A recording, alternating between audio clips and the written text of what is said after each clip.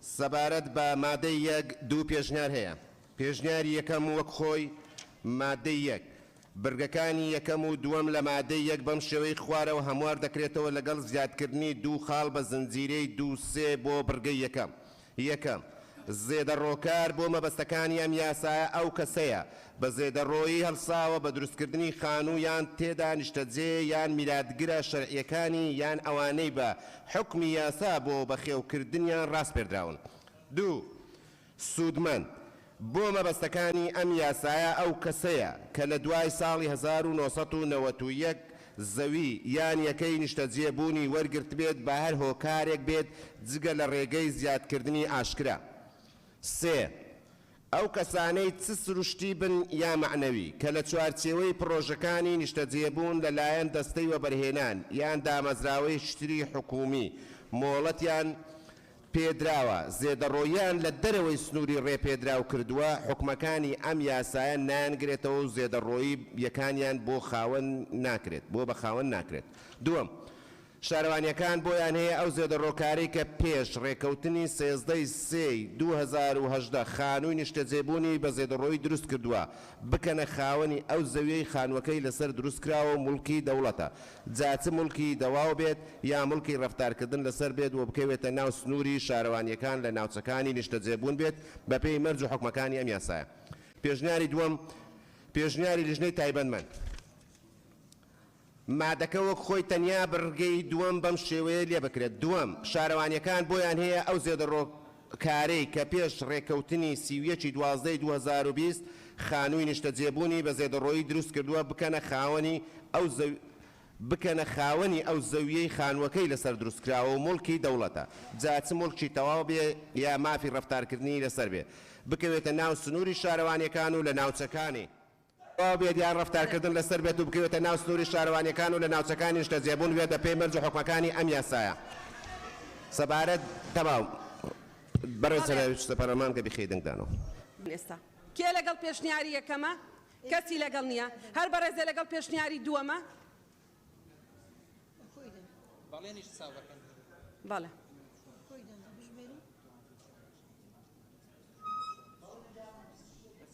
چلوسێ چەند بوو؟ بەدەنگی 62 ئەندامی پەرلەمان پەسەند کرا. مادەی دوو بخوێننەوە. سەبارەت بە مادەی دوو پێشنیار هەیە. پێشنیار یەکەم مادەی دوو بەم شێوەیە لێ بکرێت. سێەم پێویستە زێدەڕۆکار داواکاریەکی نووسرا و لە ماوەیە کە لە 3 مانگ لە ڕێکەوتی بەرکاربوونی ئەم یاسایە تێپەڕ نەکات و پێشکەش بە سەرۆکی یەکەی کارجێڕی بکات بۆ مەبەستەکانی بەخاوەنکردنی. پێشنیاری دووەم وە خۆی بڕگەی سێەم و چوارەم و مادەی دوو یاساکە یەک دەکرێت و بەم شێوەی خوارەوە هەموار دەکرێتەوە. پێویستە زێدەڕۆکار داواکاری نووسرا و لە ماوەیە کە لە 1 ساڵ ڕێکەوتی بەرکاربوونی ئەم یاسایە تێپەڕ نەکات و پێشکەش بە سەرۆکی یەکەی کارجێڕی بکات بۆ مەبەستی بەخاوەنکردنی. سەبارەت بە مادەی تەواو سەبارەت بە مادەی دوو پێشنیارەیە بەڕێزێک لەگەڵ پێشنیاری یەکەمە؟ بەڵێ. کاکچیا نقطەی نظامیت هەیە؟ ئێمە لە ناو دەنگدانین. هەر بەڕێزێک لەگەڵ پێشنیاری یەکەمە؟ کەسی لەگەڵ نییە. هەر بەڕێزە لەگەڵ پێشنیاری دووەمە؟ وەک خۆی؟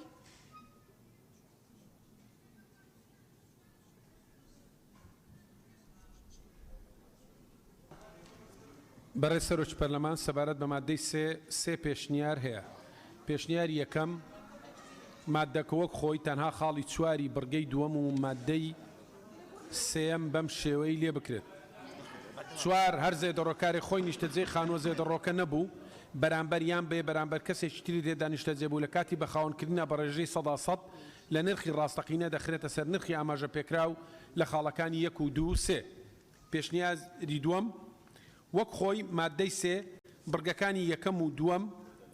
بڕگەی یەکەم و بڕگەی دووەم و لە بڕگەی دووەم خاڵ 1 و 2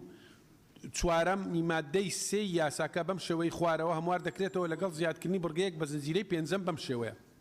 لیژنەیەکی باڵا بە سەرۆکایەتی پارێزگاریان سەرۆکی یەکەی کارژێڕیەکان و ئەندامیەتی لایەنە پەیوەندیدارەکان لە وەزارەتەکانی شارەوانی و گەشت و گوزار دارایی و ئابووری کشتتوکاڵ سەرچاوەکانی ئاوداد پێک دەهێنرێت بە مەبەستی تاوتوێکردنی داواکاریەکان و دڵنیابوون لە هاتنەدی مەرجەکانی پێویست بۆ بەخاوەنکردن و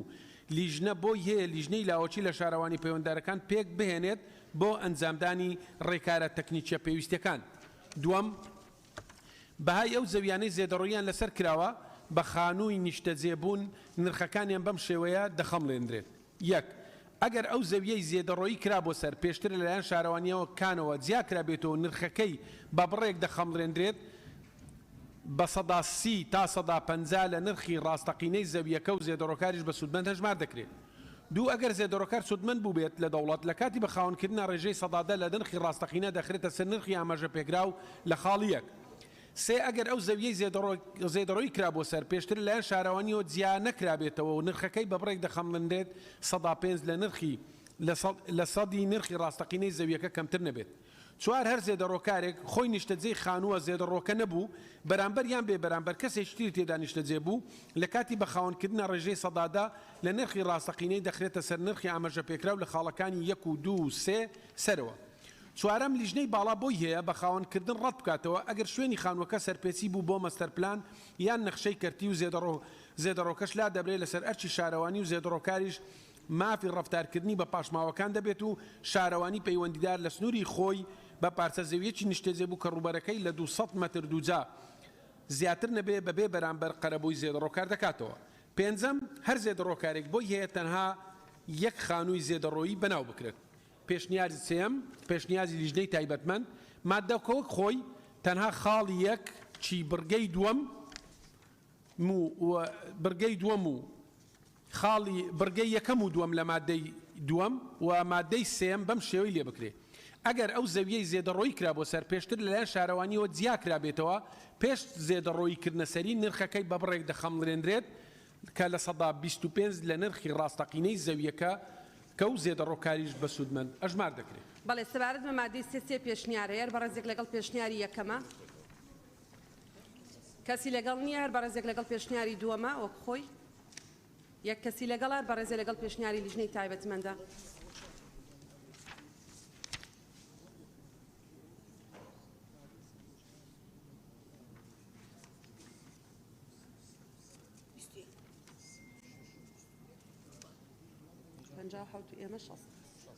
بەدەین شەست ئەندامی پەرلەمان پەسەند کرا مادەی 4 با دەنگدان تەواوکەین کاک عەلی.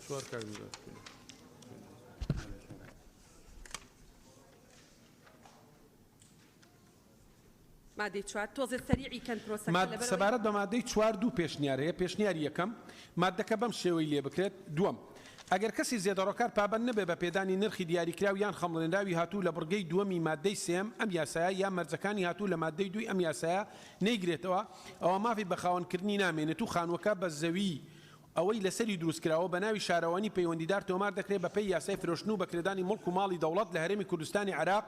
ژمارە 1 ساڵی 2021. لە بەرامبەردا فرۆشتنەکەی بەهای دروستکراو بە شێوەی شایستەبوون بە تێکدراوی دەدرێت بە خاوەنەکەی و ئەگەر زێدەڕۆیەکە تێکدرا زێدەڕۆکار ئاگادار بکرێتەوە. پێشنیاری دووەم وەک خۆی مادەی 4 دووەم، ئەگەر کەسی زێدەڕۆکار پابەند نەبێ بە پێدانی نرخی دیاریکراو یان خەمڵێنراوی هاتوو لە بڕگەی دووەمی مادەی سێمی ئەم یاسایە یان مەرجەکانی هاتوو لە مادەی دووەمی ئەم یاسایە نەیگرێتەوە ئەوە مافی بە خاوەنکردنی نامێنێت و خانووەکە بە زەوی و ئەوەی لەسەری دروستکراوە بە ناوی شارەوانی پەیوەندیدار تۆمار دەکرێت. بە پێی یاسای فرۆشتن و بەکرێدانی مڵک و ماڵی دەوڵەت لە هەرێمی کوردستانی عێراق ژمارەیەکی ساڵی 2021 لە بەرامبەر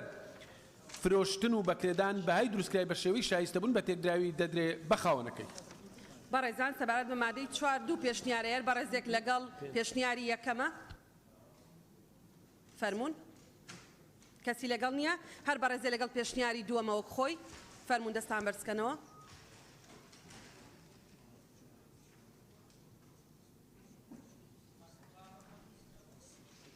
کاک عەلی مادەی پەیڕەویمان جێبەجێ کرۆ تکادەک بەسە وەڵڵاه بەس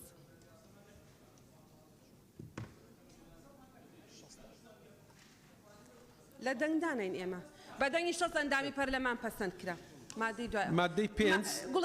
سەبارەت بە مادەی 5 بەڕێ سەرۆکی پەرلەمان سێ پێشنیار هەیە. پێشنیاری یەکەم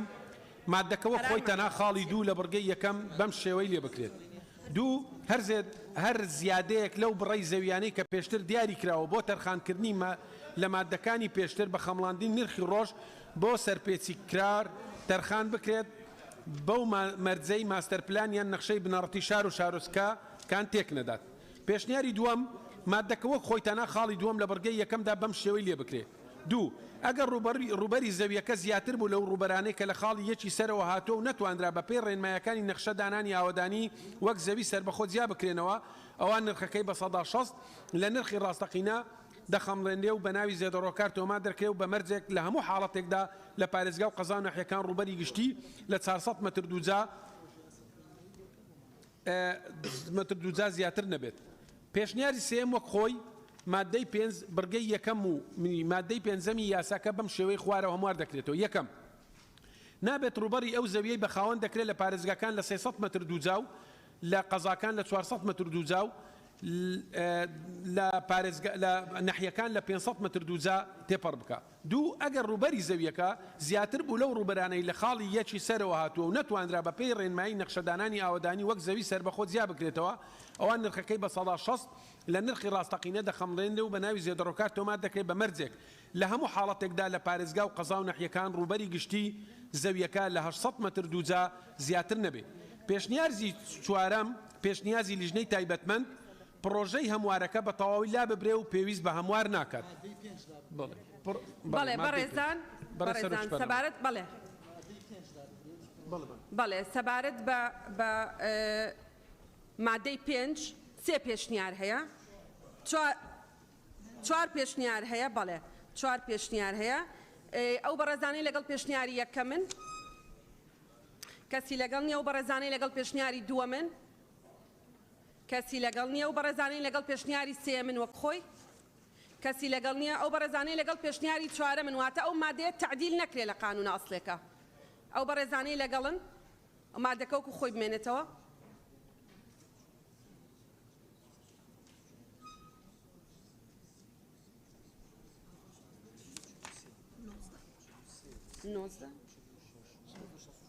بەدەنی 64 نامی پەرلەمان پەسەند کرا. مادەی 6 سەریع سەبارەت بە مادەی 6 سێ پێشنیار هەیە. پێشنیاری یەکەم ئەم مادەیە لا ببرێت. پێشنیاری دووەم مادەکە بەم شێوەی لێ بکرێت. وەزارەتی شارەوانی و گەشت و گوزار بۆ ئەو ناوچانی حکومەکانی ئەم یاسایە دەیانگرێتەوە و نەخشە و دیزاینی ئامادەکراویان نییە لە ماوەیە کە لە 2 ساڵ لە ڕێکەوتی بەرکاربوونی ئەم یاسایە تێپەڕ نەکات، نەخشە و دیزاین و پێداویستی تەکنیکی ئامادە دەکات بە مەرجێ تەواوبوونی ڕێکارە یاسایەکانی جێبەجێکردنی ئەم یاسایە لە ڕووی تەرخانکردنەوە پاشان بە ئەنجام گەیاندنی ماستەرپلانی نوێی شار و شارۆچکەکانی هەرێمی کوردستان. پێشنیاری سێەم وەک خۆی مادەی شەشەم مادەی 6 یاساکە بەم شێوەی خوارەوە هەموار دەکرێتەوە. وەزارەتی شارەوانی و گەشت و گوزار بۆ ئەو ناوچانی حکومەکانی ئەم یاسایە دەیانگرێتەوە، نەخشە و دیزاینی ئامادەکراویان نییە لە ماوەیە کە لە 2 ساڵ لە ڕێکەوتی بەکاربوونی ئەم یاسایە تێپەڕ نەکات، نەخشە و دیزاین و پێداویستی تەکنیکی ئامادە دەکات. بەڵێ سەبارەت بە مادەی 6 سێ پێشنیار هەیە بەڕێزان. پێشنیاری یەکەم هەر بە ڕێزێکی لەگەڵە، کەسی لەگەڵ نییە. پێشنیاری دووەم هەر بە ڕێزێکی لەگەڵە، کەسی لەگەڵ نییە. پێشنیاری سێم وەک خۆی،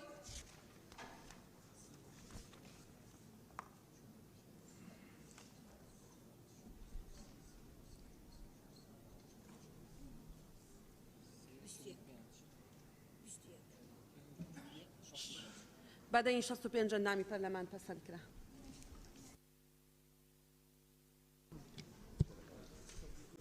برای سروکی پارلمان سبارت و ماده 7 پێشنیار هەیە. پێشنیار یەکەم هەردوو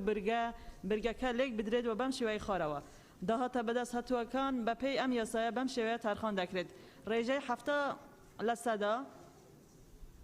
40% داهاتی بەدەست هاتوو دەگەڕێنەوە بۆ وەزارەتی شارەوانی و گەشت و گوزار بۆ پێویستیەکانی دانانی نەخشە و دیزاینی ئەو ناوچانە حکومەکانی ئەم یاسایە دەیانگرێتەوە لەگەڵ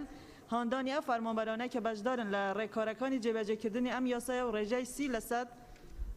60% داهاتی بەدەست هاتوو دەگەڕێنەوە بۆ خزینەی گشتی هەرێم بە مەبەستی ئاراستەکردن بۆ خزمەتگوزاریە گشتیەکان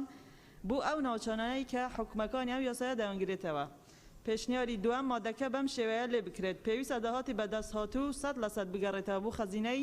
دەوڵەت و دواتر جارێکی تر ئەو داهاتە بوو نەخشە و دیزاین و خزمەتگوزاری ئەو ناوچانە خرج بکرێن کە داهاتەکەی تێدا بەدەست هاتووە. پێشنیاری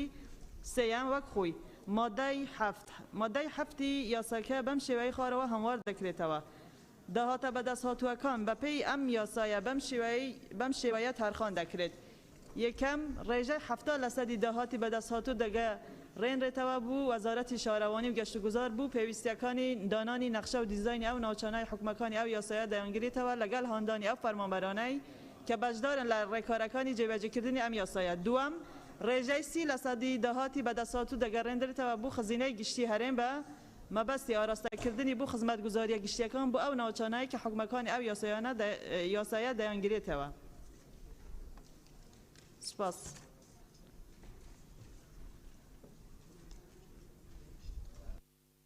بەڵێ سەبارەت بە مادەی حەوت سێ پێشنیارەیە هەر بەڕێزێک لەگەڵ پێشنیاری یەکەمە کەسی لەگەڵ نییە، هەر بەڕێزێک لەگەڵ پێشنیاری دووەمە کەسی لەگەڵ نییە، هەر بەڕێزێک لەگەڵ پێشنیاری سێمە و خۆی.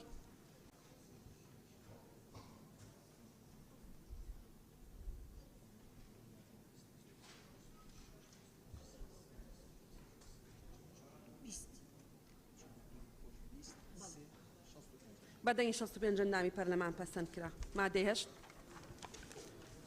مادەی 8 سەبارەت بە مادەی 8 دوو پێشنیار هەیە. پێشنیاری یەکەم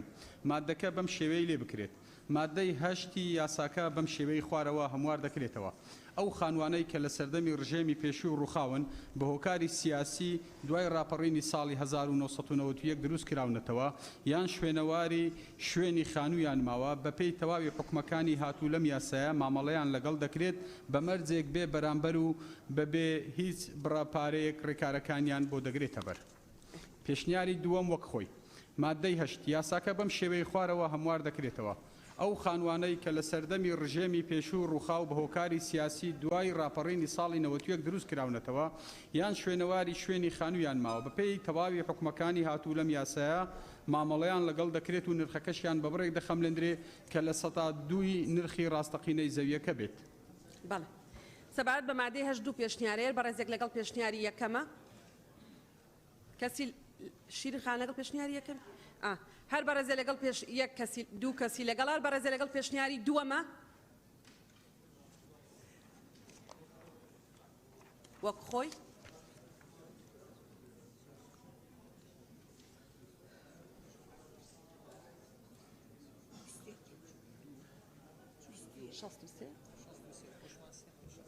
بەدەنگی 65 ئەندامی پەرلەمان پەسەند کراوە. چی ئەو 65؟ سەبارەت بە مادەی 9 هیچ پێشنیارێک نییە وەک خۆی. مادەی 9 کار بە هیچ دەقێکی یاسای یان بڕیارێک ناکرێ کە لەگەڵ حکومەکانی ئەم یاسایە ناکۆک بێت. مادەی 9 هیچ پێشنیار نییە وەک خۆی، هەر ئەندامێکی بەڕێزی پەرلەمانی لەگەڵە.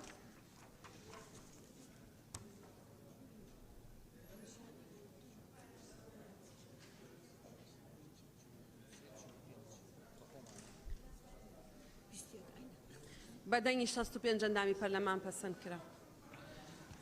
سەبارەت بە مادەی دە هیچ پێشنیارێک نییە وەکو خۆی مادەی دە پێویستە لەسەر ئەنجومەنی وەزیران لایەنە پەیوەندیدارەکان حکومەکانی ئەم یاسایە جێبەجێ بکەن. هەر بەڕێزێک لەگەڵ مادەکەی وەکو خۆی پێشنیاری تر نییە. مادەی دە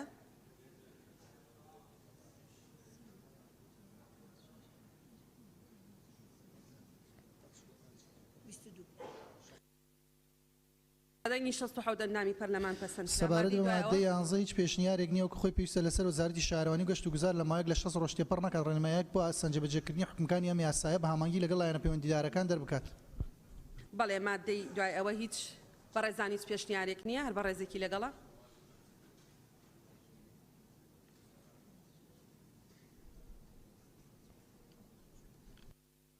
بەدەنگی 64 ئەندامی پەرلەمان پەسەند کرا.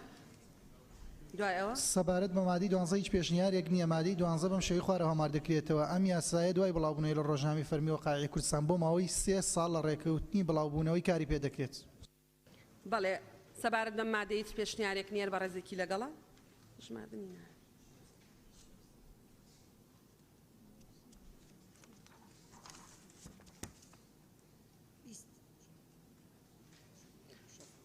بەدەنگی 64 ئەندامی پەرلەمان پەسەند کرا. سەبارەت بە هۆیەکانی دەرچواندن سێ پێشنیارەیە. پێشنیار یەکەم بەم شێوەی لێکرێ هۆیەکانی دەرچواندن لەبەر گرنگی مڵک و ماڵەکانی دەوڵەت چونکە خاوەندارێتی بۆ گەل و دەسڵاتی ئیداری پابەندە بە چاکڕفتار پێکردن بەم مڵک و ماڵانە بەم شێوەیەک بەرزترین سوودی بۆ گەل دەسەبەر بکات و بۆ بەرژەوەندی گشتی لە بەرچاو بگیرێت بۆیە پێویست بە فرۆشتن یا بەکرێدان یا بانەوانی بەپێی چەند حکمێکی ئەم یاسایە بێت کە ڕێکارەکانی ڕفتار پێکردن بەم مڵکانە ماڵانە بە زۆرترین ئاستی شەفافیت و ڕۆن و نزیکی دادپەروەری ڕێک بخات و بە شێوەیە کە ئەنجامەکانی فرۆشتن و بەکرێدانی مڵک و ماڵەکانی دەوڵەت دەسەبەر بکات لەبەر هەموو ئەمانە ئەم یاسایە دەخوێنێتەوە پێشنی دەرچێنرا سەبارەت بە پێشنیاری دووەم وەکو خۆی هۆیەکانی دەرچواندن مەبەستی سوودمەندبوونی زیاتری هاوڵاتیانی کەم دەرامەت لە زەوی میری و دۆزینەوەی پێگەی یاسایی بۆ چارەسەرکردنی زیادەڕۆیی ناچاری و پێشکەشکردنی نەخشە و دیزانی خزمەتگوزاریەکان بۆ ماوەی بۆ ئەوەی یاسای ژمارەسی ساڵی 2019 شیاوی جێبەجێکردنی ئەم یاسایە دەرچێنرا سەبارەت بە پێشنیاری سێەم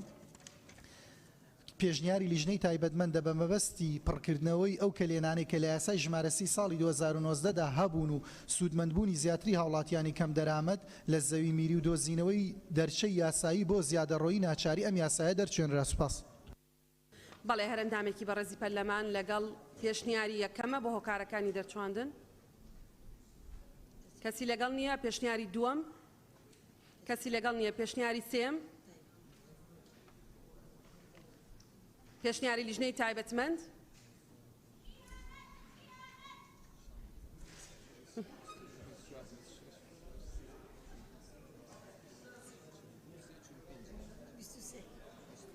بەدەنگی 67 ئەندامی پەرلەمان پەسەند کرا. هەر ئەندامێکی بەڕێزی پەرلەمان لەگەڵ کۆی یاساکەیە.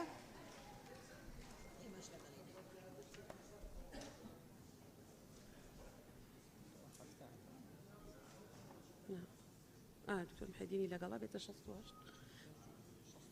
بەڵێ زۆر سپاس. بەدەنگی 68 ئەندامی پەرلەمان پەسەند کرا. پیرۆزبایی لە خۆمان لەنگەلی کوردستانەکەین بە بۆنەی دەرچوونی ئەم یاسایە.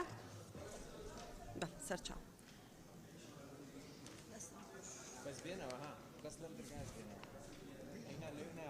بەڵێ ئاشنا خان فەرمو. بەڵێ بەڕێز سەرۆکی پەرلەمان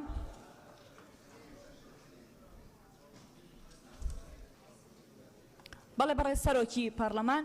پێشتر یاداش پێشکەش کراوە زیاتر لە 50 ئەندامی بەڕێزی پەرلەمانی کوردستان داوای ئەوەیان کردووە کۆتایی هێنان بە لێبڕینی موچە بکرێ بە بڕیار و لە پەرلەمانی کوردستانەوە دەنگی لەسەر بدرێ. ئەو بەڕێزانی کە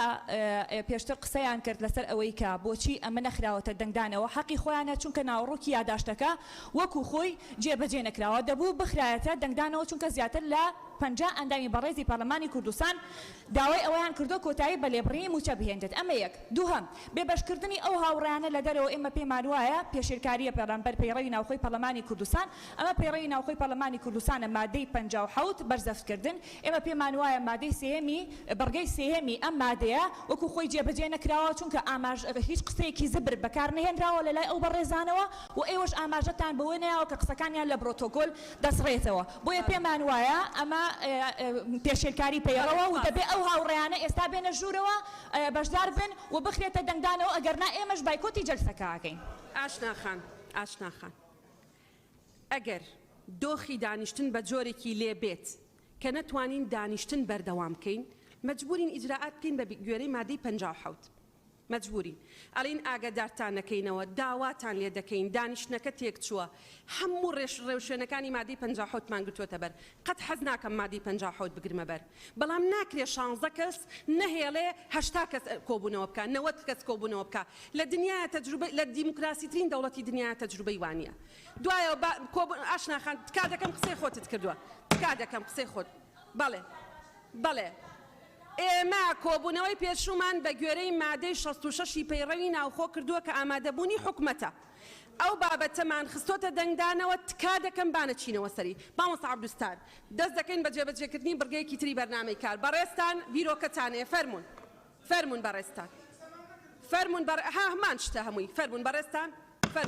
فەرمون بەڕێستان فەرمون ئەوە پێنجەم جارە نازانم چەندم جارە ئەو بابەتە خەینە بەرنامەی کار فەرمون بەڕێستان فەرمون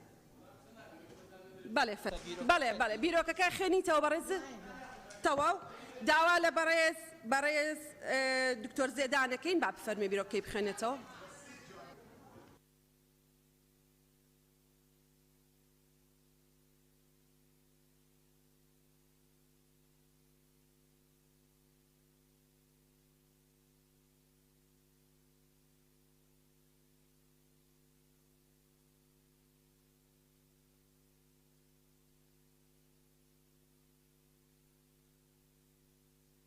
لە توەرزێدان قسە دەکات فەرمونون. بەناوی خۆی گەورە و میهرەبان بەڕێز سەرۆکی پەرلەمان بەڕێزان جێگر و سکرتێری پەرلەمان ئەندامانی بەڕێز و خۆشەویست ئەمڕۆ کە بابەتێکی گرنگ وەک بیرۆکە پێشکەش دەکەین کە تایبەتە بە پرۆسەی پەروەردە و خوێندنی باڵا لە هەرێمی کوردستاندا بەڵام بەهۆی فراوانی ئەو دوو بابەتە لە ئەمڕۆدا تەنها بیرۆکەی خوێندنی باڵا دەخەینە ڕوو مەبەستیشمان لەو بیرۆکەی ئەوەیە کە دەست بخەینە سەرجەم ئەو کەم و کوڕیانەی کە لە پرۆسەی خوێندنی باڵا هەیە و دەستخستنی سەرکەم و کوڕەکانیش بۆ شکاندنی پرۆسەکە نیە بەڵکو بۆ زیاتر گرنگی پێدانیتی و بۆ خەم خواردنە لەم بوارەوە بەرەو پێشتر بردننی ئەم پرۆسەیە. تەوەرەکانی ئەم بیرۆکەیە چەند بابەتێکی گرنگ لە خۆ دەگرێت بەڵام بەر لە دەستپێکردنی تەوەرەکان پێم خۆشە لە پرۆسەی خوێندنی باڵاوە لە پرۆسەی پەروەردەشدا لە هەردوو وەزارەتی معنی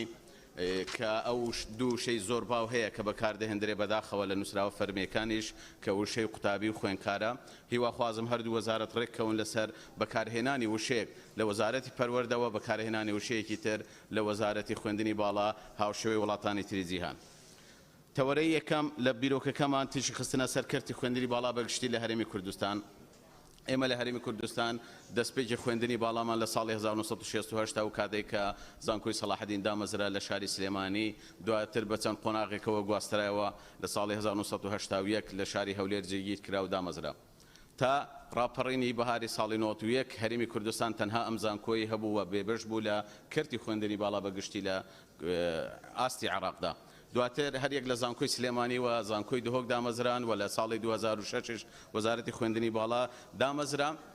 تا ئێستا کەرتی خوێندنی باڵا لە ڕووی ڕواڵەتدا پێشکەوتنێکی زۆری بەخۆیەوە بینی و دەتوانین بڵێن خاوەنی 15 زانکۆی حکومی و دەستەیەک و ئەنجومەنێکی زانستین لەگەڵ داتای زانکۆ تایبەتەکان هەرچەندە بە وردی وەزارەت ئامادە نەبوو بیدا کە ژمارەیان لە نێوان 18 بۆ 20 زانکۆی تایبەتە لەگەڵ 12 پەیمانگەی تایبەت. ئەو کێش و گرفتانەی کە بەڕوونی لە پرۆسەی خوێندندا هەن گرنگی نەدانی پێویستە بە ستافی زانکۆ و پەیمانگەکان و دەستێوەردانی نادروستە لە کاروباری زانکۆ و پەیمانگەکان و ڕێگەنەدان بە زانکۆ و پەیمانگەکان سربەخۆی کارگێڕی و داراییان هەبێت و خراپی کواڵیتی بینە و باڵەخانەکانی وانەوتنەوە و نیشتە جێبوونی قوتابیان و خاڵێکی تری گرنگ بەداخەوە نزیکەی لە 175 پۆستە کارگێڕی و زانستیەکانی ئەنجومەنی وەزارەتی خوێندنی باڵا و ئەنجومەنی زانکۆ و پەیمانگەکان و کۆلێژەکانیش ماوەی یاساییان بەسەر چووە. تەوەرەی دووەم کە تەوەرەیەکی تری شێوازی خوێندنە لە پرۆسەی خوێندنی باڵا لە هەرێمی کوردستان بەداخەوە لەم شێوازی خوێندنەدا ئێستا لە هەرێمی کوردستان سێ زۆر شێوازی خوێندن پەیڕەو دەکرێت کە شێوازی ساڵانەیە و شێوازی کۆرسات لەگەڵ شێوازی نوێ بۆلۆنیا سیستەمە. بەداخەوە زانکۆ هەیە هەرسێک شێواز پەیڕەو دەکا کە ئەمەش گرفتێکی زۆری بۆ قوتابیان دروست کردووە و ئەوانەی کە بە سیستەمی نوێژ دەکەن تاکو ئێستا بە شێوەیەکی سەرکەوتو نەیانتوانیوە پرۆسەکەی خۆیان جێبەجێ بکەن. خاڵێکی ترین گرنگ لە بیرۆکەکەمان هەڵکشانی ڕێژەی زۆری قوتابیانی پۆلی 12 کە ساڵانە ژمارەیان یەکجار زیاد دەکات. ئەو ساڵی پرۆسەی خوێندن لە پۆلی 12 ئامادەیی 140299 قوتابی هەیە کە لە دەرئەنجامی کۆتاییدا ڕوو لە زانکۆ و پەیمانگەکانی هەرێمی کوردستان دەکەن. پارساڵ تەنها 7,000 قوتابی لە زانکۆ و پەیمانگەکان دەرچوو و 52,000 قوتابی لە زانکۆ و پەیمانگە حکومیەکان وەرگیرە 11,750 لە زانکۆ تایبەتەکان زیاتر لە 8,000 قوتابیش بێبەش بوو لە زانکۆ و پەیمانگەکانی حکومی. ئەمەش دەرئەنجامی گرفتێکە کە ساڵانە پرۆسەی خوێندنی باڵا لە هەرێمی کوردستان تووشی دەبێ و زۆرێک لە زانکۆکانیش پاڵەپەستۆیەکی زۆریان خراوەتە سەر کە لە حەجمی خۆیان زیاتر وەردەگرن بەش هەیە لە نێوان توانای تەنها 40 قوتابی هەیە زیاتر لە 200 قوتابی پێدراوە. ئەمەش واقعێکی تاڵی زانکۆ حکومیەکانە بەڵام ئەوەی کە زۆر گرفتە لە کاتی وەرگرتن کە لە خاڵی چوارەمی بیرۆکەکەدا ئاماژەمان پێ کردووە بەداخەوە شێوازی وەرگرتن لە دوای پۆلی 12 بە شێوازێک دەکرێت کە پێی دەگوترێت کریدیت سیستەم ئەو کریدیتە قوتابی ناچار دەکات کە بەشێک لە بەشە زانستیەکان و هەندێک بواری تری زانستی وەکو هەندەسە و بەشە کۆلێژی زانستیەکان زمانی کوردی و زمانی عربی هەژمار ناکرێت بەداخەوە ئەمەش یەک لە گرفتە ئەساسیەکانە چونکە قوتابی لە پۆڵەکانی پەروەردەدا سیستەمی کریدیتی نەخوێندووە لێرەدا کە پەیڕەو دەکرێت هەم بە شێوەیەکی نایاساییە مامەڵی لەگەر دەکرێت ناچار دەکرێت بەو سیستەما و هەمیش زمانی دایک کە زمانی کوردی و فەرمیە لەو بەشە زانستیانە هەژمار ناکرێت بەداخەوە دەتوانین بڵێن لە ڕووی مەقارنەکردنەوە بە وڵاتانی دەوروبەری خۆمان کە پزیشکی بە زمانی دایکی خۆیان دەخوێندرێت ڕەنگە دەیان جار پلەی زانستیان لە ئێمە بەرزتر بێ کەواتە زمان پێوەرێک نییە بۆ بەرەو پێشچوونی ئاستی زانستی لە حتا لە پزیشکەکاندا. خاڵێکی تر لە کاتی وەرگرتن هاوسانگیەکی زۆر هەیە لە نێوان زانکۆ تایبەتەکان و زانکۆ حکوومیەکانیشدا زانکۆ حکوومیەکان جگە لەوەی کە پاڵەپەستۆی زۆریان دەخرێتە سەر بەڵام لە هەمان کاتدا زانکۆی تایبەتمان هەیە کە ماوەی 12 ساڵە دامەزراوە تا ئێستا 600 قوتابی هەیە و زانکۆی تایبەتی تریشمان هەیە هەر لە هەرێمی کوردستان خاوەنی 8000 قوتابیە کەواتە لێرە کێشە و گرفتێکی زۆر و جیاوازێکی زۆر لە نێوان خودی زانکۆ تایبەتەکانیش کراوە ئەمەش هۆکارێکی زۆر بووە کە کەرتی خوێندنی باڵا لەو زانکۆ تایبەتانەشدا گرفتی بۆ دروست ببێ و لە هەمان کاتدا لە کاتی خراپی هەماهەنگی نێوان حکوومەتی هەرێم و حکوومەتی بەغدا کێشە و گرفتی بۆ خوێندنی باڵاش دروست کردووە یەکێک لە کێشەکان ئەوەیە کە بەشێکی زۆری ملحقی ثقافی لە قونسڵخانەکان و لە باڵوزخانەکانی نێودەوڵەتیدا بەشی کورد نەدراوە و لەوێش کورد بێبەش بۆ لە هاوکاریکردنی قوتابی کوردەکاندا و لە هەمان کاتیشدا ئەو زەمالە و قوتابیانەی کە پێشکەش بە عێراق دەکرێت تاکو ئێستا بەشی هەرێمی کوردستان وەکو پێویست نەدراوە. و خاڵێکی تری زۆر گرنگ کە ئاماژە لەسەر دەکەین کەمی توێژینەوەی زانستیە لەسەر ئاستی هەرێمی کوردستان و لەسەر ئاستی زانکۆ پەیمانگەکان بەگشتی و لەسەر ئاستی خۆشمان وەکو لیژنەی پەروەردە و خوێندنی باڵا لە پەرلەمانی کوردستان کە ناونیشانی ئێمە پەروەردە و خوێندنی باڵا و توێژینەوەی زانستیە تا ئێستا گرنگیەکی باشمان بە توێژینەوەی زانستی نەداوە و لە هەمان کاتیشدا لە پرۆسەی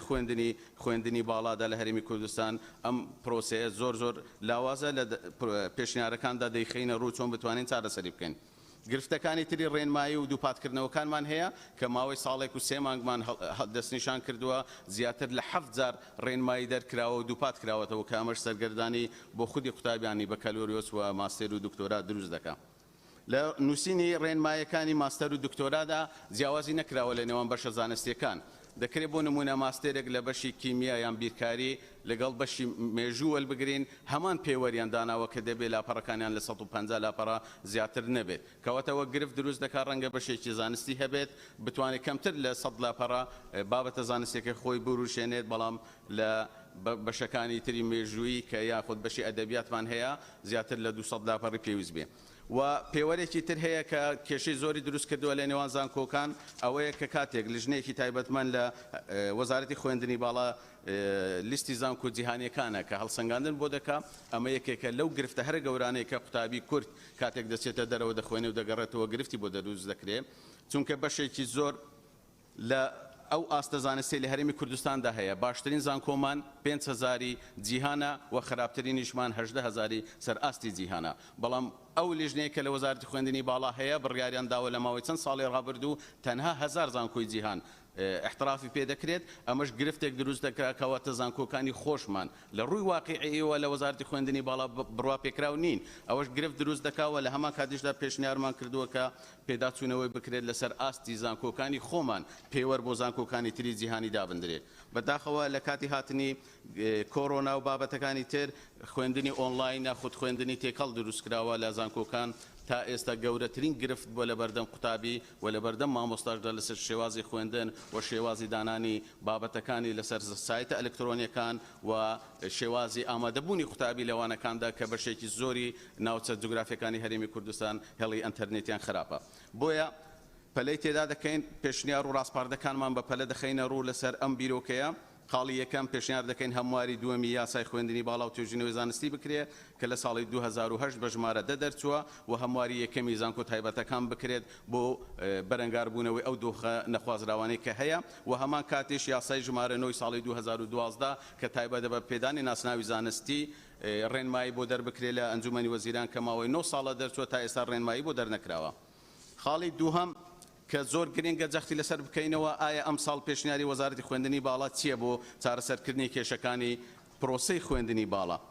لە هەرێمی کوردستان چونکە لە چەند ڕۆژی ڕابردوو لەلایەن مؤسسەت عێراق المستەقبل داتاکانی عێراقی خستە ڕوو کە ئەم داتایانە دەڵێت عێراق ئێستا خاوەنی 820,000 قوتابی خوێندنی باڵایە ئەم ڕێژەی قوتابیە لەسەر ئاستی عێراق ئەگەر بەراورد بە هەرێمی کوردستان بکەین کە سەرووی 200,000 قوتابی خوێندنی باڵامان هەیە گرفتێکی زۆری دروست کردووە کە ئێمە نەمانتوانیوە حجمی قوتابیەکانی خۆمان لە ئاستی عێراقدا مقارنە پێ بکەین لە چاو عێراق ئێمە ڕێژەی 120 قوتابی خوێندنی باڵامان زیاتر هەیە بەڵام بەپێی ئەو داتانەی کە ئەو موسسەی خستێ ڕوو ساڵانە لە عێراق 22,000 قوتابی زیاد دەکا و لە هەرێمی کوردستانیش بە ڕێژەی چەندین هەزار زیاد دەکا بەڵام خودی عێراق بەتەنها جگە لە هەرێمی کوردستان پێویستی بە ساڵانە 16 کۆلێژ و پەیمانگە هەیە کە دای بمەزرێنێ بۆی شوێنی قوتابیەکان بکاتەوە بەڵام وەزارەتی خوێندنی باڵای ئێمە ئەو پلانەی نییە کە ساڵانە چەند زانکۆ و چەند کۆلێژی تر دابمەزرێنێ بۆی بتوانێت ئەو بۆشانە پڕ بکاتەوە کە قوتابیانی خۆمان کە ڕێژیان زۆر بۆ لە وەرگرتن بۆیە پێشنیارمان کردووە لە ئێستادا کە ئەوانەی زۆر پێویستن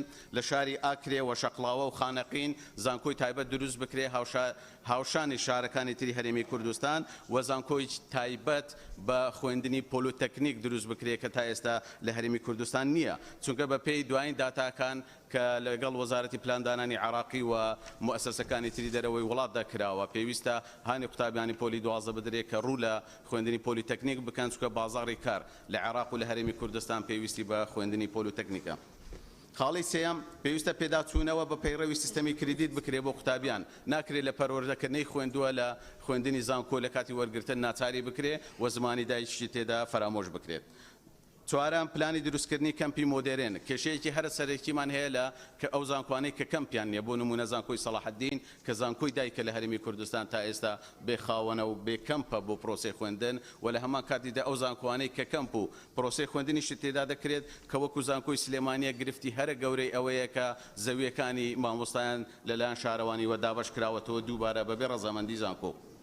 خاڵی پێنجەم سیستەمی بۆلۆنیا سەرگەردانێکی زۆری دروست کردووە لە پرۆسەی خوێندن لە بەکەلۆرۆسدا بۆیە دەبێت پێداچوونەوەی جددی لەسەر ئەوە بکرێت چونکە تاکو ئێستا یەک تاکە زانکۆی هەرێمی کوردستان نەیتوانیوە لەم پرۆسەیەدا سەرکەوتوو بێ لە پێشکەشکردنی خاڵی شەشەم دروستکردنی تاقیگەی پێویست بۆ پسپۆڕێ جیاوازیەکان بۆ ڕاهێنانی قوتابی لە شێوازی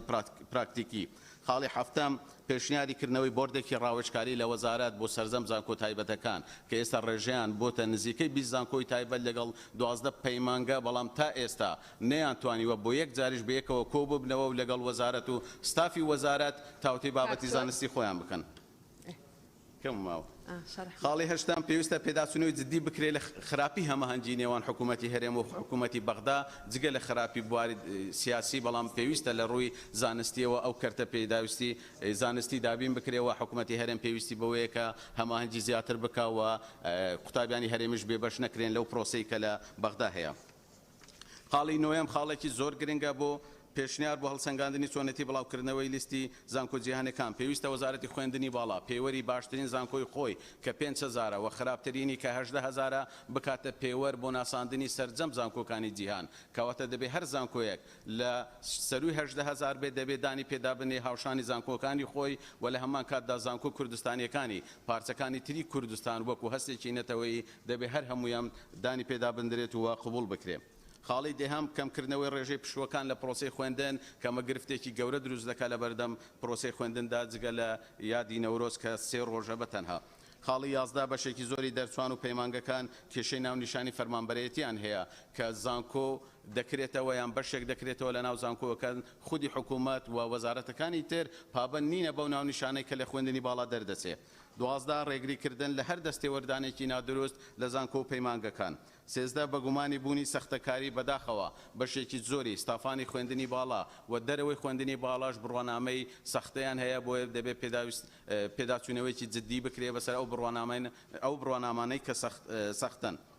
14 پێشنیار دەکەین زانکۆ و پەیمانگەکان سربەخۆی کارگێڕی و داراییان هەبێت 15 مامۆستایان وێڕای ئەرکی زانستیان لە پرۆسەی خوێندندا بەداخەوە لە کۆتایی هەر ساڵێکدا داوای هەکبەی زانستیان لێ دەکرێت بەڵام دیارە وەزارەتی خوێندنی باڵا تا ئێستا نەیتوانیوە دۆسیەیەکی ئەلکترۆنی هەبێت هەموو ساڵان هەمان ئەو داواکاریانەی هەیە ئەو خاڵانەی کە پێویست دەکات دووبارە داوایان لێ دەکاتەوە 16 قوتابی زانکۆ و پەیمانگەکان پێداویستی فێرکردن و فێرکاریان نییە لە ناو زانکۆ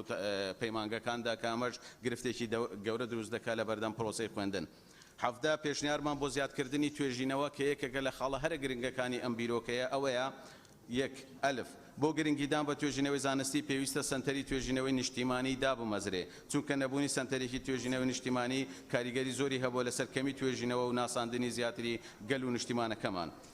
بۆ گرنگیدان بە توێژینەوەی زانستی پێویستە پەرلەمانی کوردستان هاوکار و پاڵپش بێ بۆی حکوومەتی هەرێمی کوردستان بودجەیەکی تایبەت بە توێژینەوەی زانستی دابین بکە تا تۆزە سەریعی کەتکایە لەلایەکی تر ئەگەر ئارەزوی پێشکەشکردنی توێژینەوەی زانستیمان لە کوردستان هەبێت پێویستە گرنگی بە چۆنیەتی شێوازی ئەنجامدانی توێژینەوەی زانستی بدرێ لەم خاڵەوە دەتوانین لە کاتی وانە وتنەوەی مامۆستایاندا کە سەروی 12,000 مامۆستامان لە پەیمانگە و زانکۆکان هەیە مولزەم بکرێ هەر مامۆستایەک توێژینەوەیەکی ساڵانە ئەنجام بدا بەرامبەر بە چەند کاژمێرێکی وانە وتنەوە بۆیە لە خراپترین دۆخدا ئێمە دەتوانین ساڵانە ببینە خاوەنی 12,000 توێژینەوە تەنها لە زانکۆ و پەیمانگەکاندا پێویستە ڕێگە بدرێ بە توێژینەوەی بە کۆمەڵ هاوشانی وڵاتانی تر بەتایبەت لە ئەوروپا ئەگەر ڕێژەی توێژەران هەتا 100 توێژەریش بێ هەر هەمویان هەژمار دەکرێت لە پرۆسی زانستیدا بۆیە دەبێت هەرێمی کوردستانیش هاوشانی ئەوان بێ و پێویستە لە هەرێمی کوردستان گۆڤاری ئیمپاکت فاکتەر هەبێ بەداخەوە تا ئێستا هیچ زانکۆیەکی هەرێمی کوردستان ئەو جۆرە گۆڤارەی نییە زۆر بە کورتی دکتۆر ئێمە یاداشتەکەت ئاراستی حکوومەتی هەرێمی کوردستانەکەین زۆر سوپاس دەکەین دەستەکان خۆش بێت زۆر سوپاس موفق بووی بەناوی پەرلەمانی کوردستانەوە بە خێراتنی بەڕێز وەزیری کار و کاروباری کۆمەڵایەتی وەزیری هەرێم بۆ کاروباری پەرلەمانەکەین بەخێر بن سەرچاوە سەرۆکایەتیە دوو لیژنەی یاسایی و کاروباری کۆمەڵایەتی فەرمونون هاستن یەکێکتان فەرمونون کاکبژاری لێ نییە فەرمونون یا خەدیجە خان یا ڕۆژان خان فەرمونون بەڵێ فەرمونون بەڵێ دەست خۆش بێت دکتۆر زێدان زۆر سوپاس ئاراستەی حکوومەتیەکەین ئێمە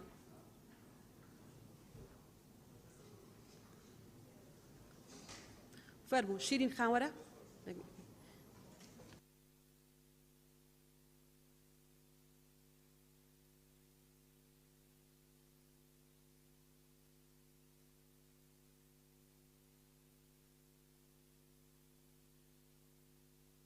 بەڵێ فەرموون گوڵستان خان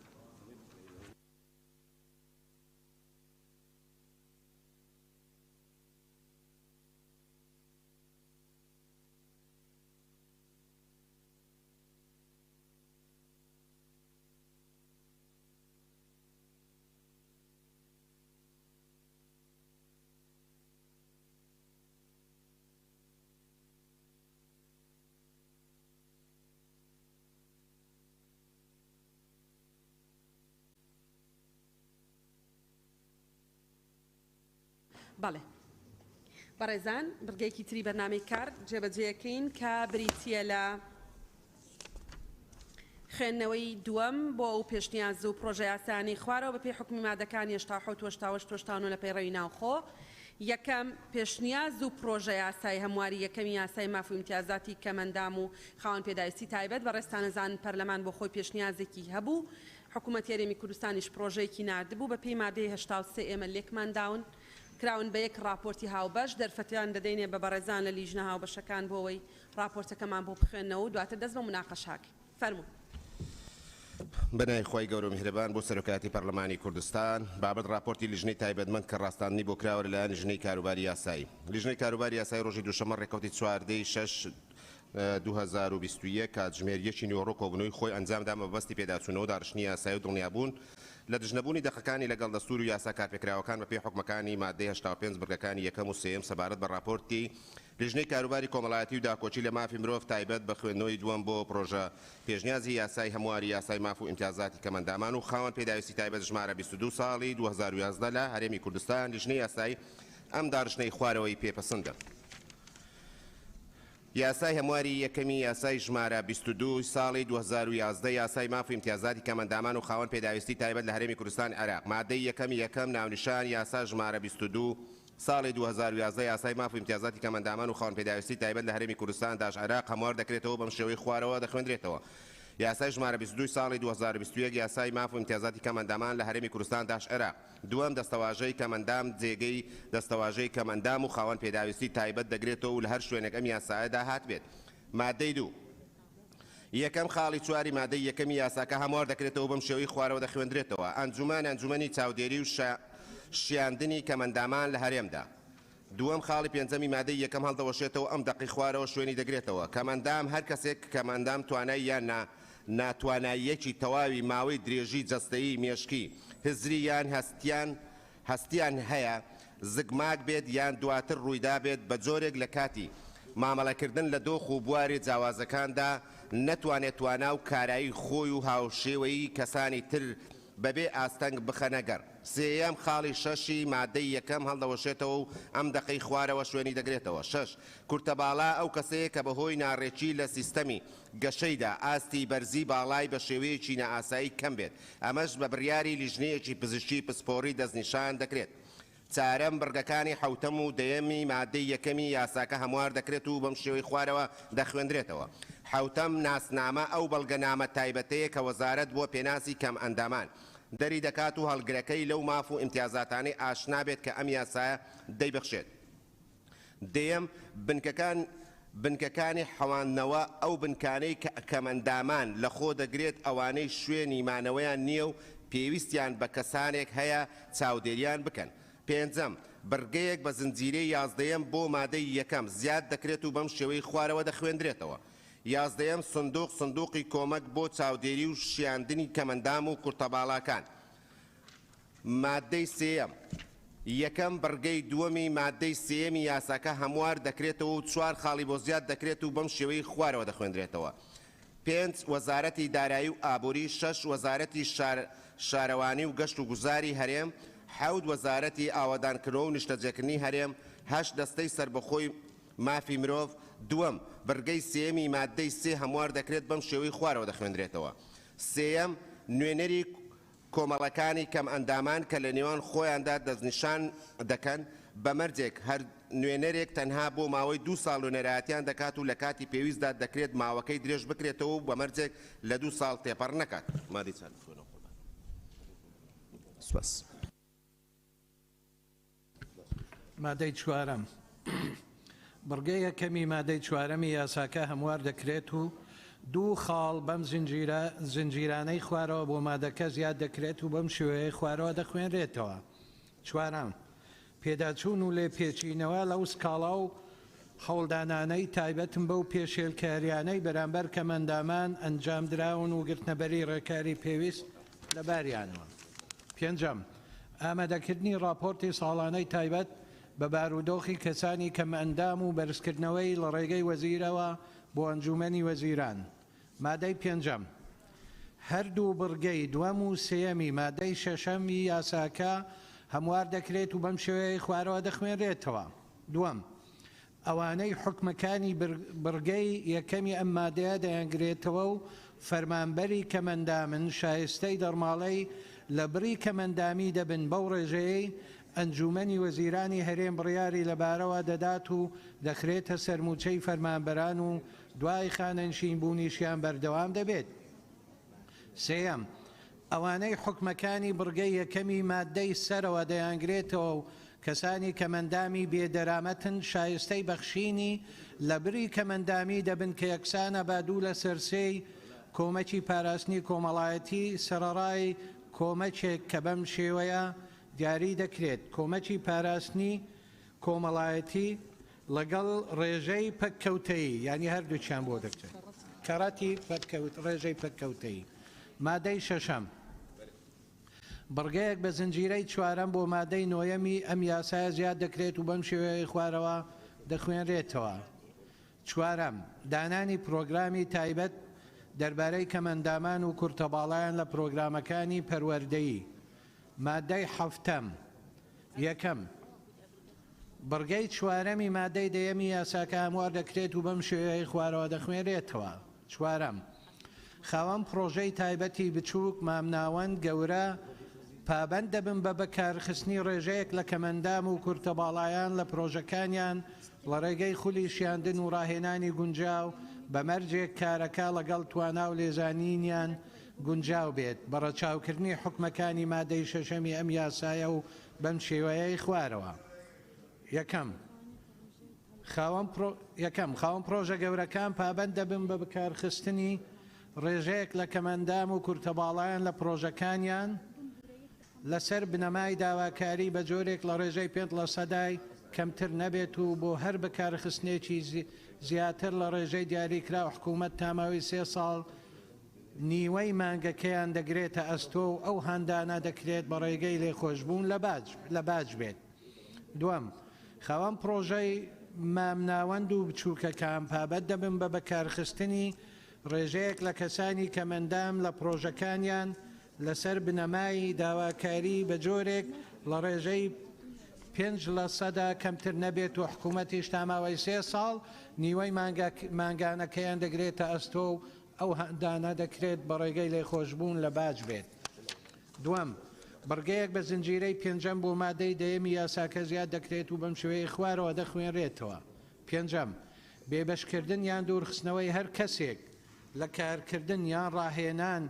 بەهۆی ئەوەی کە کەسێکی کەمەندامە لایەن خاوەن پرۆژەکان ڕێگە پێدراو نییە. مادەی هەشتەم، بڕگەیەک بە زنجیرەی پێنجەم بۆ مادەی 11م یاساکە زیاد دەکرێت و بەم شێوەیە خوارەوە دەخوێنرێتەوە. پێنجەم، خاوەن پرۆژەکانی نیشتەجێبوون بە هەماهەنگی لەگەڵ وەزارەت پابەند دەبن بە دیزاینکردنی ڕێژەیەکی دیاریکراو لە یەکەکانی نیشتەجێبوون بۆ کەسانی کەمەندان بە پێی خواست بە بەهایەکی کەمتر لە یەکەکانی تری پرۆژەکە بە مەرجی گونجاندنی یەکەکە لەگەڵ بارودۆخی کەسەکە. مادەی نۆیەم دەخوێنیەوە.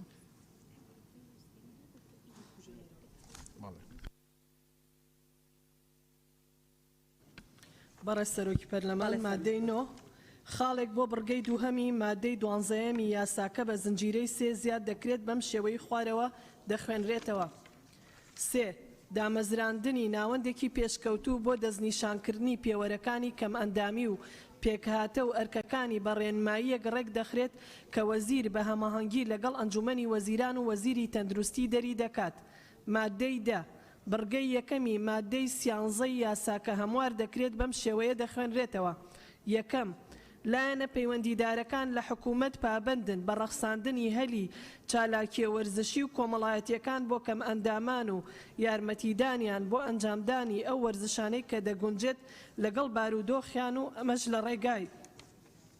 یەکەم گونجاندن و دروستکردنی یاریگا و هۆڵی وەرزشی و خێوەتگە و یانەی تایبەت. دووهەم، پابەندکردنی لایەنەکانی تری خاوەن یاریگا و هۆڵ و یانەی وەرزشی بەدابینکردنی بەش و شوێنی تایبەت ببورن کە تیایدا بتوان وەرزش و چالاکی کۆمەڵایەتیەکان ئەنجام بدەن. بەڵێ شیرین خان تەواویکە سەلامەتی. بەڕێز سەرۆکی پەرلەمان مادەی 11 زیادکردنی 3 بڕگە بە زنجیرەکانی 3 و 4 و 5 بۆ مادەی 14 و بەم شێوەی خوارەوە دەخوێنرێتەوە. 3. یەک هەر کەسێک لە کەم ئەندامێک هەر کەسێک کەم ئەندامێک بێبەش بکات یان کارێک بکات بێتە مایەی بێبەشکردنی لە پیادەکردنی ئەو مافانەی لەم یاسادا هاتوون ئەوە بە پێبژاردنێک کە لە 1 ملیۆن کەمتر نەبێت و لە 1,500,000 زیاتر نەبێت. دوام کەسی هاوبەش لەو سەرپێچەی کە لە خاڵی یەکی ئەم بڕگەیەدا هاتووە هەمان مامەڵەی کەسی بکەری لەگەڵدا بکرێت. 3. لە حاڵەتی گەڕانەوە بۆ سەرپێچیەکە بەهای ئەو پێبژاردنە لە خاڵی یەکی ئەم بڕگەیەدا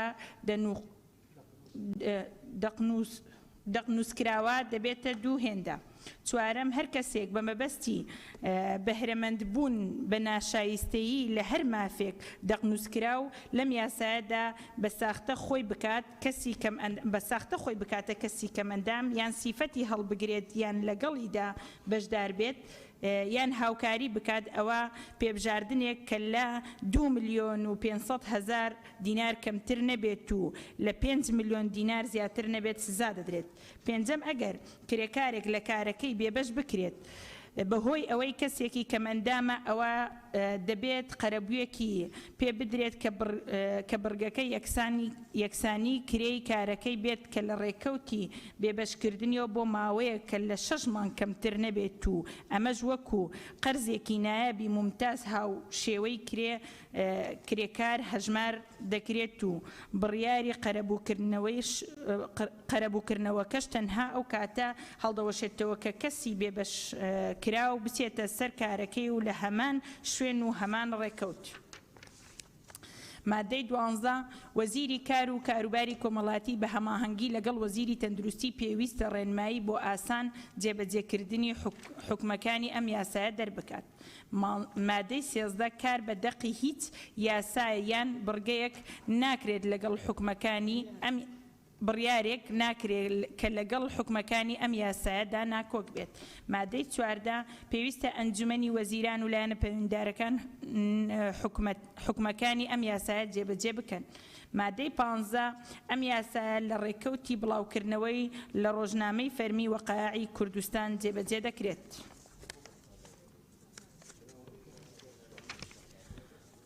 هۆیەکانی دەرچواندن بە مەبەستی گونجاندنی ماف و ئیمتیازی کەم ئەندام و کورتەباڵایان لەگەڵ ستانداردە نێودەوڵەتیەکان و ڕەخساندنی هەلی کار و پێشکەشکردنی خزمەتگوزاری گونجاو لەگەڵ بارودۆخی گوزەران و ژیانی تایبەتی و مسۆگەرکردنی مافەکانیان لە بواری تەندروستی و کۆمەڵایەتی و پەروەردەیی و نەهێشتنی ئەم کەم و کورتیانە لە جێبەجێکردنی یاسای ژمارە 22 ساڵی 2011 یاسایە چندرا. بەڵێ بەڕێزان ئەندامانی پەرلەمان ئەمە راپۆرتی لیژنەی هاوبەشە ئەین لیژنەی تایبەتمەند ڕاستێنراوە لەلایەن لیژنەی یاسایی پەرلەمانی کوردستانەوە دەست بە مناقەشەکردنی یەکەین و بە ناونیشان دەست پێەکەین. بەڵێ بەڵێ نایەوێت چی بڵێ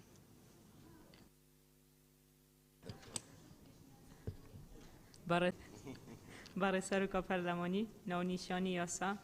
یاسای همواری یکمی یاسای ژماره 22 سال 2011 یاسای ماف و امتیازاتی کم اندام و خواهن پیداویستی تایبەت لە هەرێمی کوردستان عێراق. بەڵێ هەرەندامێکی بەڕێزی پەرلەمان ئەوێ لەسەر ئەم ناونیشانە قسەی هەبێ فەرمونون سەلما خان و خەدیجە خان. فەرموو سەلما خان. بەڕێز سەرۆکی پەرلەمان بەڕای من ناونیشانەکەی خۆی باشترە لەو هەموارەی کە کراوەتەوە لەبەرەوەی ئێمە پێشتر کێشەمان لەگەڵ ناونیشانەکەەوە بوو کە فیەکانی تر داوایانەکردناوێت لە ناونیشانە بێت بۆ نمونە کورتەباڵایان داوایان دەکرد. بیانوەیەکە بوو لەوەی کە دەوترا خاوەن پێداویستی تایبەت ئێوەش دەگرێتەوە. لە ڕاستیدا هەموو کەم ئەندامێک خاوەن پێداویستی تایبەتە بەڵام هەموو خاوەن پێداویستی تایبەت کەم ئەندام نییە. یعنی لەگەڵ مادەکانی تریشان من هەمان تێبینیم هەیە. لابردننی وشەی خاوەن پێداویستی تایبەت لە ڕاستیدا مشکلەکە زۆر گەورەتر دەکات چونکە خۆی ڕاستیدا قانونەکە قانونێکی باشە بەڵام هەندێک کەم و کورتی لە جێبەجێکردنی هەیە بۆ ئەوەی هەموارەکە لە پێناو چاکردنی ئەو کەم و کورتیانەیە. ئێمە پێناسەی لە مادەکانی دواتر پێناسەی کورتەباڵا دانراوە بەڵام بۆ نمونە پێناسەی سالاسیما دانەنراوە. ئەگەر خاوەن پێداویستی تایبەت لە ناونیشانەکە لا بدرێت تەنها بکرێ بە کەم ئەندام پێم وایە کێشەکان زۆرتر دەبن وە گلەی و گازندەکان زۆرتر دەبن بۆیە من پێشنیار دەکەم ناونیشانەکە وەکو خۆی بمێنێتەوە و لە مادەکانی دوای ئەوەش هەمان تێبینیم هەیە کە وشەی کەم ئەندام و نەخرێتە شوێنی کەم ئەندام و خاوەن پێداویستی تایبەت وەکو خۆی بمێنێتەوە لە ڕاستیدا ئەو مادێ. بەڵێ سپاس. خەدیجە خان. بەڕێز سەرۆکی پەرلەمان لە ڕاستیدا من تێبینیم هەیە لەسەر وشەی کەمەندام لە ناونیشانەکەدا. من پێم وایە کە ئەگەر تەماشا بکەین ڕێککەوتنامەکان و هەروەها یاساکانی نێودەوڵەتی لە بواری کەمەندام و خاوەن پێداویستی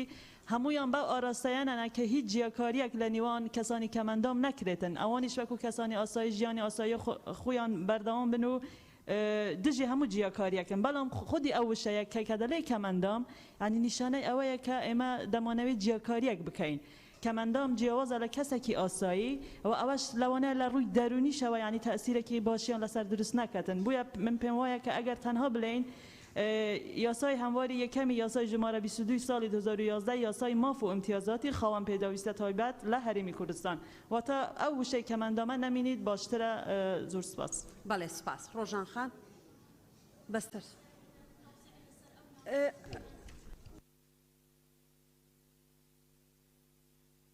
بەڵێ فەرموو ڕۆژان خان.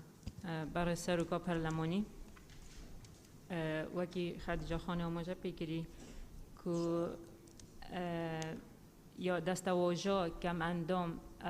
سالت 80 حتی 90 در دم بحث ماف و امتیازات خواهن پیدایشتی تایبت یا خواهن کم اندامیتی هاتی کرنه 159 دولتا اتفاقیه سر اتفاقیه که امضا کردن که اف دستواجه بکارنه دستواجه کم اندام بلکه شیناوه دستواجه خواهن کم اندامیتی دستواجه که جوانتر و رکوپکتر که کسه هست بنا کتن کود کم اندام ابی بی شکلی ناویله بکن بلکه خواهن کم اندامیتی بتن هر وسط منظمات گریدای بصحی جوا وک WHO حتی یو انجی زور جارا اعلانت خدا وی دستواجه بکار اینن و جا نخواست معمل مثلا نوکال 2021 ام دی سبب بینوی دستواجه بکار بینن و امتحاتی یاسای که راست کن گل یاسای جم حست کن دستواجه کم اندامیتی ببت خواهن کم اندامیتی و زور سپاس. بله زور سپاس. لیجنه تایبت من دکان خودتان قصتان هست؟ بله که تور بجار دواتر حسیب خان. برای سروکی پارلمان جنابت سبارت نو نشان قصت کرد او مجال دا که سبارت نو نشان که قصه هیا او قصانه کران متعلق با ماده یک یعنی استا لسر نو نشانی و او قصانه که کرا هموی لسر ماده یک ضمنیان جنازانم یعنی او ور بگیرین او پیشنیارانه یا نه چون عنوان جیای لماده یک او قصانه متعلق با ماده یک نبا نو نشان. بله حسیب خان فرمو. برای سروکی پارلمان پشتوانی کاک بجارکم اما لیره دا بس لسرتا عنوانه کمان هبو ماده یکم دین سر اگر هر یعنی وکو شیکرنوی کشلو طاوی هفالان اما وکو لیجنه تایبت مندی چندین کو بوناومان هبوا هم لگل بشی یاسایی وزارتی کار و کاروباری کومەڵایەتی هم لگل رخراوکانی کەمەندامان کورتەباڵایان ئەوانەی کە تایبەتن بەو بڵێن پرۆژە و پێشنیازە هەموار کراوە بەڵام بەگشتی ئەگەر بینە سەر واقعەکە کورتەباڵایان لەگەڵ ئەوە نەبوون کە ئەوان بخرێنە ناو یاسایە کە تایبەت بە خۆیان نەبێ لە هەمان کاتدا ئەوانەی خاوەن پێداویستی تایبەتیش دەیانویست کەواتە ئەمە لێرەدا ئەو پێشنیاز و پرۆژە هەموار کراوە خزمەتی تەواوی چین و توێژەکانەکە ئێمە سەرەتا دامان نابوو ناونیشانەکە بەوە بیتن کە بڵێن یاسای ماف و جیاوگەکانی کە من خاوەن پێداویستی تایبەت لە هەرێمی کوردستان کە باس لە خاوەن پێداویستی تایبەتەکەی هەموو چین و توێژەکان ئەگرێتەوە کورتەباڵایان کەمەندامان ئەگەر باس لە تەلاسیما بکەین زۆرەها نەخۆشی گوازراوەی تریشمان هەیە کە بخرێت کەواتە ئەگەر هەموو عنوانی بڵێن یاساکە لە کۆی بابەتەکە زیاتر ئەبێ بۆیە یعنی کە دیسا پشتەوانی کاک بژارەکەم با بینە سەر مناقەشەکە و لە بڵین لە پرۆژەی حکوومەت و لە پێشنیازەکەی لیژنەکەی خۆمان ناونیشانێکی یەکگرتومان هەڵبژاردە دواتریش برادران سەرنجیان هەبێتن وەری ئەگرین و بەڕێز وەزیری کار و کاروباری کۆمەڵایەتیش لێرەیە هەر تعلیقێکی لەسەر کۆی پرۆژەکە هەبێ با خۆی وەڵام بداتەوە سوپاس. باش سوپاس شادی خان فەرموو. بەڵێ بەڕێ سەرۆکی پەرلەمان هەر تێبینیەک لەسەر ئەو ناونیشانەی کە لە هەموارەکە دیاریمان کردووە ڕاستە ئەو قسانی کە کران لەسەر مەسلەی ناوی یاساکە خاوەن پێداویستی تایبەت بێ یاخود خاوەن کەمەندامی بێ بەڵام بەڕێزان لە دوایین ئەو ئەپدەیتانەی کە لەسەر ئاستی جیهان بۆ کەسانی کەم ئەندام کراوە کە خاوەن پێداویستی تایبەتیش ئەگرێتەوە ناوەکەی ذووی الإعاقەیە ئەشخاص ذووی الإعاقە کە تەرجمەی دەکەیتە سەر کوردی کەسانی کەم ئەندام ئەگرێتەوە نەک خاوەن کەم ئەندامی و پێم وایە ئەم ناونیشانە دەقەیەکی زۆر باشە و ناونیشانێکی زۆر باشە کە بۆ یاساکە و ئێمە لە لیژنەی تایبەتمەند کە لیژنەی مافی مرۆڤ و کاروباری کۆمەڵایەتیە زیاتر لە ساڵ و نیوێک کارمان لەسەر ئەوە کرۆ کە کام مستەڵەحاتانە باشترینن لە پێناوی هەموو چین و توێژەکانە کە دایبنین و بۆ ئەو تێبینیەی کە ناوی یاخود کەمەندامان گیان نەکراونەتەوە کورتەباڵایان و تەلاسیما دانەنراوە ئێمە پێمانوە وەکو حەسیبەخان ئاماژەی پێدا ئەگەر یەکێک لە فیئەکان دابنین ئەبێ هەموو فیئەکان دابنین بەو شێوەیە ناونیشانەکە ناونیشانێکی زۆر دوور و درێژ دەبێ و ناتوانێ مەفهومی تەواوی ناوەڕۆکی یاساکە بگەین و سپاس. سپاس لیزا خان فەرموو. بەڕێز سەرۆکی پەرلەمان هەرچەندە لیژنەی تایبەتمان ڕوونکردنەوەیاندا لەسەر ئەم بابەتە بەڵام منیش لەگەڵ بۆ چوونەکەی بەڕێز خەدیجە خانم لەسەر ئەوەی کە بۆ مراعاتکردنی لایەنی دەرونی ئەو خەڵکانەی کە پێیان دەوترێت خەڵکی خاوەن پێداویستی تایبەت وا باشترە وشەی کەم ئەندام لە ناونیشانەکە لا ببرێت و بە هەمان شێوە تەنها خاوەن پێداویستی تایبەت بمێنێت. زۆر سوپاس. باش سوپاس کاکمەم فەرموو. برای سروکی پارلمان الگوری آخفنت حوالا تایبت و کولیزاخانه آماجت بکیری بابت کم اندام تشتکی دولی یعنی رکفتن که دولی ساعتیت کردن کم اندام یعنی زور قسمان کرد لسر او بابته بس کات کسی کم اندامت خوزجوانه بوده بس کم اندامه یعنی تو ناتوانی هیچ نوعی کیتر لسر دابنه اما دولی هم به کار ده یعنی لهمو دنیا بوده مناقشه کی زور من کرد لگل ری خراب تایبر من نکانش لسر اصلی دولی مناقشه او بابته من کرد که کم اندام یعنی نابد دستکاری تدا بکرد. بله زور سپاس. بررس وزیری تایبەتمەن ئەگەر جەنابەت سەرنجێک تێبینیەک فەرموو. کوێستان خان. بەڕێز سەرۆکی پەرلەمان زۆر سوپاس بۆ ئەم دانیشتن سوپاس بۆ ئەم پەرۆشیەتان بۆ هەمواری یاسای مافی امتیازاتی کەمەندام و خاوەن پێداویستی تایبەت دیارە ئاماژەشتان بۆ کرد پرۆژەیەکیان لەلایەن ئەنجومەنی وەزیران هاتووە پرۆژەیەکیش لەلایەن ژمارەیەکی پەرلەمانتاران. ئێمە لەسەر مەسەلەی ناونیشان پێمان وایە دەستەواژەکە کە پێشتریش لە پرۆژەکەی خۆمان هاتووە خاوەن کەم ئەندامی و کورتەباڵایانە و دوای ئەوەی کە ئەم دانیشتنە هینکرا چەند بە دوواداچوونێکمان کردووە دیارە ئۆتیزم تالاسیمیا ئەمانە خاوەن پێداویستی تایبەتن کەمەندام نین و خۆشتانە زانن زیاتر لە 3000 ئۆتیزم هەیە لە هەرێمی کوردستان ئەگەر خاوەن پێداویستی تایبەتی لێلابەرین مافی ئەوانە ئەفەوتێ مافی تالاسیمیا ئەوە کەمەندامی نییە سەلمەخان ئەوە ڕێکخراوەکانی کەمەندامان و ئەوە عینەکان کەمەندام نییە ئۆتیزم چکە هیچ کەمەندامی خۆ دەزانی ئەندامێکی کەمە بەزەوە هیچ ئەندامێکی کەم نییە تالەسیمیاش بە هەمان شێوە نەخۆشی خوێنی هەیە بۆیە بە بڕوای ئێمە بەو تعریفەی کە هەیە بۆ خاوەن پێداویستی تایبەت بمێنێتەوە تعریفەکە چونکە خۆی لە ئەساسا خاوەن پێداویستی تایبەتیش زۆر بەرفراوانە تەنانەت زۆر حاڵەت هەیە لە کە خاوەن پێداویستی تایبەتە پێویستی بە هیچ هاوکاریەک ئەوە نییە بۆیە ئێمە پێمان وایە خاوەن کەمەندامی خاوەن پێداویستی تایبەت کورتەباڵایان چونکە کورتەباڵا نەکەم ئەندامە نە خاوەن پێداویستی تایبەتە و ئەمە داوای خۆیانە کە بە نووسراوە بە سەردان داوایان کردووە ناویان بێ لە پرۆژەکە لە یاساکە پێشتر ئێمە ساڵی 2011 کە ئەم یاسایەمان پەسەند کردووە ئەوان هاتنە پەرلەمان داوای یاسایەکی تایبەتی بە خۆیانیانە کرد و لەسەرەوەی کە یاسایەکیان بۆ دەربکەین وتیان ناومان مەنووسن بەڵام ئێمە پێشنیارەکەین خاوەن کەمەندامی خاوەن پێداویستی تایبەت کورتەباڵا چکە گەر خاوەن پێداویستی تایبەت نەنووسرێ ئۆتیزم تالاسیمیا چەند حاڵەتێکی کە بێبەشە بن و مافی امتیازە بەمانەوەی ئەو پێناسەیی کە بۆ خاوەن پێداویستی تایبەت کراوە لە یاساکە و لە هەموو مادەکان کە ناوی کەمەندامیەت خاوەن پێداویستی تایبەت و کورتەباڵای بۆ زیاد بکرێت. سوپاس. سوپاس. ئیزافەیەکتان هەیە لیژنەی تایبەتمەند ئەگەر نەبچنە سەر دەی کاک بژار. برای سەرۆکی پەرلەمان وەکو پێشتری شامۆژان پێدا ئێمە لەسەر ناو نیشان بووین ئەو گفتوگوانە هەمووی متعلقم بە مادە یەک بەڵام کێشەنیا ڕۆیشت لێرە بەس حەز دەکەم تەوزیحێک بدەن یان ئەگەر بە ڕوخسەتی جەنابتان بێ پرسیارێک ئاراستەی وەزیری تایبەتمەند دەکەم چونکە مرتبطە ئەگەر تەماشای مادە دوی بکەین لە راپۆرتی لیژنەی یاسایی کە هاتووە تعریفی کەمەندام کردیە لێرە مادام تعریفی کەمەندام کردیە بە شێوەیەکی تر جیا لەو پێناسەی لە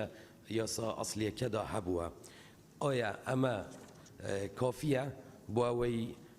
ئۆتیزم و هەموو حاڵەتەکان بگرێت یان نە چونکە ئەوە مرتبطە بەو تعریفە عنوانی مادەکە ئەگەر بە جەنابی وەزیری تایبەتمەند تعریفی کەمەندان بخوێنێت ئەوەی لە ڕاپۆرتی ئێمەدایە. بەڕێز جەنابی وەزیر. بەڵێ بە دڵنیاییەوە خوێندومەتەوە چەنە من راپۆرتەکەم بەرفەرمی پێ نەگەیشت بوو خۆم داوام کرد خوێنومانێتەوە و دانیشتنمان لەسەر کردووە دوێنێ لەگەڵ یاساییەکان و خەڵکی تایبەتمەند بە پێی ئەم پێناسەیە ئۆتیزم و تالاسیمیا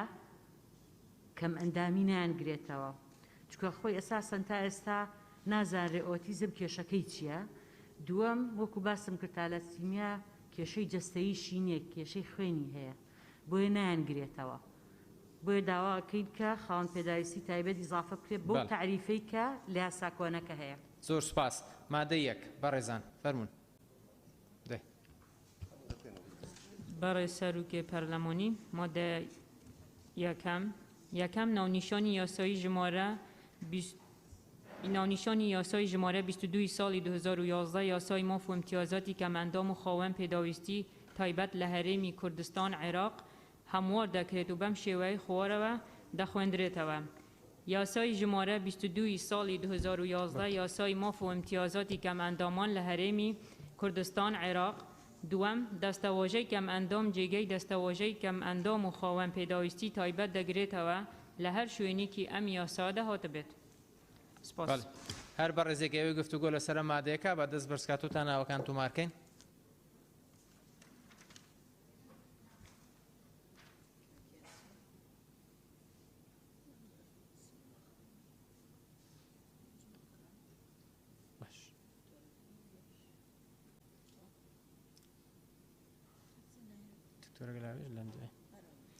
ناوەکان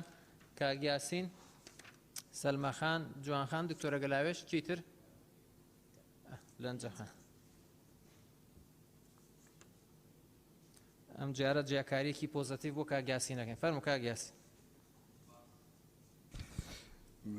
بەناوی خوددا بەخێرانی جەنابی هەردوو وەزیرە بەڕێزەکان دەکەم وڵا بەڕێز سەرۆکی پەرلەمان دەڵێ یاسای ژمارە 22 ساڵی 2011 ماپ و ئیمتیازاتەکانی کەم ئەندامان لە هەرێمی کوردستان من پێم باشە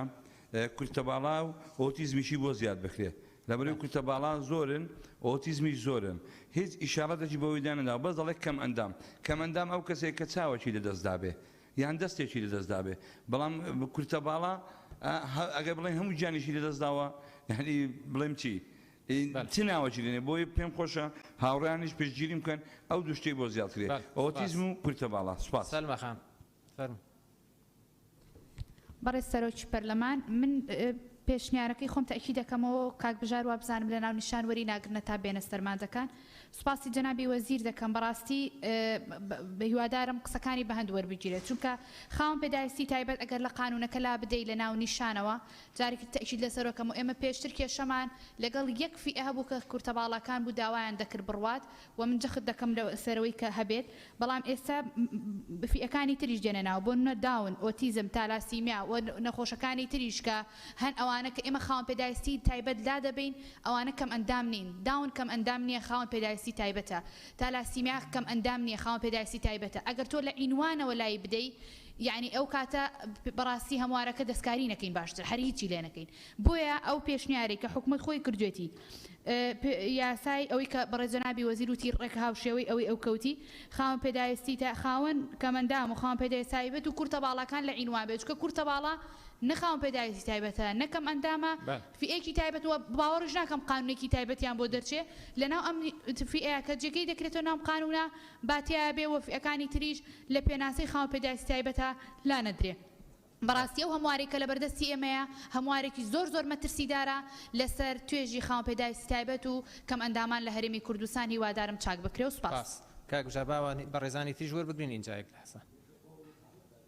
قەینا یەک دەی فەرموو ببورن. بەڕێز سەرۆکی پەرلەمان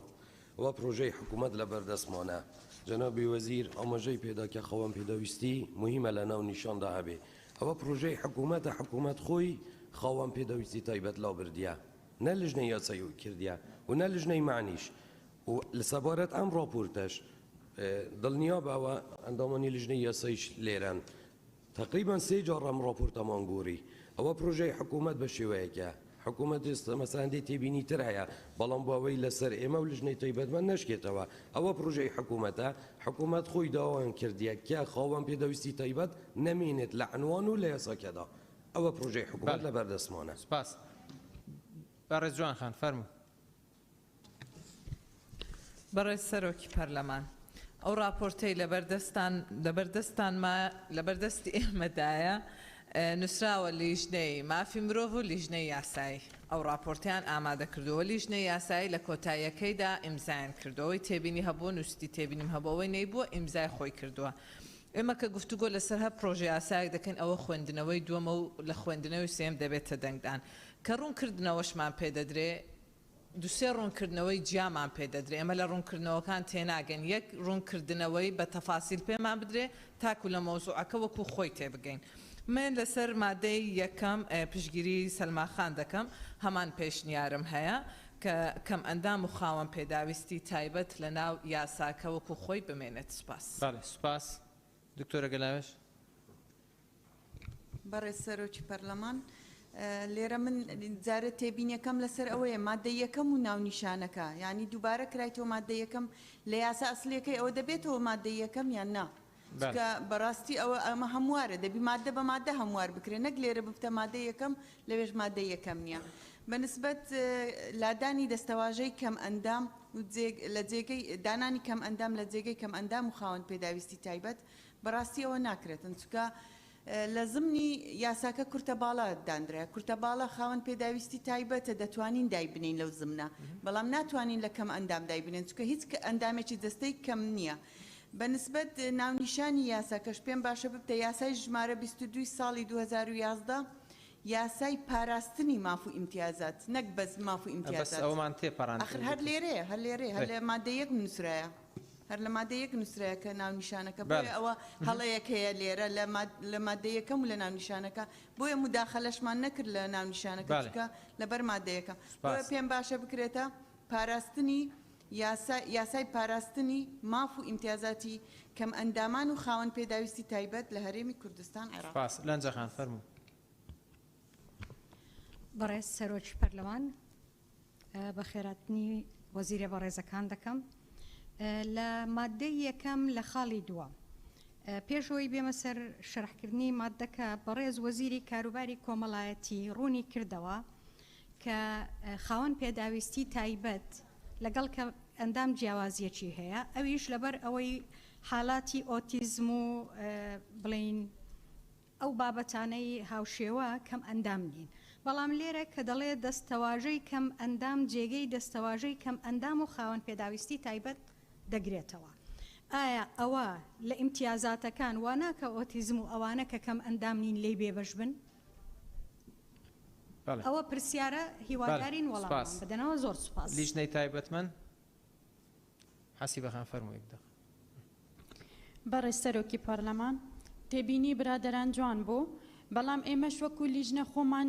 لە پێشنیە بڵین لە ناونیشانەکە بە شێوەیەکی تر دامان نبوو بەڵام دوای ئەوەی کە لەگەڵ پرۆژەی حکوومەت ویستمان یعنی شتێک نەبیتن جودا لەوەی حکوومەت بەو شێوەی لێهات ئەگەر نە زۆر ئاسایە ینی کێشە لە ناو بابەتەکان نیە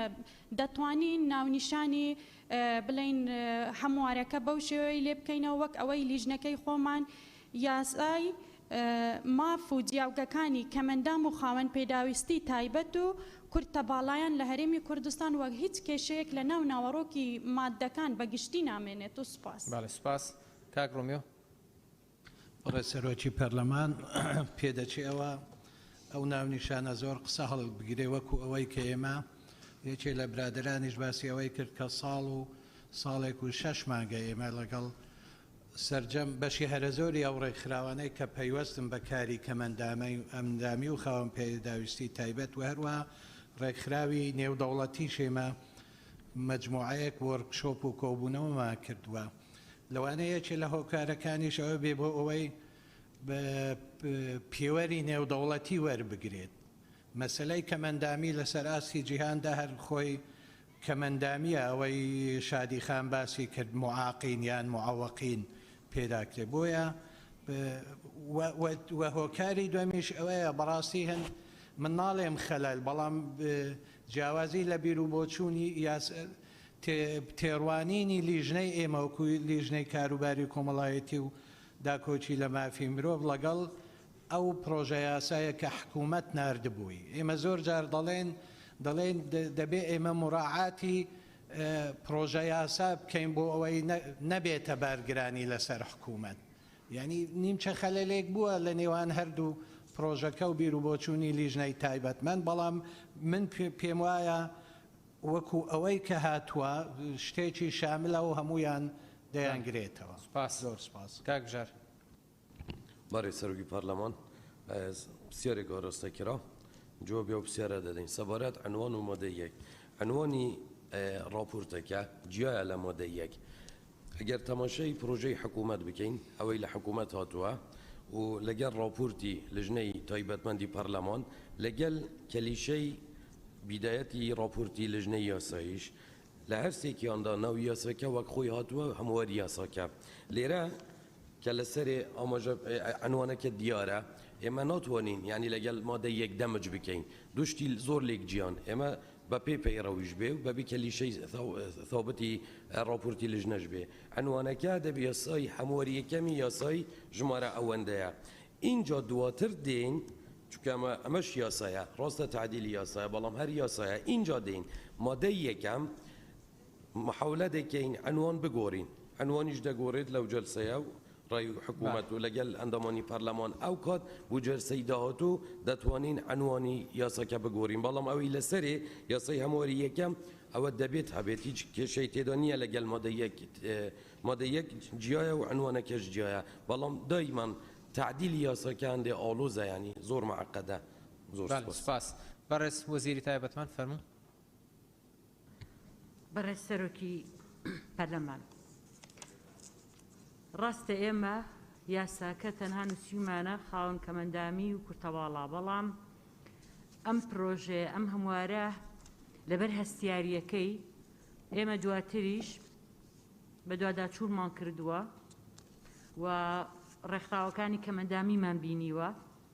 بۆیە زۆر ئاساییشەکە ئێمە ئێستا داوا بکەین کە بکرێتە کەمەندامی و خاوەن پێداویستی تایبەت و کورتەواڵا. ئێمە لە پەرۆشیمان دوای ئەوەش کە پرۆژەکەمان نردووە جارێکی کە بە دوواداچوونی خۆمان کردووە کۆبوونەوەی خۆمانمان کردووە.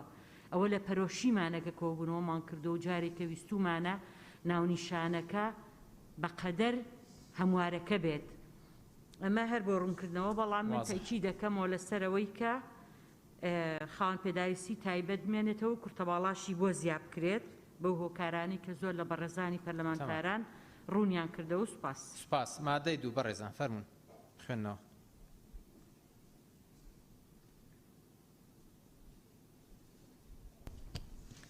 بەڕێز سەرۆکی پەرلەمانی مادە دوو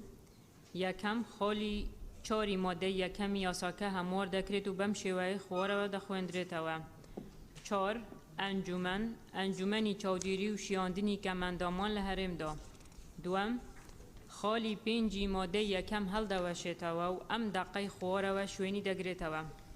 5 کەمەندام هەر کەسێک کە کەم توانایی یان ناتوانایەکی تەواوی ماوە درێژی جەستەیی مێشکی هزری یان هەستیان هەیە زگماک بێت یان دواتر ڕووی دابێت بە جۆرێک لە کاتی مامەلەکردن لە دۆخ و بوارە جیاوازەکاندا نەتوانن توانا و کارای خۆیان هاوشێوەی کەسانی تر بەبێ ئاستەنگ بخەنە گەڕ. سێم خاڵی شەشی مادەی یەکەم هەڵدەوەشێتەوە و ئەم دەقەی خوارەوە شوێنی دەگرێتەوە. 6 کورتە باڵا ئەو کەسەیە کە بەهۆی ناڕێکی لە سیستەمی گەشەیدا ئاستی بەرزی باڵایی بە شێوەیەکی نائاسایی کەم بێت ئەمەش بە بریاری لیژنەیەکی پزیشکی پسپۆر دەستنیشان دەکرێت. 4 برگەکانی حوتەم و دەیەمی مادەی یەکەمی یاساکە هەموار دەکرێت و بەم شێوەیە خوارەوە دەخوێندرێتەوە. حوتەم ناسنامە ئەو بەڵگەنامە تایبەتەیە کە وەزارەت بۆ پێناسی کەمەندامان دەری دەکات و هەڵگرەکەی لەو ماف و ئیمتیازاتانەی ئاشنا بێت کە ئەم یاسایە دەیبەخشێت. دەیەم بنکەکانی حەواندنەوە ئەو بنکانن کە کەمەندامان لە خۆ دەگرن ئەوانەی شوێنی مانەوەیان نییە و پێویستیان بە کەسانێک هەیە چاودێریان بکەن. 5 برگەیەک بە زنجیرەی یازدەیەم بوو مادەی یەکەم زیاد دەکرێت و بەم شێوەیە خۆرەوە دەخوێندرێتەوە. یازدەیەم سندوقی کومەک بوو چاودێری و شیاندنی کەم ئەندام و کورتە باڵاکان. سپاس. سپاس هەر بەڕێزێکی گفتوگۆ لەسەر مادەیەکە با دەست بەرزکاتەوە.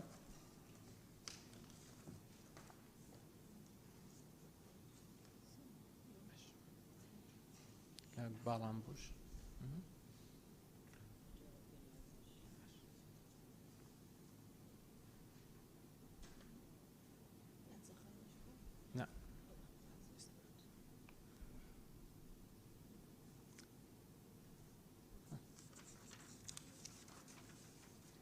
ئەم بەڕێزانەیانە گفتوگۆ لەسەر مادەیەکان سەلماخان خەدیجەخان کاک شێخزایار دکتۆرە گەلاوێش کاک حاجی هەڵکەوت کاک بەڵام بۆ شوانە کاک بەڵام بۆ تێ قسە کاک یاس شێخزایار فەرموو کاک.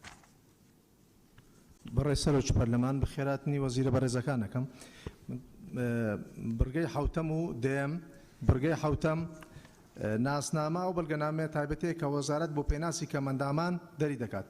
پێشنهاد دەکرێن بکرێتە ناساندنی کەمەندامان لە بجات پێناوشەی پێناسی کەمەندامان. دێم بنکەکانی حەوانەوە پێم باشە سیاقەکەی بەو شێوەی لێ بکرێت ئەو بنکانن کە ئەو کەم ئەندامانە لە خۆ دەگرێت کە شوێنی حەوانەوەیان نیە لە جاتی شوێنی مانەوەیان بکرێتە شوێنی حەوانەوەیان نیە و پێویستیان بە چاودێری کەسانی ترە. زۆر سپاس. سپاس. کاک بەڵام بوو. سپاس بەڕێز سەرۆکی پارلەمان من لەسەر خاڵی پێنجەمیە مادەیە قسەم هەیە. دیارە پێشتر مناقەشە زۆر کرا لەسەرەوەی کە خاوەن پێداویستی تایبەت و کەم ئەندام و کورتە باڵا. بەڵام ئێمە ئەگەر سەیری پێناسەکە بکەین لە پێناسەکە بە جوانی ئاماژەی پێدراوە کە کەم ئەندام کێیە. بەڵام ئەگەر بە پێ ئەم پێناسەیەش بێ ئەو کەسانەی کە بۆ نمونە نەخۆشی درێژخایەنی کەیان هەیە ئەوانش هەر ئەچنە چوارچێوەی هەمان یاساوە. ئەگەر خۆی وەکۆی هەواڵانی کە پێشتر ئاماژیان پێدا کورتە باڵا بۆ کەم ئەندامە کەم ئەندام نییە. سەلاسیمیا بۆ کەم ئەندامە کەم ئەندام نییە. بەڵام لێرە لە پێناسەکە ڕوون کراوەتەوە کە ئەڵێ کەم ئەندام هەموو ئەمانە ئەگرێتەوە بەس بەگرتنەوەی ئەمانە شۆکۆڵێم نەخۆشیە درێژخایەنەکانی کەش هەمووی دێنە چوارچەوەی ئەم یاسایەوە. بەم شێوەیە بێ یاساکە هیچ شکالێکی تیانە. بەڵام خۆ ئەشکرێ گەر ئەم یاسایە بکرێ بە یەک دوو یاسایەک دەربکرێ بۆ خاوەن پێداویستی تایبەت یاسایەک بۆ کەم ئەندام بێەوە یاسایەکیش بۆ کورتە باڵەکان. خەدیجەخان. بەڕێ سەرۆکی پەرلەمان سەبارەت بە مادەیە برگەی یازدەیەم کە هاتووە پێناسەی سندوقی کردیە لێرە من پێم وایە ئەو پێناسەیە پێویست ناکە لەبەرەوە کە ئەم سندوقەکە دروست ئەبیتن لە مادەی چواری ئەسلی یاسایەکە لە برگەی سێیەمدا باز کراوە و پێناسەکەی تاو لەوێ ئاماژە پێکراوە و لە هیچ شوێنێکی تری یاساکەدا تکرار نەبوویتەوە ئەو سندوقە یعنی ئەوە نییە کە وشەیەک بی زۆر تکراری تێدا بیت پێویستی بە پێناسەکردن هەبیتن. بویە من پێم وایە ئەو برگەیە لا ببرێت باشترە و هەروەها پێشنیاز دەکەم کە پێناسەیەکی تریش زیاد بکرێتن چونکە مەبەستی ئەم یاسایە کە لە ڕاستیدا ئەگەر تەماشا بکەین ئەنجومەنێک دروست دەبیتن بە پێی یاسایەکە کە ئەرکی سەرەکی ئەو ئەنجومەنە ئەوەیە کە ئامادەکردنی ژینگەیەکی گونجاوە بوو خاوەن پێداویستی تایبەت و کەمەندامان. و هەروەها پێویستە کە ئەو پێناسەیە زیاد بکەن ژینگەی شیاویان ژینگەی گونجاو کە ئەو دوو مستەلاحەش دەبێت تاوحید بکرێت چونکە لە هەندێک شوێنی یاسایەکە بە ژینگەی گونجاو هاتووە لە هەندێک شوێنی ژینگەی شیاو هاتووە پێناسەکەش دەبی بەم شێوەیە بیتن. بریتە لە ڕێخستن و چاکردنەوەی جێگا و هەر گۆڕانکاریە کە پێویستە بوو لابردنی بربەستەکان کەوا دەکات کەسانی کەمەندام و خاوەن پێداویستی وەکو هەر کەسێکی ئاسایی بە یەکسانی دەستی بگات بە خزمەتگوزاریەکان و سوودمەند بیت لە ماف و ئازادیەکان. سپاس. سپاس کاک یاسین. بەناوی خودداوەڵا بەڕێز سەرۆکی پەرلەمان حوتەم ناسنامەی ئەو بەڵگەنامەی تایبەت دەکە بە وەزارەت و بۆ پێناسەی کەمەندام یعنی من دایمەن پێداگری دەکەم لەسەرەوەی کە کورتە باڵا و ئۆتیزم و ئەوانەشی تێبخرێ یعنی ئەوانیش بگرێتەوە بۆ نەیانگرێتەوە. خاڵی یازدام کە دەڵێ سندوقی کۆمەک بۆ چاودێری و شایەندانی کەمەندامان و کورتە باڵان ئەو سندوقە سەرچاوەکەی لەکوێیە ئایا لە فەرمانبەران لە پلە باڵاکان دەجێڕێتەوە یان لە پارەی نەوت یان لە پارەی داهات کە بۆیان دابنرێ یعنی هەقوا ئیشارەتی پێ بکرێ کە مەسەلەن هەر فەرمانبەرێک مانگانە 1000 دیناری دانێ بۆ ئەو سندوقی و بۆی لە خزمەتی کەمەنداماندا بکرێت سپاس کاک حاجیڵکەوت بەڕێسەرۆکی پەرلەمان بە خێراتنی وەزیرە بەڕێزەکان دەکەم لەسەر مادەی 2 فەقەرەی 4 ئەڵێ ئەنجومەنی چاودێری و شیاندنی کەمەندامان لە هەرێم شیاندن معناغی زۆر ڕوون نییە ئەگەر ژیاندنی بە مانای ژیان بێت ئەوە پێشنیار دەکەم بەم شێوەی لێ بکرێت بە ژیاندن و سارە سەرکردنی کەم و کوڕیەکانی کەمەندامان لە هەرێمی کوردستان شیاندنەکە معنا نابەخشێ سپاس دکتۆرە گەلاوێش بەڕێز سەرۆکی پەرلەمان لە مادەی دووەم پێنجەم کەم ئەندام هەر کەسێک کە کەم توانایی یان ناتوانەیەکی تەواوی ماوە درێژی جەستەیی پێم وایە ئەم تۆزێک ڕەکیکە ئەم پێناسەیە وەگەر بێت و ناونیشانەکە خاوەن پێداویستی تێدا بمێنێتەوە دەبێت لێرە خاوەن پێداویستیش دیسان پێناسە بکرێتەوە هەر کەسێک پێم باشە وای لێ بکرێ هەر کەسێک کە کەمیەک لە توانای جەستەیی ماوە درێژی یان مێشتی یان هزری یان هەستیان هەیە زگماک بێت یان دواتر ڕوویدا بێت ئاوای لێ بکرێتن باشترە بەنسبەت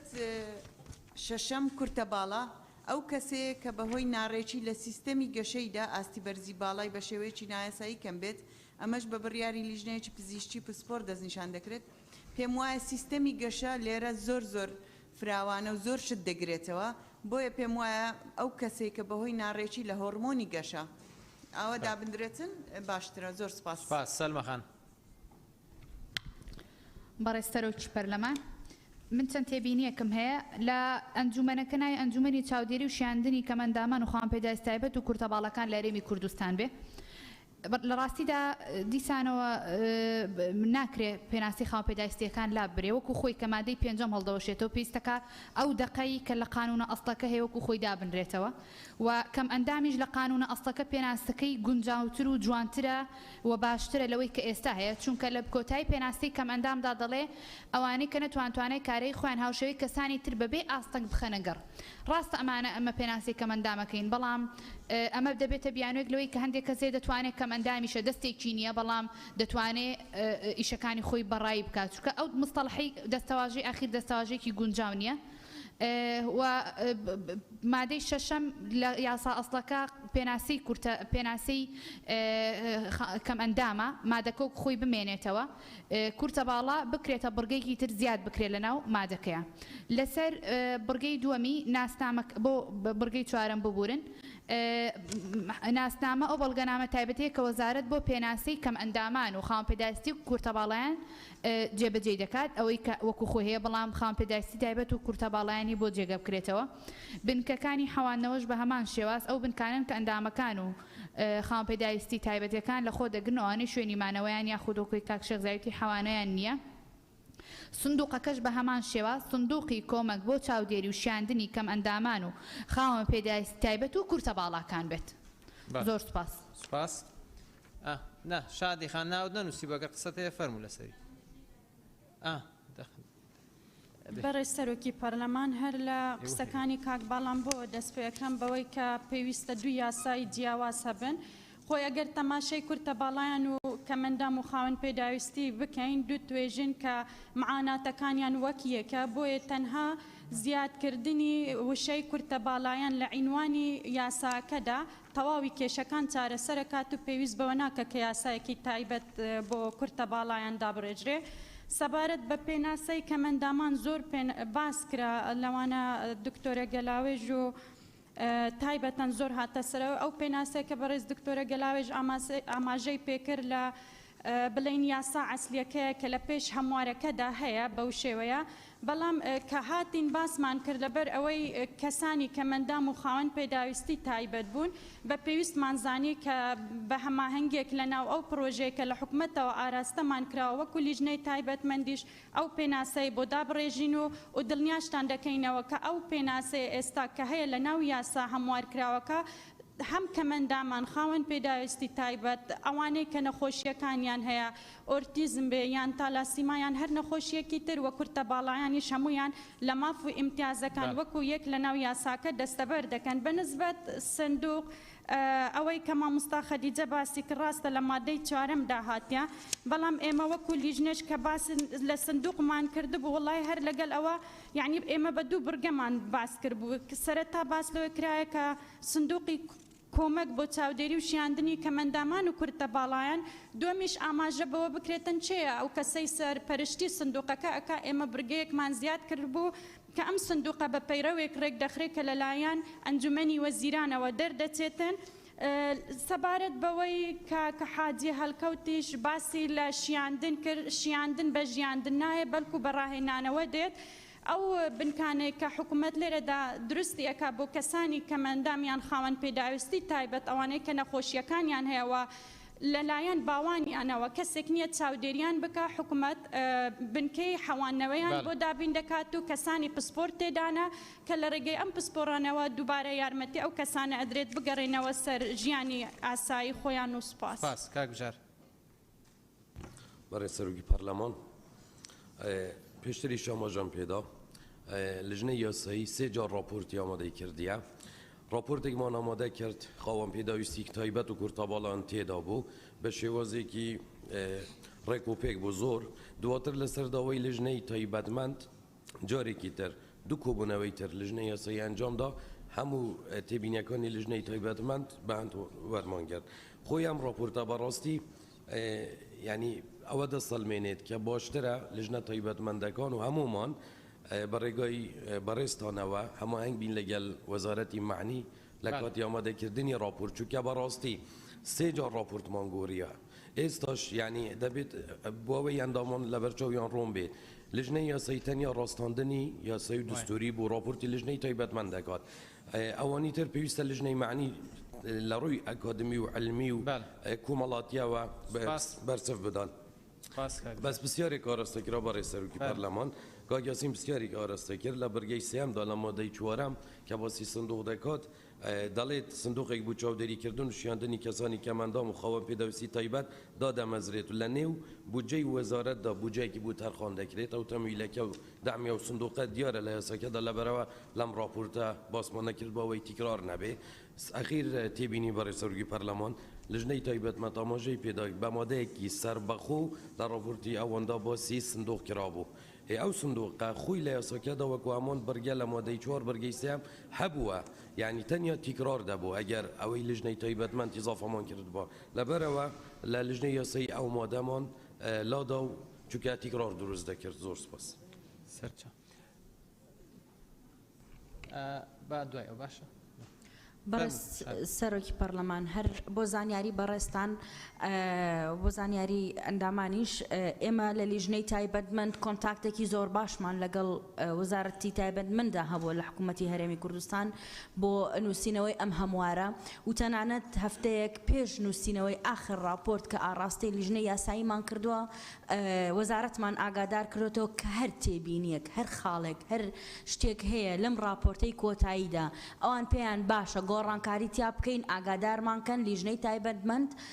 و قسە لەگەڵ جەنابی وەزیر خۆشی کراوە بە شەخسی و ئەندامانیشی کە ئەندامانی وەزارەتیش کە لە کۆبوونەوە ئامادە بوون و جەنابی سەرۆکی پەرلەمانیش لە چەند کۆبوونەوەیەکی نووسینەوەی ئەم هەموارە ئامادە بووە بۆیە هەموو لایەنەکان بەڕێز لیژنەی یاسایی ئاگادار بوون کە ئەم تام هەموارە نووسراوەتەوە بەڵێ ڕاستەکەی چەند جارێک ئێمە راپۆرتمان نووسی بەڵام دواتر تێبینیەکان زیاتر و زیاتر دەبوون بۆیە ئێمە پێمان باش بوو کە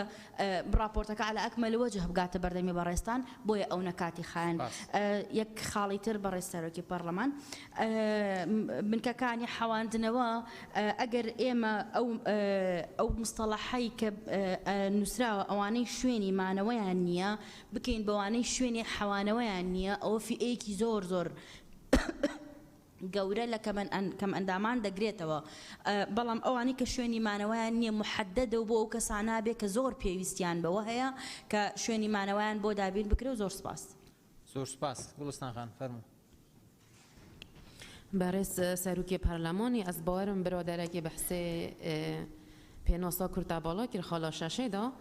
سابارت کرتابالا و وی پیناسه د پروژه حکومت دهات بی که درجیا کرتابالا دیار کرد بو که چند سانتیمتر بیتن بس چون که گشای مروان تا تمنک دیارگی یعنی یا بردوامه لو ما وکولیج نما به باش بو پیناسای به وی رنگی بیتن وکو نوکه د پروژه دهاتی گلک سپاس سپاس برس وزیر تایبەتمەند فەرموو بەڕێز سەرۆکی پەرلەمان پێشەوەی من ئەوە بەم حەزەکەم یەک ڕوونکردنەوە بەم یەکەم هیچ کەس پەیوەندی بە منەوە نەکردو ڕای منی وەرگرت بێ بۆی بزانن سەبارەت بە ئەم هەموارە کاتێک کە راپۆرتی یەکەم نووسراوە تەنها یەکەم جار نوێنەری ئێمە بانگ کراون بەڵام هەر وەکو لیژنەی یاسایی ئاماژەیان بۆ کرد ئەم راپۆرتە سێ جار گۆڕاوە بەبێ ئاگاداری ئێمە جگەلەوە کاتێک ئەم راپۆرتە نووسراوە خوێندنەوەی یەکەم کە یەکەم جار ئێمە بانگکراوین خوێندنەوەی یەکەم ئەساسەن بۆ راپۆرتەکە بۆ پرۆژەکە ئێمە نەکرابوو کە بانگیان کردوون ئەمە دوو سێیەم بابەتەکە مەسەلەکەی ئەوەی کە ئێمە ئێستا ڕەمانگۆڕی و من ئاماژەم بۆ کرد بەس لە ناونیشانەکەیە دوای ئەو ماوە دوور و درێژەی کە نوێنەری ئێمە بانگ کراوە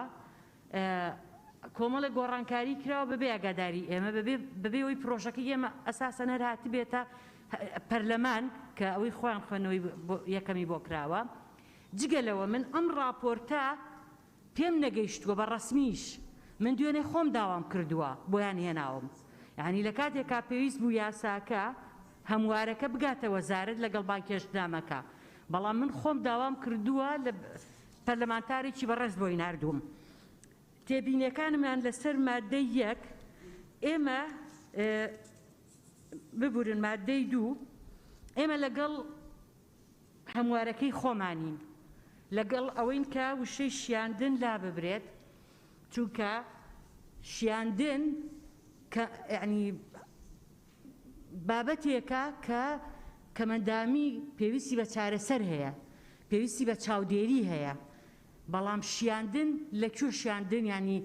ئەگونجێ لەگەڵ ئەم بابەتەوە من لە یەکەم کۆبوونەوەی ئەنجومەنی شیاندن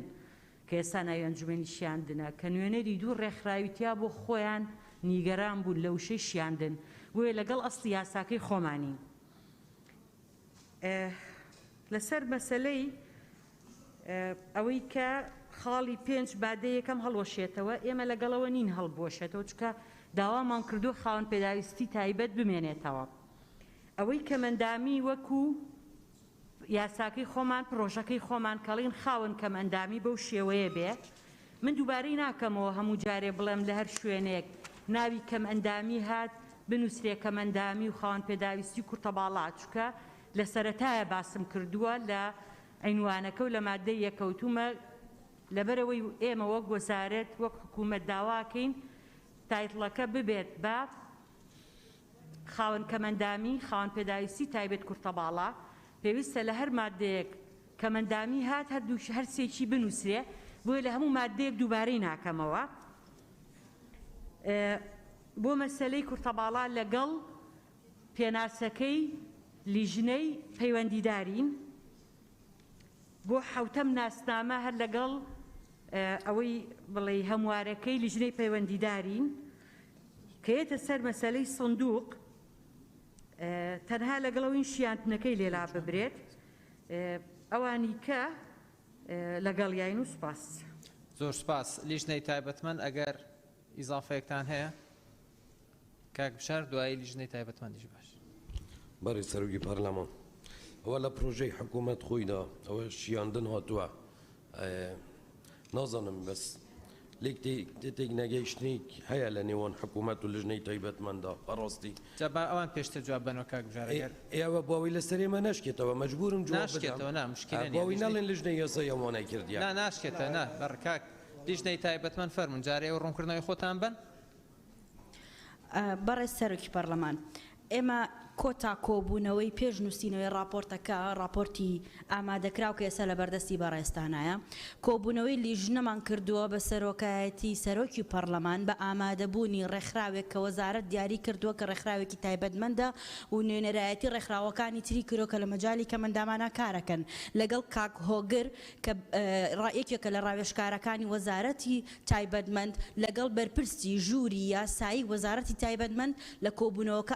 ئامادە بوون. دواتر کۆبوونەوەیکی ترمان ئەنجامدا لەسەر مەسلەی سندوقەکە و هەندێک بابەتی تر پێویستمان بەڕای وەزارەت بوو گوڵستان خان و کاگڕۆمەوەی اتفاقیان کرد کە گوڵستان خان پەیوەندی بە جەنابی وەزیرەوە بکە هەر ئەو کاتە پەیوەندی بە سکرتێری جەنابی وەزیرەوە کرد گوڵستان خان و قسەی لەگەڵ کرد و چاوەڕێی جوابیشی بووین و تەنانەت ئێمە لەو کاتەش پێمانوتن لە کۆبوونەوە لەگەڵ نوێنەرایەتی وەزارەت لە لیژنەی تایبەتمەند ئاگادارمان کردنەوە وتمان هەر تێبینیەک و هەر خاڵێکتان هەیە تا یەک هەفتەیکە ئێمە ئاگادار بکەنەوە بە کتابی ڕسمی یاخود بە هەر شێوەیەک بێ ئاگادارمان بکەنەوە بۆی تێبینیەکانتان و ڕاو سەرنجەکانتان لەناو راپۆرتی لیژنایەت جێ بکەینەوە کە وەڵامیان نەداوینەتەوە ئێمە چی بکەین لە لیژنەی تایبەتمەند و زۆر سپاس. بەڕێز وەزیر فەرموو. بەڕێز سەرۆکی پەرلەمان ئەمە پرۆژەکەی ئێمەیە چوارەم ئەنجومەنی چاودێری خاوەن کەمەندامی کورتەباڵا ئێمە داباسی شیاندنمان نەکردەوە تا پرۆژەکە ڕەنگە لەبەر دەمی هەمووتان بێ و من حەزەکەم بەو نەفەسە گفتوگۆ بکەین کە ئێمە هیچ نەهاتوین بۆی خوا نەخواسە هیچ شتێ لەسەر ئێوە یا لەسەر لیژنەی یاسایی بکەوێ ئێمە پێداگری لەم بابەتە لەسەر هینەکەی خۆمانەکەین پێناسەکەی خۆمانەکەین جگە لەوە من دووبارەیەکەمەوە تەنها لە کۆبوونەوەی یەکەم نوێنەری ئێمە بانکراوە و ئەوە لیژنەی یاسایی خۆیان ئەڵێن سێ جار ئەم راپۆرتە گۆڕاوە ئێمە نەمان بینیوە و بە تەلەفۆن بە سکرتێرەکەی من وتراوە مەفروض بوو ئێوە راپۆرتەکەم بۆ بنێرن بە ڕسمی لە سەرۆکایەتی پەرلەمانەوە بڵێن ئەمە راپۆرتەکەیە تێبینیتان بەڵام من کە راپۆرتەکەی نەبینی بێ سکرتێرەکەم پێم بڵێ پڕهینت چیە تێبینی لە کاتێکا من راپۆرتەکەم نەبینیوە بۆیان نەناردووی پێش بوو لیستەی پەیوەندیدار بۆمان بنێرێ. سوپاس. ئاسایە بەڕێز جەنابی وەزیر گفتوگۆکان بۆ دەوڵەمەندکردنیەتی ڕاو سەرنجەکان هەمووی وەرەگیرێن زۆر ئاساییە بۆەوەی بچین بەردەوام بینە چینە سەر مادەی دوایەوە بەڕێزان. ینی بە هەردوو لا بۆ دەوڵەمەندکردنیەتی بەڕێزان بۆی زۆر ئاسایی وەربگیرە گفتوگۆکان. مادەی سێم فەرمونون. بەڕێز سەرۆکی پەرلەمان ماده سێ یەکەم بەرگەی دویەمی مادەی سێیەمی یاساکی هەموار دەکرێت چهار خاڵ بۆ زیاد دەکرێت و بەم شێوەیە خۆرەوە دەخوێندرێتەوە. 5 وەزارەتی دارایی و ئابووری 6 وەزارەتی شارەوانی و گەشت و گوزاری هەرێم 7 وەزارەتی ئاوادانکردنەوە و نیشتەجێکردنی هەرێم 8 دەستەی سەربەخۆی مافی مرۆڤ. 2 بەرگەی سێیەمی مادەی سێ هەموار دەکرێت و بەم شێوەی خۆرەوە دەخوێندرێتەوە. سێیەم نوێنەری کومەڵەکانی کەمەندامان کە لە نێوان خۆیاندا دەستنیشان دەکەن بە مەرجێک هەر نوێنەرێک تەنها بۆ ماوەی 2 ساڵ نوێنەرایەتیان دەکات و لە کاتی پێویستدا دەکرێت ماوەکەی درێژ بکرێتەوە بە مەرجێک لە 2 ساڵ تێپەر ناکات. زۆر سوپاس. هەر بە ڕێزیگەوی گفتوگۆ لەسەر مادەیەکات. شێخ زاهر سەوسان خان کا حکمت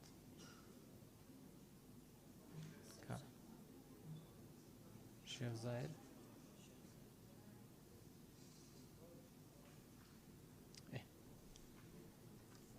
ئەم بە ڕێزانیان لەسەر مادەی سێ قسەکە گفتوگۆ بکەن سەلما خان کا عوسمان سەوسان خان کا حکمت کا شێخ زاهر کەسی تر کا حکمت. بەرز سەرۆکی پەرلەمان سەبارەت ئەوی مادەی من پێ باشە نە 2 ساڵ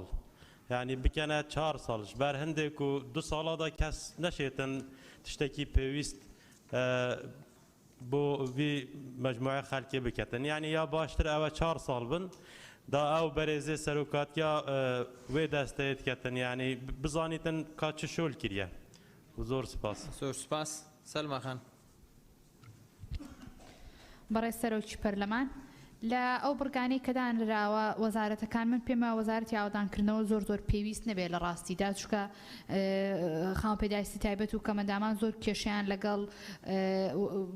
ئەو ڕێکارانە هەیە کە مەفروضە وەزارەتی شارەوانی خۆی بیکە بەڵام ئەوە وەکو من وەکو پێشنیار دەیڵێم لە بڕگەی سێمیش کە باش ئاماژەی بکرا کۆمەڵی تەنها کۆمەڵەکانی کەم ئەندامان یعنی ئەمە لێرە دەیان ڕێکخراوەکانی تری کە لە بوار و مەجای ئۆتیزم و هەروەها سالاسیما و خاوەن پێداویستی تایبەتەکانی تر کار دەکەن بێبەش دەبن لەم نوێنەرایەتیە بۆیە کەم ئەندامەکان بکرێ بە کەمەندام و خاوەن پێداویستی تایبەتی کورتە باڵاکان ئێمە ناچارین پێشنیارەکان هەموو کاتێک دووبارەی بکەینەوە بۆی جێگە بکرێتەوە جینا هەمان ئەو دەستەواژەی کەمەندامانە لە هەموو شوێنەکانە جێگەی بکرێتەوە پێم وایە پێویست بە مداخەلەی لەسەرم بابەتە ناکاو سپاس کاک شێخزار بەڕێ سەرۆکی پەرلەمان پرسیارێکم لە لێژنەی تایبەتمەند ئەوەیە ئەو ناوی ئەو دەستە و وەزارەتانە هاتووە کە ئەوانە پەیوەندیدارن بە ماف و کێشەکانی کەمەندامان و ئەوەی من تێبینی دەکەم چەند وەزارەت و دەستەیەکی تریش هەنەکە ئەوانیش پەیوەندیدارن بە کەمەندامان بنمونە دەستەی وەبەرهێنان بە پێی یاسای ژمارە چاری کە دەستەی وەبەرهێنان کار دەکات زیاتر لە 13 سێکتەر لە خۆ دەگرێت هەموو سێکتەرانەی تەندروستی ئاوادانکردنەوە پیشەسازی خوێندن بە هەموو جۆرەکانی سندیت بواری تریش کە ئەوانش تا حدێکی زۆر پەیوەندیان بە کێشەی و گرفتەکانی کەمەندامان و مافەکانیانەوە هەیە بۆیە پێشنهاد دەکەم دەستەی وەبەرهێنانیش زیاد بکرێ و هەروەها وەزارەتی ناوخۆش وەزارەتی ناوخۆ پێم وابیلایەنێکی پەیوەندیدارە بە کێشە و مافەکانی کەمەندامان لە ڕووی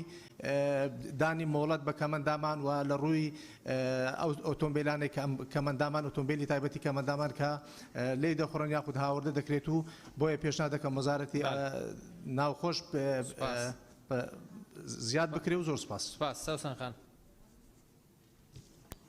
بەڕێک سەرۆکی پەرلەمان سەبارەت بە مادەی سێیەم لە بڕگەی یەکەمدا پێم وایە کە دەڵێت بڕگەی دووەمی مادەی سێیەمی یاساکە هەموار دەکرێت و 4 خاڵ بۆ زیاد دەکرێت ئەو 4 خاڵە بکرێتە 4 خاڵی بۆ زیاد دەکرێت و بەم شێوەیە خوارەوە دەخوێنرێتەوە هەدەف لەم یاسایە خوێندنەوە نییە لێرە هەدەف ئەوەیە کە شتێک دەگۆڕدرێ ینی هەموار دەکرێتەوە نەک دەخوێنرێتەوە بۆیە من پێم وایە ئەو دەخوێنرێتەوە لا ببرێ و سەبارەت بە وەزارەتەکانیش نازانم پێم وایە ئەو ئەرقامانەی تێدا نەبێ باشترە چکە نازانم ئەگەر پێویستبی سەبارەت بە بڕگەی دووەمی مادەکە دەڵێ بڕگەی سێمی مادەی سێ هەموار دەکرێت و بەم شێوەیە خوارەوە دەخوێنرێتەوە من پێم باشە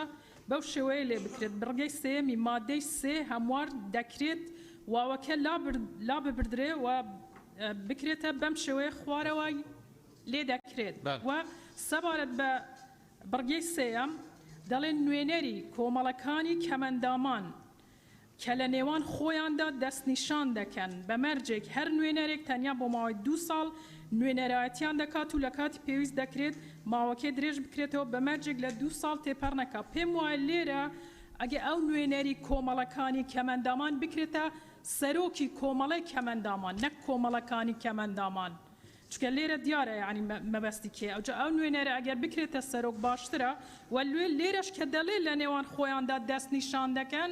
بکرێتە لە نێوان خۆیاندا هەڵی دەبژێرن نەک دەست نیشان دەکەن و دیسا لێرە ئەگەر ئەو نوێنەرە بگۆڕدرێ بە سەرۆک پێم وایە باشتر دەبێت زۆر سپاس سپاس کا عوسمان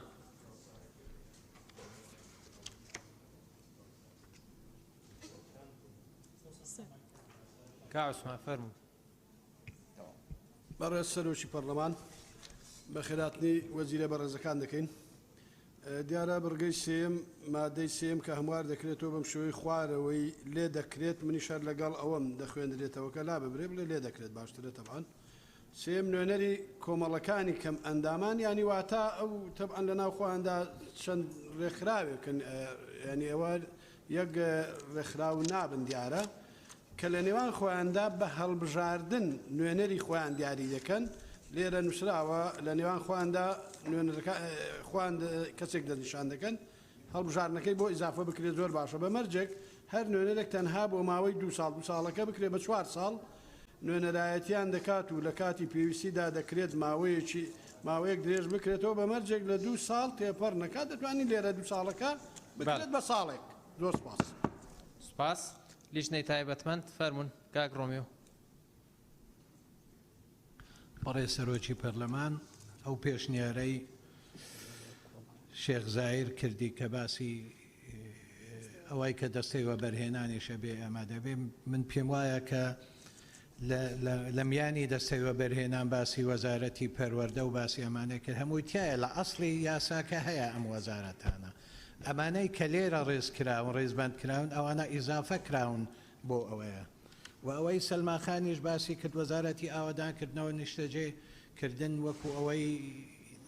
نەبێت باشترە من پێم وایە خۆی لە یەکێ لەو شوێنانە باز لەوە دەکە کە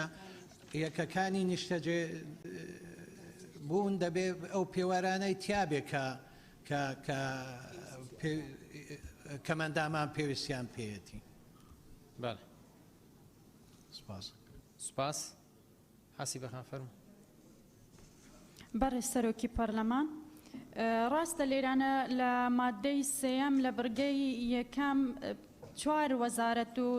سێ وەزارەت و دەستەیەک زیاد کراینە ئەوانەی تر لە یاسا ئەسلەکەدا هەن بەنسبەت ئەوەی خاتو سەوسەن خان سەبارەت بەوەی کە بکرێتە سەرۆکی کەمەندامان ناکرێت خۆی کۆمەڵەیە کۆمەڵەی کەمەندامە لەناو کۆمەڵەکەش کەسێک هەڵدەبژێرێت کە نوێنەراتی کەمەندامان بکە بۆیە ئەمە لەگەلەوە نین ببێتە سەرۆکی کەمەندامان سەرۆکیان نابێت و لە حاڵەتیش بڵێن کاک عوسمان باسی لەوە کرد کە 4 ساڵ دیاری بکرێت نوێنەرەکەیان 4 ساڵ بۆ نوێنەریتەیکردنی کەمەندام بە دواییەکەوە زیادە چۆن ئەگەر تەماشە بکەی لە کۆتادێر ئاماژە بەوە دراوە لە کاتی پێویست دەکرێت 2 ساڵی تری بۆ زیاد بکرێتن 2 ساڵ کافیە و لە حەدی ئەکسەر ئەبێت بە 4 ساڵ و سوپاس.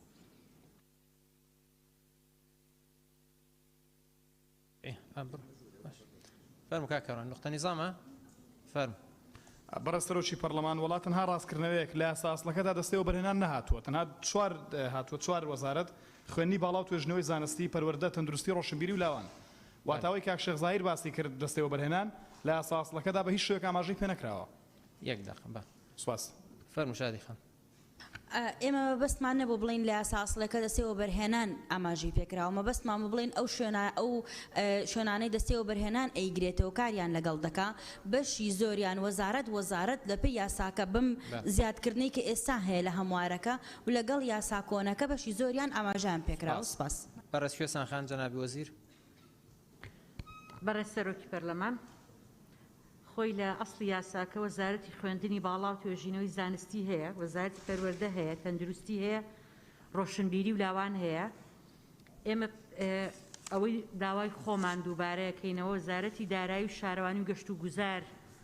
تەنها ئیزافە بکرێت لەبەرەوەی کە وەزارەتی ئاوادانکردنەوە پەیوەندیدار نییە بە ئەو بابەتەوە و دەستەی مافی مرۆڤیش ئەبێت چاودێر بێ بەسەر وەزارەتی ئێمە و کارەکانمانەوە نەک ئەندام بێ لە لیژنەکانە بۆیە ئێمە هەر داواکەین وەزارەتی دارایی کە زۆر گرنگەتیە بێ وەزارەتی شارەوانی و گەشت و گوزار کە دوجار هەموو مۆڵەت و هەموو نەخشەکان پەسەند دەکا ضرورەتیە بێ لەسەر مەسەلەی لەسەر خاڵی سێەم نوێنەری یەکێ لە کۆمەڵی کەمەندامان و خاوەن پێداویستی تایبەت و کورتەواڵاکان بەشدارە بن کە خۆیان دەزیشانیەکەن هەر ئەوەنە 2 ساڵ بێ و 2 ساڵی بۆ زیابکرێتەوە پۆستێکیەوە گرنگ نییە ڕەنگە هەر بمێنێتەوە تەجروبە زیاتر وەرەگرێ زیاتر ئاگاداری کاروباری ئەنجومەنەکەیە بێ بۆیە گۆڕینی دوای 2 ساڵ و ئەوانە بەکارێکی شیا و نازاین هەر لەگەڵ دەقەکەی خۆمانین و سوپاس. زۆر سوپاس. مادەی 5 بەڕێزان فەرمون. مادەی 4 ببورن. 4 بەڕێز فەرموو گوڵستان خان. کامتانەی خوێنە.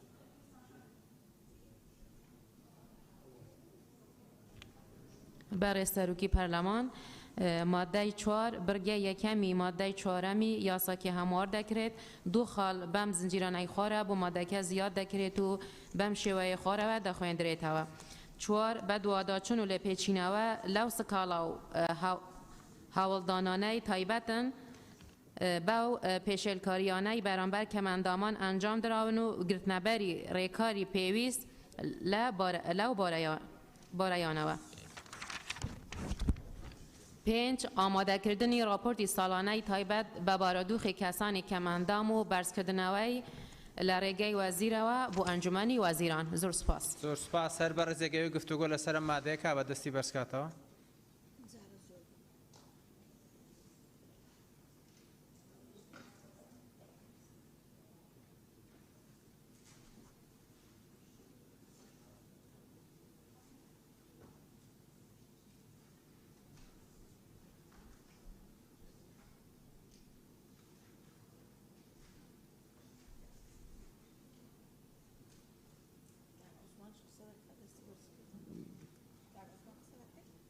دیار نیە نانجا. بێن.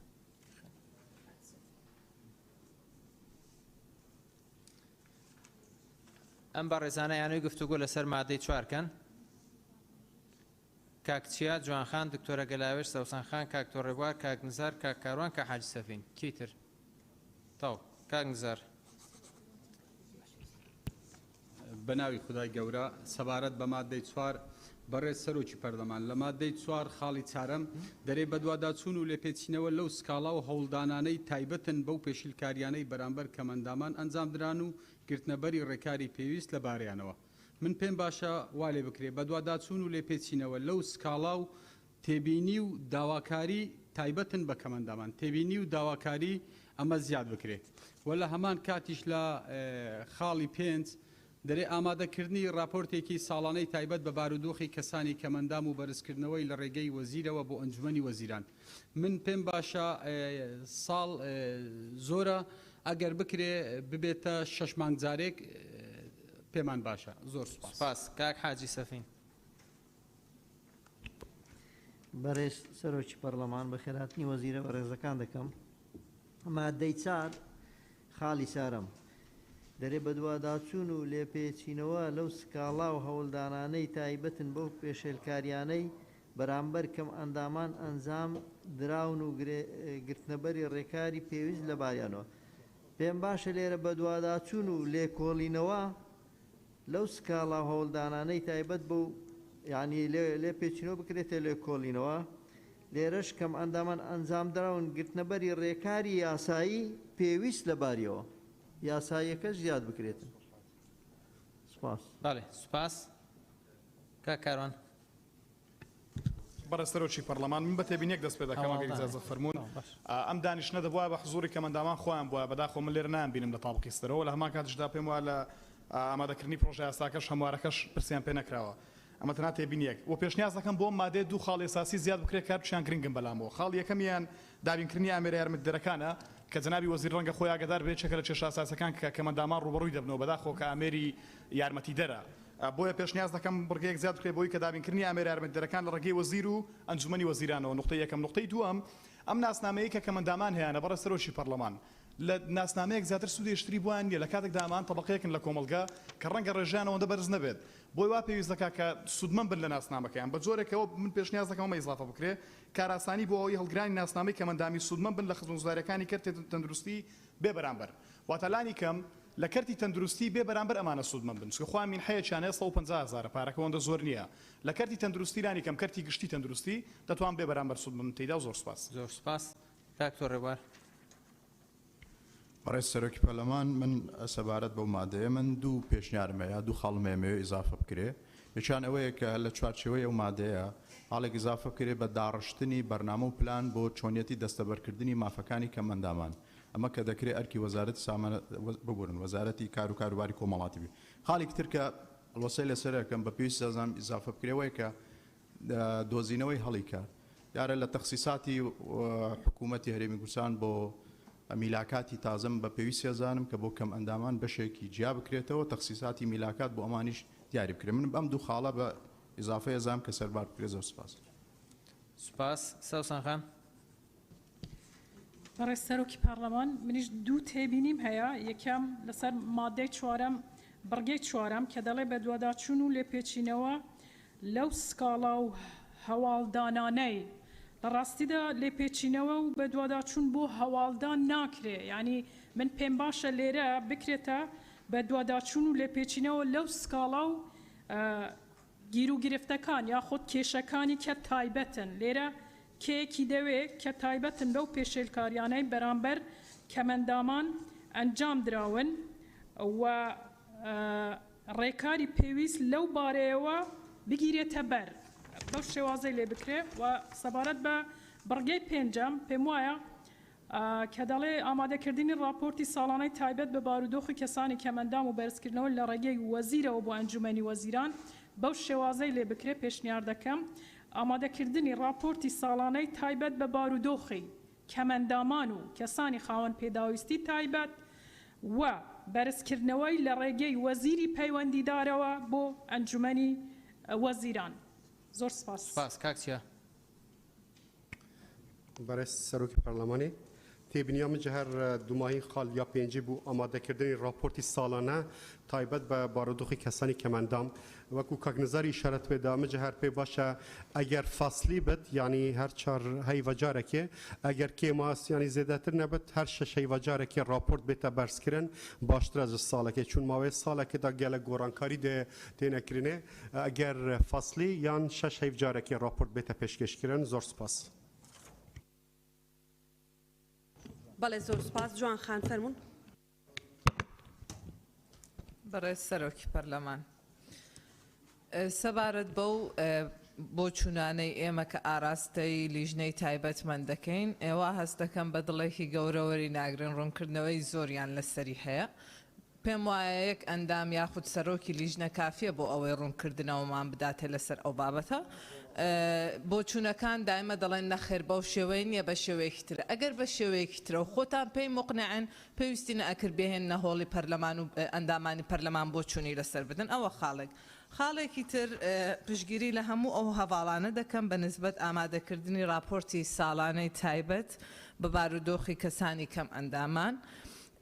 پێشنیار دەکەم یاخود ببێتە وەرزانە یاخود ببێتە 6 مانگ جارێک. لێرە ڕوونکردنەوەم لە جەنابی وەزیر دەوێت بزانم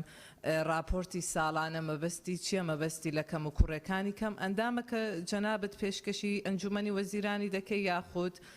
بابەتێکی ترە ئەگەر کێشە و گرفتەکانیانە ساڵێک زۆر زۆرە ئەبێت ڕێژەکەی کەم بکرێتەوە. سوپاس. بەڵێ زۆر سپاس. بەڕێزانە لیژنەکان. بەڵێ کاک ڕۆمیۆ. دکتۆرە گەلاوێژ. بەڵێ بەڵێ بەڵێ دکتۆرە دوای دکتۆرە گەلاوێژ. بەڕێز سەرۆکی پەرلەمان مادەی چارەم بەڕاستی ئەوەی ئەگەر یاسا ئەسلەکەی لەبەردەست نەبێ نازانی ئەنجومەن ئەو کارانە دەکا بۆیە لێرە مەفروض بیانی ئیشارەتێکی پێ بدەن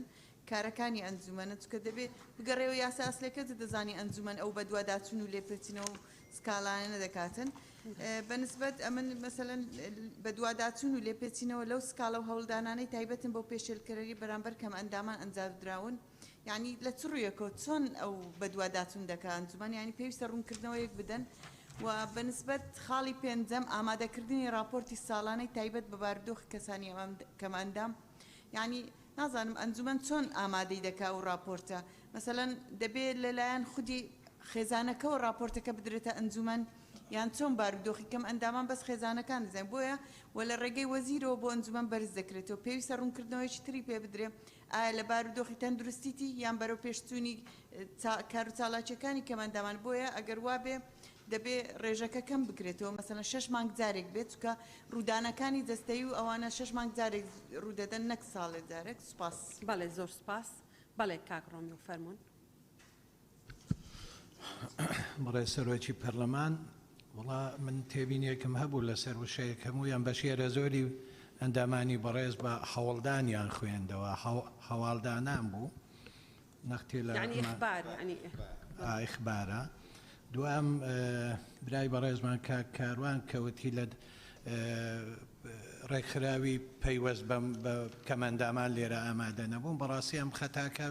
بە زۆری کێشەکە لەوە بوو کە جەلسەکە لە دوێنێ یەکەم بەشی دانیشتنەکە پێرانە گەیشت بۆ ئەوەی ئێمە نەهاتینە سەر ئەم هەمواری یاسایە ئەجینە چەند ڕێکخراوێک ئامادە بوون ئێمە خۆمان مەکو لێژنە داواما کردبوو بۆ ئەوەی ئامادە بن. دووەم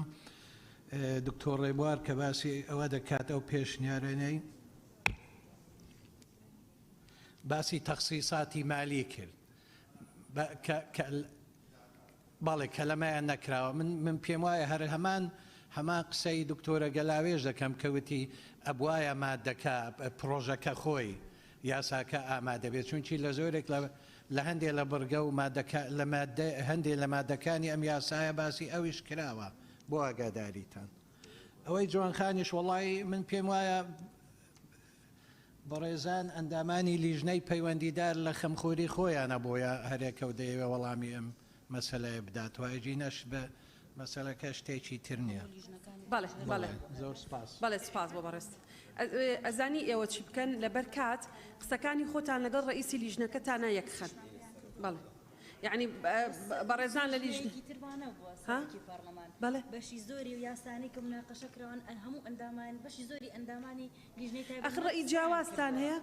ڕێی جیاواز دیاڵە فەرموو دیاڵە فەرموو. بەڕێز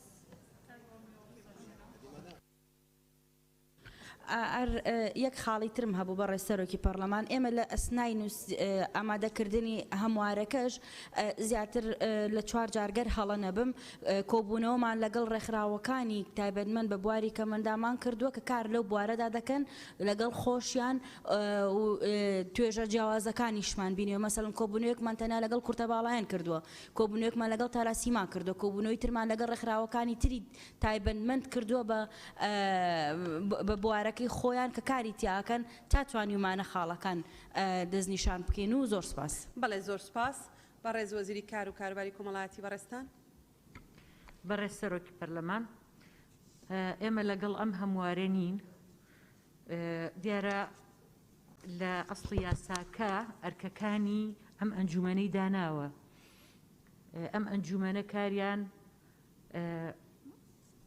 دەستنیشانکردنی استراتیژ و بەرنامەی کەم ئەندامانە مەسلەی ئەو خاڵەی کە باسی ئەوە کات کە بە دوای لێپێچینەوە و لە سکاڵا ئەوانە بەڕاستیەوە ئیشی ئەو ئەنجومەنە نییە ئەوە زیاتر ئیشی دادگایە ئیشی ئەو ئەنجومەنە نییە خاڵی دوای ئەوە کە باسی ئەوە کە راپۆرتی ساڵانە بنووسێت ئەم ئەنجومەنە هەموو کۆبوونەوەی کە ماڵانەیە ڕاستپاردەیان هەیە بڕیاریان هەیە ئێمە ڕاستپاردەکانیان هەموو کۆبوونەوەیەک ئاراستەی ئەنجومەنی وەزیرانەکەین ماڵانە جگە لەوەی کە ئێمە هەفتانە داواکاری و ئەو بابەتانەی کە پەیوەندیدارن بە کەمەندامان و ئاراستەی ئەنجومەنی وەزیران یەکەین بۆیە ئێمە لەگەڵ ئەوە نین ئەو هەموارە و لەگەڵ نەخاڵی 5 و نەخاڵی 4 ئەو ئیزافەیە نین و سوپاس. بەڵێ سوپاس بۆ بەڕێست مادەی 5.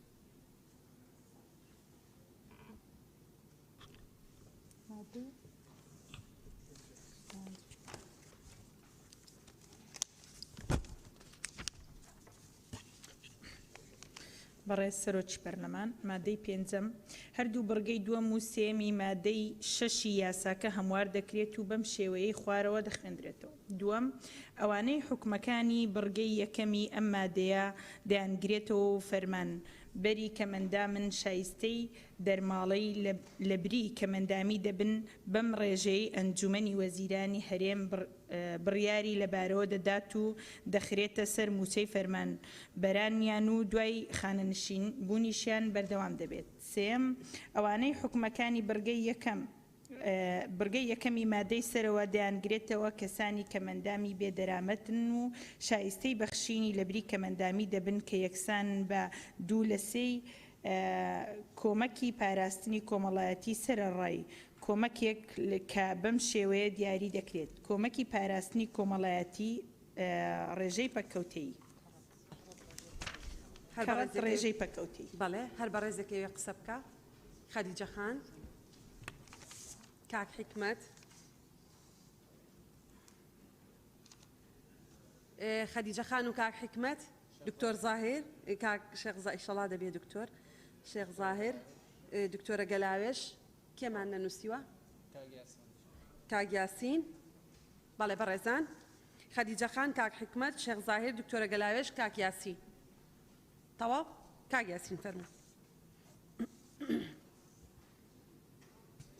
بەناوی خوددا مادەی 5 هەردوو بڕگەی دووەم و سێم و مادەی شەشەم و یاسای هەمواری دەگرێتەوە ئەوە ڕوون نییە بەڕێ سەرۆکی پەرلەمان یعنی دەمانەوێت بۆمان ڕوونترکەنەوە کە دەڵێت دووەم ئەوانەی حکومەکانی بڕگەی یەکەم و ئەو مادانە دەیانگرێتەوە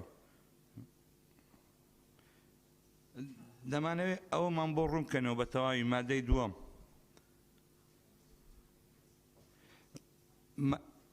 مادەی دووەم ڕوون نییە کە چێ دەگرێتەوە یعنی مادەی پێنجەم بەرگەی دووەم ڕوون نییە چێ دەگرێتەوە بۆ نمونە کەسێک کەم ئەندامە بەڵام باوکی خانە نشینە ئەو کوڕە هیچ کەی نییە 100,000 هەیە بەڵام باوکی 200,000 هەیە کاتێک کە باوکی دەمرێ ئەو کوڕە لەبەرەوەی مەعاشخۆرە ئەو 200,000 باوکی دەبڕێ ئەخر نابێ بۆ ببڕێ لەوەی خۆ کابرا معاشی کەم ئەندامی هەیە معاشی مۆزەف نییە هیچ داهاتەشکە نییە اینجا ڕوون نییە ئەلەوەی ئەگەڵ ڕوون زیاتر بۆمان ڕوونکەنەوە بزانین چۆنە لە ژنە یاسایی سوپاس بەڵێ زۆر سپاس ئاخرەوە لە ناو ئەسلی قانونەکە هێلانێ پێت نەبێت دکتۆر بیخێنەرەوە کاکبژار بەڵێ بەڵێ نە ئەسلی قانونەکەشت لایە بڕگەی یەکەمی بۆ بخێنەرەوە بەڕێ سەرۆکی پەرلەمان ئەسلی یاساکە مادەی شەشەم بڕگەی یەکەم دەڵێت ڕێژەی پەکەوتن لەلایەن لژنەیەکی پزیشکی پسپۆرەوە دیاری دەکرێت بە گوێرەی پێوەرێکی تایبەت دەبێت کە وەزارەت دەری دەکات بەڵێ سپاس یعنی هەموو کەمەندامێک دەگرێتەوە کە ئیقرار کراوە بە لیژنە خەدیجە خان بەڕێ سەرۆکی پەرلەمان تێبینیەکیم هەیە لەسەر برگەی دووەم دەڵێت ئەوانەی حکومەکانی برگەی یەکەمی ئەم مادەیە دەیانگریتەوە فەرمانبەری کەمەندامن شایستەی دەرمالای لە بڕی کەمەندامی دەبن بەو ڕێژەیە ئەوە بکرێتە بە ڕێژەیەک لە موچەی بنەڕەتیان کە ئەنجومەنی وەزیرانی هەرێم بڕیاری لە بۆرەوە دەدات چونکە هەر دەرمالایە کە دیاری ئەکرێتن دەرمالای ئەگەر پایایە ئەگەر دەرمالای خێزانە هەر دەرمالەیەکە لەسەر ئەساسی موچەی بنەڕەتی دیاری دەکرێت ئەو دەرمالە بووە من پێم وایە کە دەبی لێرەش عینان لەسەر بنەمای موچەی بنەڕەتی بیتن ئەمن لە لیژنەش ئەو قسەم کردەوە باسی ئەو بابەتەمان کرد سەبارەت بە پێشنیازیش دەکەم کە برگەیەکی تر زیاد بکرێت بۆ ئەم مادەیە بە ڕێزبەندی چوارەم بەم شێوەیە لیژنەی چوارەم لیژنەی پزیشکی بسپور ئاماژە پێکراو لە برگەی یەکەمی ئەم مادەیە بەردەوام دەبیت لەسەر کارەکانی تاوەکو دامەزراندنی ناوەندێکی پێشکەوتوو بوو دەستنیشانکردنی پێوەرەکانی کەمەندامی بەپێی ئەم یاسایە چونکە ئەگەر تەماشای ئەم هەموارە بکەین لە مادەی نۆیدا لە خاڵی سێ باسی ئەوە دەکات کە ئەو ناوەندە دروست ئەبیتن لە راپۆرتی چاکسازیش راپۆرتی دوام دیسان باسی ئەو ناوەندە ئەکەتن لە ڕێنمایی کە تایبەتە بوو جێبەجێکردنی یاسای چاکسازیش دووبارە ئاماژە بەو ناوەندە کراوە ئاماژە بەبەش کراوە کە لیژنەی پزیشکی تا ئەو کاتە بەردەوام ئەبیتن کە ئەو ناوەندە دروست بکرێت یعنی ئەگەر ئێستا لە ئەسلی یاسایەکە ئەو برگایە بمینتەوە برگای یەکەم وەکو التباسێک دروست ئەبی لە یاسایەکە ئایا ئەو بڵێن ڕێژەی پەککەوتوی لیژنەی پزیشکی ئەکات یان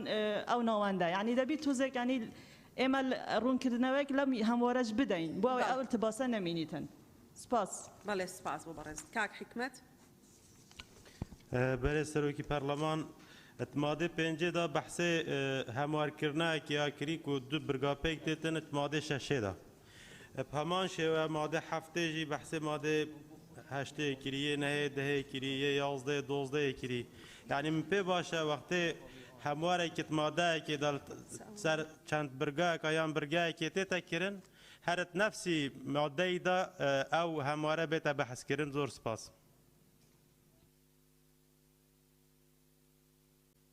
بەڵێ سپاس کاک شێخ زاهر سەرۆک پەرلەمان مادەی پێنج دوو برگەیە برگەی یەکەمیان ئەوانەی حکومەکانی برگەی یەکەمی ئەم مادەیە دەیانگرێتەوە فەرمانبەری کەمەندامن شایستەی دەرماڵە لە بری کەمەندامی دەبن بەو ڕێژەیە کە ئەنجومەنی وەزیران هەرێم بڕیاری لەسەردات لێرە ئەنجومەنی وەزیران بڕیاری لەدا لە برگەی سێەم ئەوانەی حکومەکانی برگەی یەکەمی ئەم مادەیە واتە هەم فەرمانبەرن سەرەوە دەیانگرێتەوە کەمەندامانی بێدەرامەتن شایستەی بەخشینی کەمەندامی دەبن کە یەکسانە بە دوو لە سەرسەی کۆمەکی پاراستنی کۆمەڵایەتی سەرڕای کۆمەڵێک کە بەم شێوەیە دیاری دەکرێت بۆیە پرسیار دەکەم ئایا هەمان ئەو هاوکاریە کە لە برگەی یەکەم و دۆم دیاری کرێیان جیاوازیان هەیە ئەوەی ئەنجومەنی وەزیران دیاری کردەویان ئەوەی دوو لە سەرسەیەکە زۆر سپاس بەڵێ سپاس جیاوازیان هەیە بێگومان لە بینی فەرمانبەر و ئەوەی تر ئەو نەستەش بۆیە وادانراوە ئەزانین تۆزێ لەگەڵ شائع و لەگەڵ ئەوەی هەیە مخالیفە ئێمە ئەڵین ناوی دەرماڵە بێ بەڵام لە یاسای چاکسازی هاتووە بەو شێوەیە هەنی ئێمە ناچار بووین و لیژنەی یاسایی زۆر مناقەشەمان لەسەر ئەوە کرد بە ناچاری ئەو دەستە واژەیە بەو شێوەیە دانراوە چکە لە یاسای چاکسازی بەو شێوەیە هاتووە بەڵێ ڕۆژان خان بەڵێ سەرۆکە پەرلەمانی أخذ من جلوی خدیجه خانه هاتن کرنه هر هند بی بحث یاسای چاکسازی پیسل ویره بید کنه راستی چکی بشیسیه ماده هشته برگا دوی بحثی کریه گل دامزراندن و کار کردن نوان دا دست نشان کردنی کمندامی او لجنه تایبتمندم دیار کردنی رجای پکوتایی هل دواشنوه پیسل ویره دوی یاسای دا آماجه پیبکن و زور سپاس بله زور سپاس دکتۆرە گەلاوێش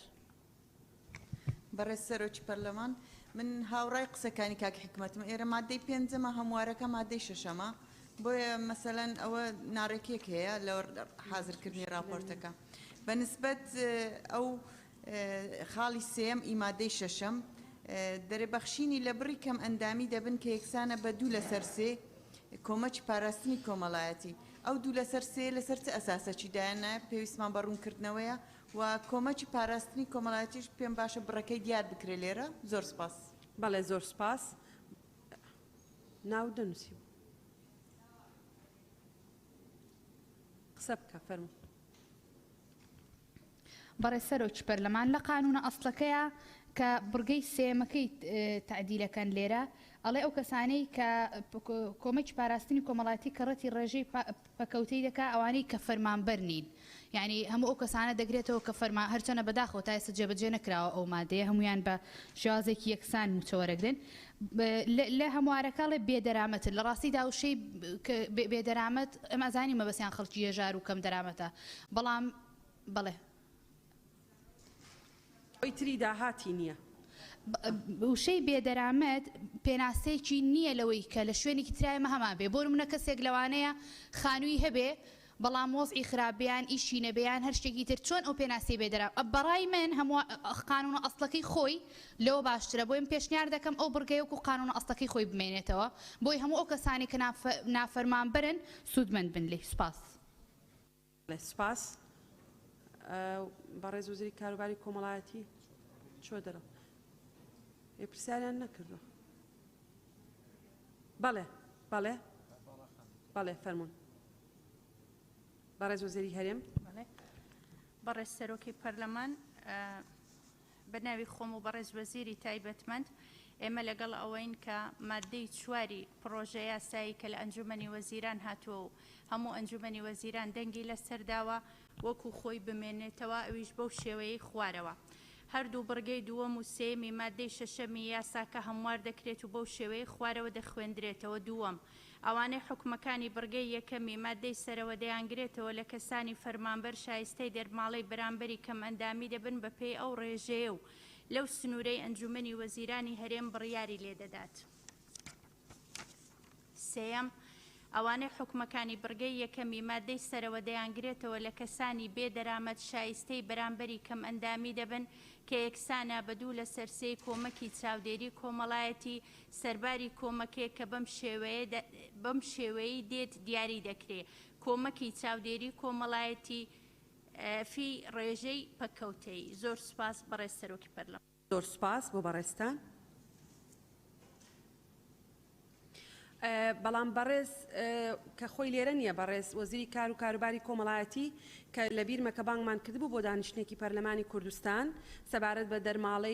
دەرماڵەی کەمەندامی کە دەخرێتە سەر موچەی فەرمانبەران وتی ئیشکالی گەورە لە ئێستاە ئەوەیە کە فەرمانبەرێکی کەمەندام کە خانەنشینە بێ ئێمە ناتوانین ئەو لە بری کەم ئەندامی بۆ ببەستین لەگەڵ خانەنشینەکەی لەبەرەوەی بەڕێوەبەراتی گشتی خانەنشینی پێمانەڵێن ئەو دەرماڵەیە ئەگەر بە یاسا نەهات بێت دەبڕێ بۆیە ئەگەر هەڵە نەبم لیژنەی مختص بۆ معالەجەکردنی ئەو حاڵەتە دایاننا چکە کەسێک کە فەرمانبەرە کەمەندامە کاتێک کە خانەنشینە بێ خۆ کەمەندامەکەی تەواو نابێ هەر لەگەڵی دەڕوە یعنی بەڕێزیان لە کۆبوونەوەی پەرلەمان ئەم قسەی کردو بۆیە وانە ئەگەر هەڵە نەبم بەڕێزان لە لیژنی کار و کارباری کۆمەڵایەتی ئەگەر قسەیەکتانەیە لەو بارەوە بەڵێ فەرموون بەڵێ فەرموون ئەگەر قسەیەکتانەیە بەڵێ بەڕێز سەرۆکی پەرلەمان هەروەکو ئەوەی جەنابەت گوتت ئەمە ئیتیفاقی هەردوو لابوو هەم لیژنەی ئێمە وەکو لیژنەی کاروباری کۆمەڵایەتی و هەم نوێنەرانی وەزارەتیش ئێمە لەسەرەوە ڕێککەوتین زۆر سپاس بەڵێ زۆر سپاس مادەی دوای ئەوە مادەی بەڕێز سەرۆکی پەرلەمان مادەی 6 بڕگەیەک بە زنجیرەی چوارەم بۆ مادەی نوێی ئەم یاسایە زیاد دەکرێت و بەم شێوەیە خوارەوە دەخوێندرێتەوە. چوارەم دانانی پرۆگرامی تایبەت دەربارەی کەمەندام و کورتەباڵایان لە پرۆگرامەکانی پەروەردەیی. باڵێ هەر بەڕێزەکەی قسەی لەسەر بکە لەسەر مادەی 6 بەڕێزان مادەی دوای ئەوە. بەڕێز سەرۆکی پەرلەمان مادەی 7 یەکەم بڕگەی چوارەمی مادەی دەی یاساکە هەموار دەکرێت و بەم شێوەی خوارەوە دەخوێنرێتەوە. چوارەم خاوەن پرۆژەی تایبەتی بچووک مامناوەند و گەورە پابند دەبن بە بەکارخستنی ڕێژەیەک لە کەم ئەندام و کورتەباڵایان لە پرۆژەکانیان لە ڕێگەی خولی شیاندن و ڕاهێنانی گونجاو بەمرجێک کارەکە لەگەڵ توانا و لێزانیان گونجاو بێت. بە ڕەچاوکردنی حکومەکانی مادەی شەشەمی ئەم یاسایە بەم شێوەی خوارەوە. خاوەن پرۆژە گەورەکان پابند دەبن بە بەکارخستنی ڕێژەیەک کەمەندام و کورتەباڵایان لە پرۆژەکانیان لەسەر بنەمای داواکاری بە جۆرێک لە ڕێژەی لە سەدا 5% کەمتر نەبێت بۆ هەر کە بەکارخستنێکی زیاتر لە ڕێژەی دیاریکراوە حکوومەت تا ماوەی 3 ساڵ نیوەی مانگانەکەیان دەگرێتە ئەستۆ و ئەو هەندانە دەکرێت بە ڕێگەی لێخۆشبوون لە باج بێت. دووهەم خاوەن پرۆژە مامناوەند و بچووکەکان پابند دەبن بە بەکارخستنی ڕێژەیەک لە کەسانی کە مندام لە پرۆژەکانیان لەسەر بنەمای داواکاری بە جۆرێک لە ڕێژەی 5% کەمتر نەبێت و حکوومەتیش تا ماوەی 3 ساڵ نیوەی مانگانەکان دەگرێتە ئەستۆ و ئەو هەندانە دەکرێت بە ڕێگەی لێخۆشبوون بێت لە باج. دووهەم بڕگەیەک بە زنجیرەی پێنجەم بۆ مادەی دەی یاساکە زیاد دەکرێت و بەم شێوەی خوارەوە دەخوێنرێتەوە. پێنجەم بێبەشکردن یان دوورخستنەوەی هەر کەسێک لە کارکردن یان ڕاهێنان بەهۆی ئەوەی کە کەسێکی کەم ئەندامە لەلایەن خاوەن پرۆژەکان ڕێگەپێدراو نییە. سوپاس. بەڵێ هەر بەڕێزەکەی قسە لەسەر ئەو مادەیە بکە. بەڵێ خەدیجە خان سەوسن خان بەڵێ بەڵێ خەدیجە ها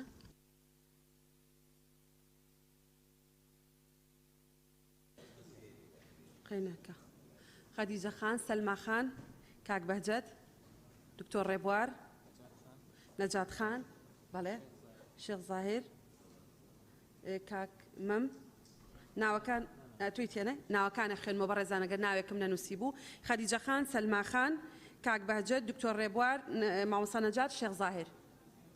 سەوسن خان وەڵا سەوسن خان بیدایەت بوو سەوسن خان کێم نەنووسیوە بەڵێ سەوسن خان فەرموو. بەڕێز سەرۆکی پەرلەمان سەوارەت بە مادەی 7 لە خاڵی یەکەم ئاماژە بەوە درراوە کە خاوەن پرۆژە گەورەکان پابند دەبن بە بەکارخستنی ڕێژەیەک لە کەمەندام و کورتەباڵایان لە پرۆژەکانیان. بەڕای من ئەو بەکارخستنە زیاتر تسەور بکەم بۆ ئامێر بەکاردێ لەبەرەوە ئەگەر ئەمە بکرێتە خاوەن پرۆژە گەورەکان پابند دەبن بە دامەزراندن یان پێدانی کار بە کەمەندامان و کورتەباڵاکان نەک کورتەباڵایان لە پرۆژەکانیان لەسەر بنەمای داواکاری بە جۆرێک لە ڕێژەی 105 کەمتر نەبێت و هەر بەکارخستنێکیش دیسا لێرەش بکرێتە دامەزراندن یان کارپێدان. سەبارەت بە خاڵی دووەم دیسا لێرە هەر هەمان تکرار بوویتەوە خاوەن پرۆژە مامناوەند و بچووکەکان پابند دەبن بە بەکارخستن دیسان بکرێتە دامەزراندن یان پێدانی کاروە لە بەرگەی کۆتایی لە خاڵی دووەم کە دەڵێت حکوومەتیش تا ماوەی 3 ساڵ نیوەی مانگانەکەیان دەگرێتە ئەستۆوە ئەو هاندانە دەکرێت بە ڕێگەی لێخۆشبوون لە باش بێت بکرێتە بە ڕێگەی لێخۆشبوون بێت لە باشدان. و خاڵی دووەم کە دەڵێ بڕگەیەک بە زنجیرەی پێنجەم بۆ مادەی دە یاساکە زیاد بکرێت ئەوڵە بڕگەی پێنجەم دەڵێ بێبەشکردن یان دوورخستنەوەی هەر کەسێک لە کارکردن یان ڕاهێنان بەهۆی ئەوەی کە کەسێکی کەمەندامە لەلایەن خاوەن پرۆژەکان ڕێگەپێدراو نییە بکرێتە بێبەشکردن یان دوورخستنەوەی هەر کەسێک لا ببرێ بکرێتە بێبەشکردن یان دوورخستنەوەی کەمەندامان لەسەر کار یان ڕاهێنان بەهۆی ئەوەی کە کەسێکی کەمەندامە لەلایەن خاوەن پرۆژەکان ڕێگەپێدراو نییە. زۆر سپاس. بەڵێ زۆر سپاس. سەلما خان. بەڕێز سەرۆکی پەرلەمان من جارێکی تر جەخت لەسەرەوە دەکەمەوە کە لە پاڵ و شەی کەم ئەندامی لە بڕگەی چوارەم هەروەها لە خاڵی یەک و دووەمیشە خاوەن پێداویستی تایبەت و کورتەباڵایانی ئیزافە بکرێت لە تەنیشتیەوە لە خاڵی دووەم بۆ خاوەن پرۆژە مامناوەند و بچووکەکان هەروەها بۆ خاوەن پرۆژە گەورەکانیش کە دەڵێ حکوومەت تا ماوەی 3 ساڵ و نیو مانگانەکە تا 3 ساڵ نیوەی مانگانەکەیان دەدا ئەمە بارگرایی دارایی لەسەر حکوومەت دروستەکە ئایا ئەم قانونەمان دەرکردو ڕای حکوومەت لەسەر ئەم بارەیە چییە ئەوان ئەتوانن ئەگەر پرۆژەیەک لە پرۆژە گەورەکان یان بچووک و مامناوەندەکان ئەو کەسانی کە خاوەن پێداویستی تایبەت و کەمەندام و کورتەباڵان دەکاتە سەرکار و حکوومەت ئامادەیە تا 3 ساڵ نیوەی مانگانەکەیان لە ئەستۆ بگرێ هیوادارم لە ڕێگەی جەنابتانەوە و ئەو پرسیارم لە وەزیرە بەڕێزەکانەیە کە لێرە ئامادەن ئەگەر حکوومەت توانای هەیە ئەوە سوپاسیەکەین و دەستی خۆش بێ و ئەرکی خۆیەتی و زۆر زۆریش خاڵێکی گرنگە ئەگەر نا ئێمە دوجار لە بەردەم ئەم خاڵە دەکەوینە پەسەندکردنی قانونێک کە حکوومەت خۆی ڕای لەسەر نییە و ئەمەش ئەکەرێتەوە سەرۆی بزانین ڕای حکوومەت وەرگراوە یا خودنا و سوپاس بەڵێ بەڕێستان ئەگەر لە حەزەی مەشروعەکەی حکوومەت بکەن جارێ ئەسڵی قانونەکە خۆی تایە هاتووە بە واضحی کە ئەم حەقە هەیە بۆ کەسانی خاوەن پێداویستی تایبەت کە حکوومەت تەحملی ئەو نیوەی موچەیە دەکا کە تعدیلەکەشیان ناردۆ تعدیلی ئەو بابەتەی تیانێواتە ئەیانەوێ ئەو بابەتە بەردەوامی هەبێ و دواتریش گوێ لە خۆیان نەگرین بێگومان کاک بەهجەت زۆر سپاس بەڕێز سەرۆکە پەرلەمانی سەبارەت مادەی هەفتێ چوارە خاوەن پرۆژەی تایبەتی بچووک مامناوەند گەورە پابندم بە کارخستنی ڕێژەیەک لە کەمەندەم مەبەستیان وێرە پرسیارەمە ئەو خاوەن پرۆژە تایبەت کینە ینی کەرتێ تایبەتە یان پرۆژه چونکە کەسێکیشی هەیدی بخۆ پرۆژەیەکی کەتن نەشەرتەی لە کەرتێ تایبەت بیتن شخصیژی بیتن ئەنی حەقل وێرە دیار بکەنەوە مەبەستەوە کەرتێ تایبەت ئەگە کەرتێ تایبەت بی دەبێ بێژن کەرتێ تایبەت زۆر سپاس سپاس بۆ بەڕێزت دکتۆر ڕێبوار بەڕێز سەرۆکی پەرلەمان وەکو بیرۆکە من لەگەڵیم ڕاستیەکەی گرنگ بوو من پێشەوەش لە مداخلەیەکم باسم لەوە کرد کە تەخسیساتی میلاکات هەبێ بۆ کەمەندامان و بۆ کورتە باڵاکان کە لێرەیە باز لە تەخسیساتی یا دامەزراندن یان بەکارخستن لە کەرتی تایبەتەکە بەڵام پرسیار ئەوەیە چۆن دەکرێت لە پرۆژەی بچووک و مامناوەند و گەورە هەمووی 5% بێ اینجا ئەم 5% لەسەر چه ئەساسێک دیاریکراوە ئایا بە پێی ڕێژەی کەمەندامان کە بوونی هەیە لە هەرێمی کوردستان ئەگەر ڕێژەی کەمەندامان زێترە لەو ڕێژەیە کە دیاری کراوە بۆ بەکارخستن ئەبێ ڕێژەکە بەرز بکرێتەوە و اینجا ئەبێ جیاوازی بکرێ حەدی عالای بۆ پرۆژە گەورەکان با بڵێن 6% بێ ئەوی دیکە فەمادون بێتە خوارەوە کەمتر بێ زۆر سپاس بەڵێ سپاس بۆ بەڕێز کاک شێخ زاهر بەڕێز سەرۆکی پەرلەمان ئەم پێم وابی مادەی حەوت خاڵی 1 و 2 هەمان ناوەڕۆکیان هەیە یان هیچ جیاوازێکی ئەوتوان نیە تەنها لە خاڵی دووەم کورتەباڵە وشەی کورتەباڵەکانی تێدانە و هەمان پرسیاری سلمەخانیشم هەیەکە ئایا حکوومەت مادەم لێکەوتەی دارایی حکوومەت ڕازیە لەسەر ئەو تەبعاتە مالیە بۆ ئەگەر هەردوو خاڵەکەش هەر بمێنی پێشنیاز دەکەم بەم شێوەیە لێ بکرێت پێویستە خاوەن پرۆژە گەورەکان و مامناوەندەکان پابند بن بەگەرخستنی بە ڕێژەیەک لە کەسانی کەمەندام و کورتەباڵاکان لە پرۆژەکانیان بە پێی داواکاری بە جۆرێک لە ڕێژەی 5% کەمتر نەبێت بۆ هەر بەگەرخستنێکی زیاتر لە ڕێژەی دیاریکراو حکوومەت تا ماوەی 3 ساڵ نیوەی مانگانەکەیان لە ئەستۆ دەگرێت و ئەو هاندانە دەکرێت لە ڕێگای لێخۆشبوون بێت لە باچ زۆر سپاس سپاس بۆ بەڕێز مامۆستا نەجات بەڕێز سەرۆکە پەرلەمانی دەستپێکێ پشتگیریە دکتۆر ڕێبواری دکە دوێژی چوارەمێ مادە هەفتێ یەکەم و دووەم هەکوان بەحسی ڕێژێ دکەین تو بێ 5% کەمتر نەبیت بێرە نۆداتپەرۆی دێ تێدا هەبیتن ویجل بەر هەندێ هەکا بە 5% کەمتر نەبیت ببیتە 5% بێت چونگو دێ ئۆنجی ڕێژە پەکەوتی تەیە هەی ئۆنجی تبیا نا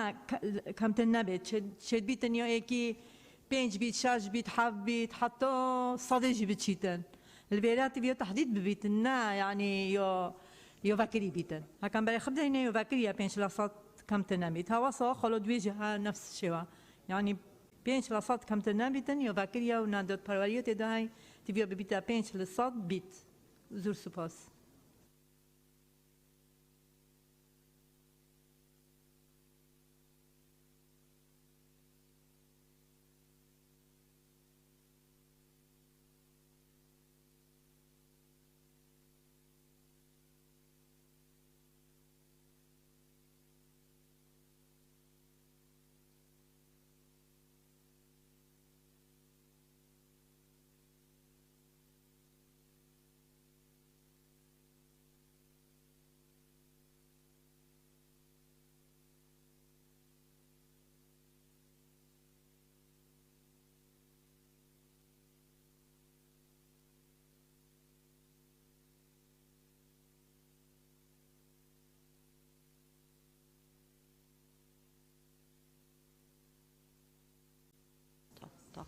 خەریجە خان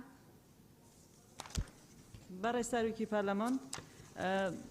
بەڕاستی منیش هەمان تێبینی ساوسان خانم هەیە کە لە بەکارهێنانی وشەی بەکارخستن بۆ ئامێر و وەسایلە لە کاتی خۆی لە لیژنەش لە کۆبوونەوەی لیژنەی یاسایش ئەو قسەیەم کردیە بەس گوایە ئەلەساس ئەو لە عەرەبیش تەشغیل هاتووە بەڵام لە عەرەبیش تەشغیل هەر بۆ ئالات و وەسایل بەکاردێتنە یعنی شتێکی گونجاو نییە بوو مرۆڤ بڵێن بەکارخستنی بویە لە جیاتی بەکارخستن بکرێتە پێدانی دەرفەتی کار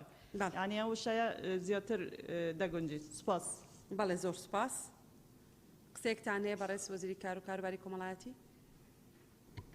بەڕێز سەرۆکی پەرلەمان ئێمە لەگەڵ بۆ ئەم مادەی لەگەڵ هەموارەکەی خۆمانیم ئەوەی کە ئەنجومێنی وەزیران ئاڕاستەی پەرلەمانی کردو. سپاس. بەڵێ آخر لە هەموارەکەی خۆتان دوو بڕگەتان زیاد کردو بە بڕگەکانی پێنجەم و شەشەم بەبێ ئەوەی چوارم لە ناوقان و ئەسڵیقان و نەکاڵ وەشێنەوە ئەوەش تەزارب دروستەکە کوێستان خان. بەڵێ بەڵێ ئێمە ئیزافەمان کردو ئەو دوو بڕگەیە تەزارب دروستەکە ئەگەر باش دراستەکرێ دەزانی تەزارب دروست دەکە. بەڵێ مادەی دوای ئەوە تێبینی تێفەرموو.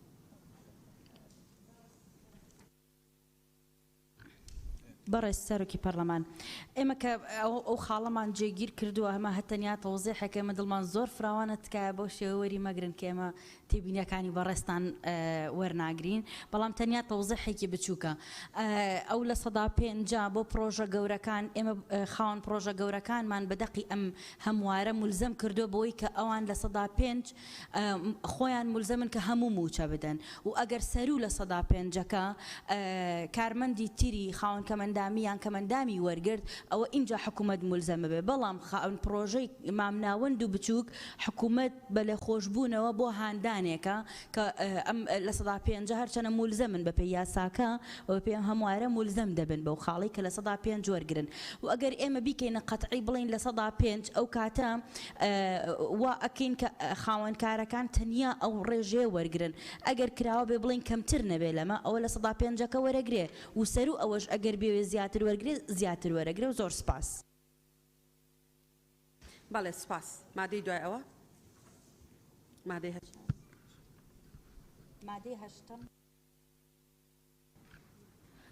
مادەی هەشتم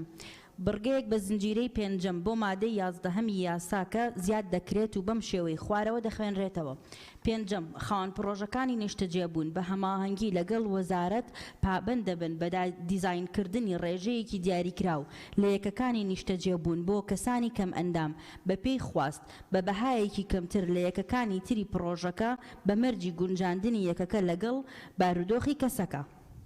بەڵێ فەرموون هەر بەڕێزێک قسەی هەیە. بەڵێ کاک بەختیار کاک کاروان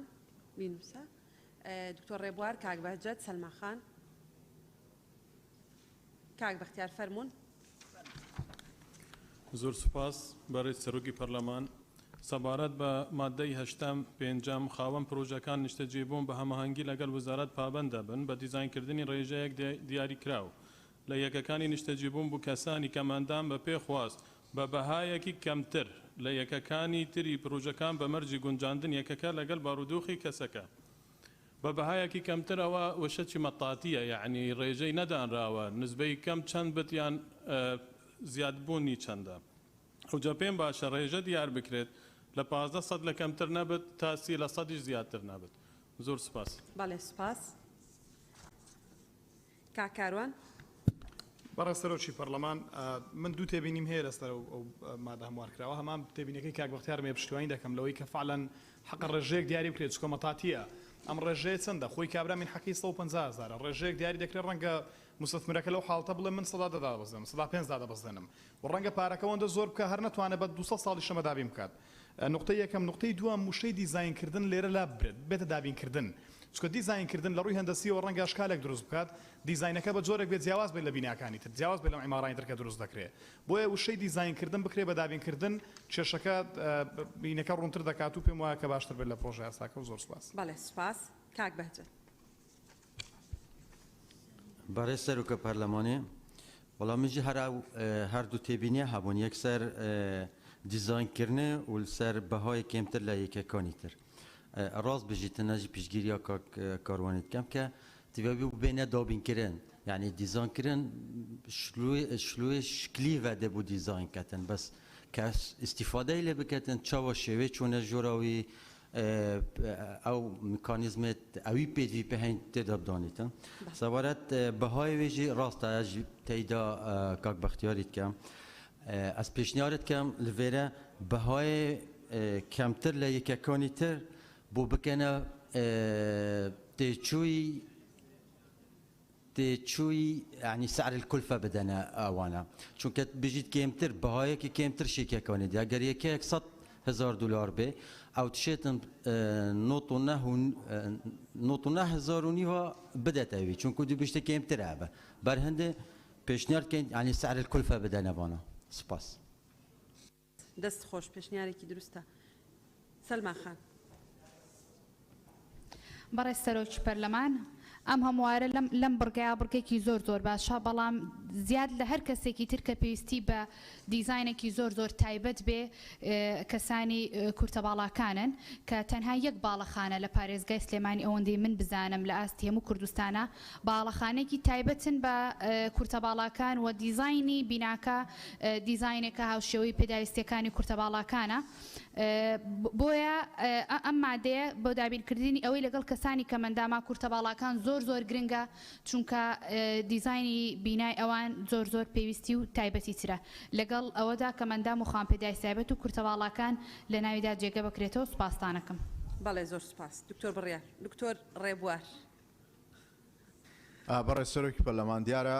بابەتی دیزاینکردن جارە من دوو تێبینیم هەیە لەسەر ئەم حاڵە بەڵام لەسەر مەسەلەی دیزاینکردنەکە دیزاین لێرە مەبەستی ئەوەیە کە تۆ یەکەیەکی نیشتەجێبوون دابین بکەی بە مواسفات یان بە دیزاینی خاوەن پێداویستی تایبەت لێرە مەبەستەکەی ئەوەیە بەڵام ئەوەی کە تێبینیەکانی من چییە من لەگەڵ وشەی دیزاینم لێرە بمێنێتەوە بەڵام من لێرە دوو تێبینم هەیە دەڵێ دیزاینکردنی ڕێژەیەکی دیاریکرا و ڕێژەکەی دیاری نەکردووە من پێشنیارەکەم کە بکرێ 5% چۆن لە پرۆژەکانی بچووک و مامناونەوە 5% بۆ بەکارخستنی کەم ئەندامان بۆ ئاوە بکرێ 5%. ئەوەی دیکەش وەک کاک بەختیار واسی کرد بەهایەکەی دیاری نییە ئەگەر لێرە ئێمە بەهایەکەی دیاریکەین باشترە بێ زۆر سپاس قسەتان هەیە لیژنە تایبەتەکە بەڵێ تایبەتمەندەکە بەڵێ فەرموشادی خان بەڕێز سەرۆکی پەرلەمان مەسەلەی دیزاینکردن و دابینکردنی ڕێژەیەکی دیاریکراو لە یەکە نیشتە جێبوونیەکان لەو پرۆژانەی کە لەمە بەدووە بنیادەنرێت لە هەرێمی کوردستانە بۆ کەمەندامان ئێمە کە دەڵێن کەمەندامان بەپێی ئەم هەموارە بێت وەگەر گۆڕانکاری بەسەردانێ دەدەنگدانی بەڕێستانە دەرەکەوێت ئەوە هەموو کەمەندامانەگرێتەوە بە کورتە باڵاکانیشەوە ئەگەر ئێمە کە دیزاینەکەمان نووسیەوە ئەمە لە معاهداتی نێودەوڵەتی هاتووە و ئەبێت دیزاینی ناوەوەی ئەو شوێنانە و تەنانەت شێوازی بیناکەش هەندێک جار ئەگەر بینایە کەسێکی کورتە باڵایە کەسێکی کەمەندامی تێدا بێت ئەبێ لەسەر ئەو مواسەفاتانەی کە معاهدات دیاری کردو بۆ کەمەندامان بۆ ئەو فئەی کەمەندامان دروست بکرێ بیناکە و تەرخان بکرێ و لە ئێستاش تا وەزارەتی تایبەتمەند لێک تێگەیشتنێکیان هەیە لەگەڵ وەزارەتی ئاوادانکردنەوە و هەموو ئەو یەکە نیشتە جێبوونانەی کە بنیادەنرێن ڕێژەیەکیان هەیە کە وەزارەت خۆی کاری لەسەرکات و دواتر خۆیان قسەی لەسەر بکەن ڕێژەکەی کە دیاریمان نەکرد ئێمە بەڕاستی لەبەر ئەوە دیاریمان نەکرد هەر کەمەندامێک ڕەنگە لەم پرۆژەیە زۆر کەمەندام داوای یەکەی نیشتە جێبوون بکەن بەڵام لە پرۆژەیەکی کە کەم داوا بکەن لەبەرەوە بۆیە ئێمە ڕێژەکەمان دیار نەکرد و زۆر سپاس بەڵێ سپاس بەڕێز وەزیری کار و کاروباری کۆمەڵایەتی بەڕێستا فەرمونون. بەڕێز سەرۆکی پەرلەمان ئێمە لەگەڵ دەقەکەی خۆمانین هۆکارەکەشی ئەوەی ئێمە بەبێ بەرامبەر ئەدرێ بە کەم ئەندام بەو مەرجانەی کە ئەبێت لەگەڵ ژیان و گوزەرانی کەم ئەندام بگونجێت کە ئەوە دواتر ئەندازیار و ئەوانە لەگەڵ خاوەن پرۆژەکە و لەگەڵ ئەندازیاری ئێمە دیزاینیەکەن. ئێمە لەگەڵ ئەمەین و ئێستا وەک شادیخانیش ئاماژەی بۆ کرد ئیشی لەسەرەکەین. هەر ئێستا دوو پرۆژە لە سلەیمانی و هەولێر دروست سەکرەکەی نیشتە جێبوون لە سا حەوتیان ناوە بە وەزارەتی کار بەبێ بەرامبەر بیبەخشێتە کەمەندامی شایستە. بۆیە ئێمە لەگەڵ دەقەکەی خۆمانین و سوپاس. بەڕێز وەزیری کار و کاروباری کۆمەڵایەتی بەڵام لە پرۆژەکەی کە پێشکەشتان کردووە ناڵێن بەبێ بەرامبەر کەلیمەی بێ بەرامبەری تیان نییە. با بۆت بخوێنمەوە بێ زەحمەت ئەڵەیە ئەو لایەنانەی پرۆژەکانی نیشتە جێبوون جێبەجێ دەکەن پابەند دەبن بە هەماهەنگی لەگەڵ وەزارەت بە تەرخانکردنی ڕێژەیەکی دیاریکرا و تەرخانکردنی ئەنی پێدان لە یەکەکانی نیشتە جێبوون بۆ خاوەن کەمەنداوی کورتەباڵا بەو مەرجەی گونجاو بێت بۆ بارودۆخی گوزەران و جەستەیان تەرخانکردنی واتە بەبێ بەرامبەر. بەڵێ ئێمە وشێ بێ بەرامبەری بۆ زیادەکەی نەگەر وابێ بۆی زۆر سەریح بێ. بەڵێ واضح ئێسێەوە تێگەیشتن حکوومەت مەبەستی ئەوەیە بەبێ بەرامبەر بێ. بەڵێ نانە پرۆژەکەی حکوومەت باسی بەهایتیان نیە ئەوەی حکوومەت بەس وشەی بێ بەرامبەری بۆ زیادکەی ئەوە نیەتی حکوومەتە بۆ ئێمە باسی بەها بکەین نەگەر حکوومەت خۆی لەوە باشتری دەوێت ینی لەو نەسە. بەڵێ بەڵێ کاکارم.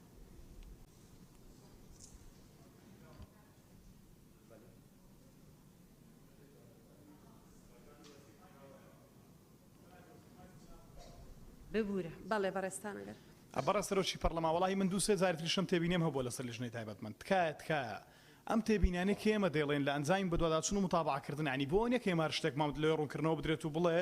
ئێمە بەسمان لە یەک دوو سێوێک سوایزێتە بۆیە کە تەواو حەلەکەیەوەیە بۆیت کاتان لە دەکەین بەڕۆحەتێک وەری بگرن کەم تێبینانە بۆ دەوڵەمەندکردنی پرۆژە یاساکە و هەموارەکەن ینی بۆ نیە کێمە لێر تەنها مناقەشەی بکەین ئەگەر تەنها بەس لە قسەکردنم بەش بە حاڵی خۆم وەڵای قسەش ناکەم تاو بەڵام ئەگەرم بەس لەوەیە کە تێبینەکەمان جێگەیان بکرێتەوە تکایە هەموو مناقەشەی ناوێ ین لێ ڕوونکردنەوە بدرێت و بڵە پێویست ناکامە هەبێتەوە نەبێت زۆر سپاس. بابا ئەگەر تۆ خۆشە لە لیژنەی تایبەتمەند بووی کە لێرە بووی جوابت داوەتەوە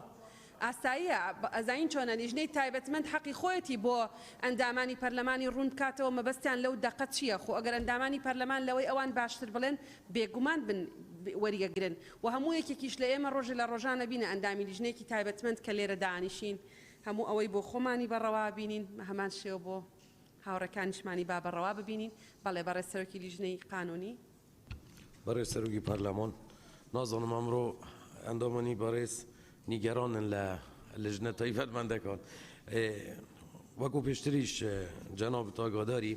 ئێمە ئەرکی پەیڕەویمان جێبەجێ دەکەین و دڵنیابن هەموو تێبینیەکان دەنووسرێت بەڵام دیسان لێرە شتێکی دەکەمەوە ئەو پێشنیارەی پشتگیری نەبێ ئەگەر لە ڕاپۆرتی دەنگداندا نەبێ ئەوەتە نییە کە ئێمە لێرە ئێستا نانووسینیان احتیمامی پێ نادەین زۆر قسە دەکرێت بەڵام هەر لەبەر مڕاعاتی کار جواب پێشتر مەسەلەن کاروان خۆی باسی ئامیرەوەوە نەکرد ئەوە بەنیاز بووم جواب بدەم بەس بۆ مڕاعاتی کات قسەم نەکرد مەسەلەن بوومە کە باسی ئامیرەکانت کرد خاڵی دوو لە بەرگەی دووەم لە مادەی 12 لە ئەسلی یاساکەدا هەیە بەڵام کە جوابم نەدامانەی ئەوە نییە ئێمە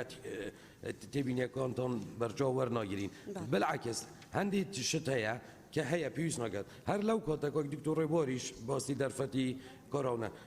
ئەوە لای خۆم نووسی بوو کە وەڵام بدەم دواتر پێویست ناکات هەندێک شت هەیە بۆ ئەوەی یعنی قسەی کرا زۆر باشە حتا تیکراریش بێ استیفادە دەکەین بە بیرمان دێت دڵنیا بە وەردەگرین و احتیمامیش پێ دەدەین هەندێک جار دەبێت وەڵام بدەین مانایەوە نییە کە ئێمە وەرناگرین نمونە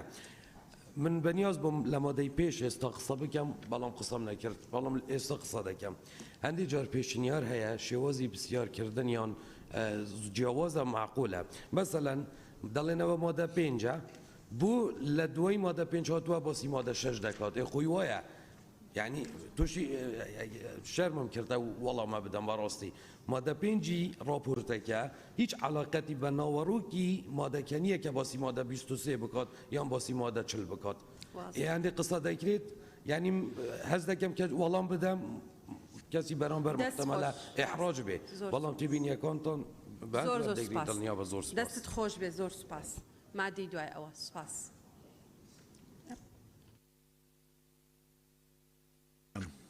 مادەی نۆیەم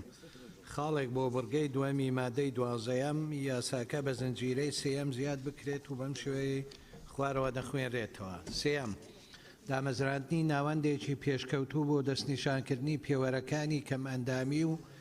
پێکاتە و ئەرکەکانی بەڕێنمایەک ڕێک دەخرێت کە وەزیر بە هەماهەنگی لەگەڵ ئەنجومەنی وەزیران و وەزیری تەندروستی دەری دەکات بەڵێ زۆر سوپاس هەر بە ڕێزەکەوێ لەسەر و مادەیە قسە بکە بەڵێ ناوەکانیان بنووسە کاک ئیدریس و کاک چیا و کاک حکمەت دکتۆر ڕێبوار کاک چیا فەرموو کاک ئیدریس کاک چیا دکتۆر ڕێبوار دکتۆر سەباح دکتۆر کاک حکمەت بەڵێ فەرموو نەجات نووسیوێت بەڵێ فەرموون برای سروک پارلمانی برای استبینی خو بجم راستی از وصابینم که او هماهنگی پیوست ناو بین وزارت و لجنه تایباتمندانه بوده باشتر بود که راستی و تایباتمندی خو لجنه تایباتمند گل وزارت باش و کار خو کر بیا پاش هم هات بینا وی کمبونه در نها گل جار جناب وزیری تشتکی بجد که مخالفی او تشتا لجنه تایباتمندیش بر هنده ویدارم آینده دا اف هماهنگی باشتر بد تبینیم سر دامزراندنی ناوانده کی پیشکوتو بود نشانکردنی پیوەرەکانی کەم ئەندامی وەک پێکهاتە و ئەرکەکانی کە بەڕێنەما ڕێک دەخرێت من ویل وێرە پرسیار بکەم ئایا دامەزراندن ناوەند چ شێوازی ناوەندێ بێت چ جۆرە ناوەندێکی بێت پێتیڤە شەرحێک هاتی بێداندێ ئەف ناوەندە چاوە بێتە دابەشکردن ئان چاوە بێتە ڕێکخستن ئایا شەرحێک لازمە ئان تەنها ناوەندێکە ئەف ناوەندە بوومە وازەح نینە ئەف ناوەندە بە چ شێواز بێت زۆر سپاس بەڵێ سپاس مامۆستا نەجات برای سروک پارلمانی اگر بخدای نده خالی برآورد که انگلیاسه چاکسازی دیفرافورتا که لجنه بالا چاکسازی لویره اشارت به نوانده دایو که دست نشان کم پیوارد کم اندامیه نظانم بود چی لویره هاتیا اشارت کرد زور سپاس بله زور سپاس دکتور صباح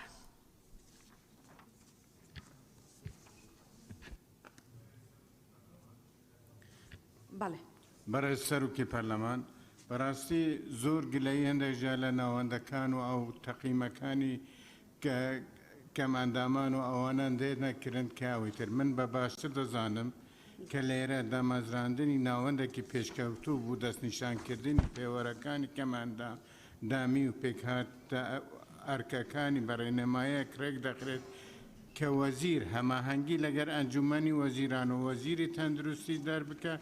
پێم باشە کە نوێنەری سندیکاکانی پەیوەندیداریش لەگەر بیت چونکی نوێنەری ئەو خەڵکە زۆرجە گلەیمان لێ دێت لە نەخۆشەکان کە بە دروستی ئەوەنەوە بژەکە نوێنەرێکیان لەگەر بیت باشتر دەزانم زۆر سپاسن بەڵێ سپاس بۆ بەڕێزت کاک ئیدریس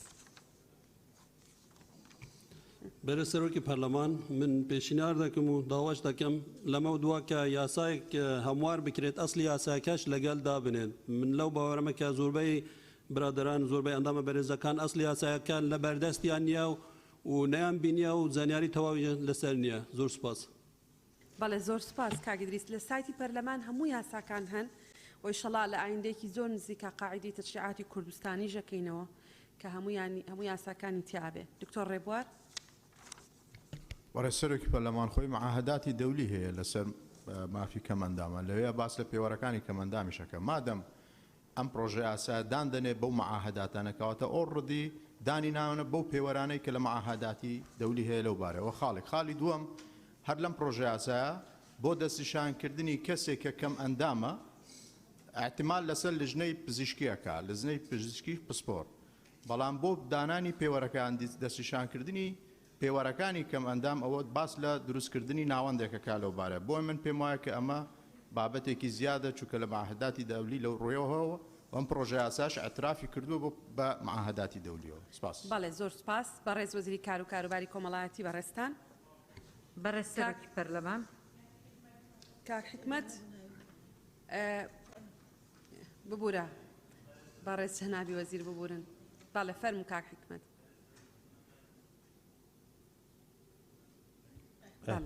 بەرێ سەرۆکی پەرلەمان وڵات داوا دەکەم ئیتر ینی من لە بیر نەکە ئەوە زۆر جار وای لێ هات لە مادەی پێشوو یەکەم کەس بووی بەرێ سەرۆکی پەرلەمان مادەی نە مادەی دە مادەی 11 لە هەر سێ مادەدا یعنی تەنها بۆ ئەوەی برگایەک زیاد بکرێتن لە مادەیەکی تردا مادە دانانە اینجا داوا دەکەم ئەگەر ئەو هەر سێ مادەیە یعنی دەکرێن بە یەک مادە کە هەر ئەو ناونیشانەی ئەو برگانە تێدا بن کە ئەو لە ئەو مادەی تر ئەو برگە زیاد ببن یانیش یعنی هەر پێویست ناکەتن هەر با لە ئەو مادە زیاد بکەن ئەو برگانە بەڵێ سپاس بۆ بەڕێست بەڵێ بەڕێستان بەڕێز وەزیری کار و کاروباری کۆمەڵایەتی بەڕێز سەرۆکی پەرلەمان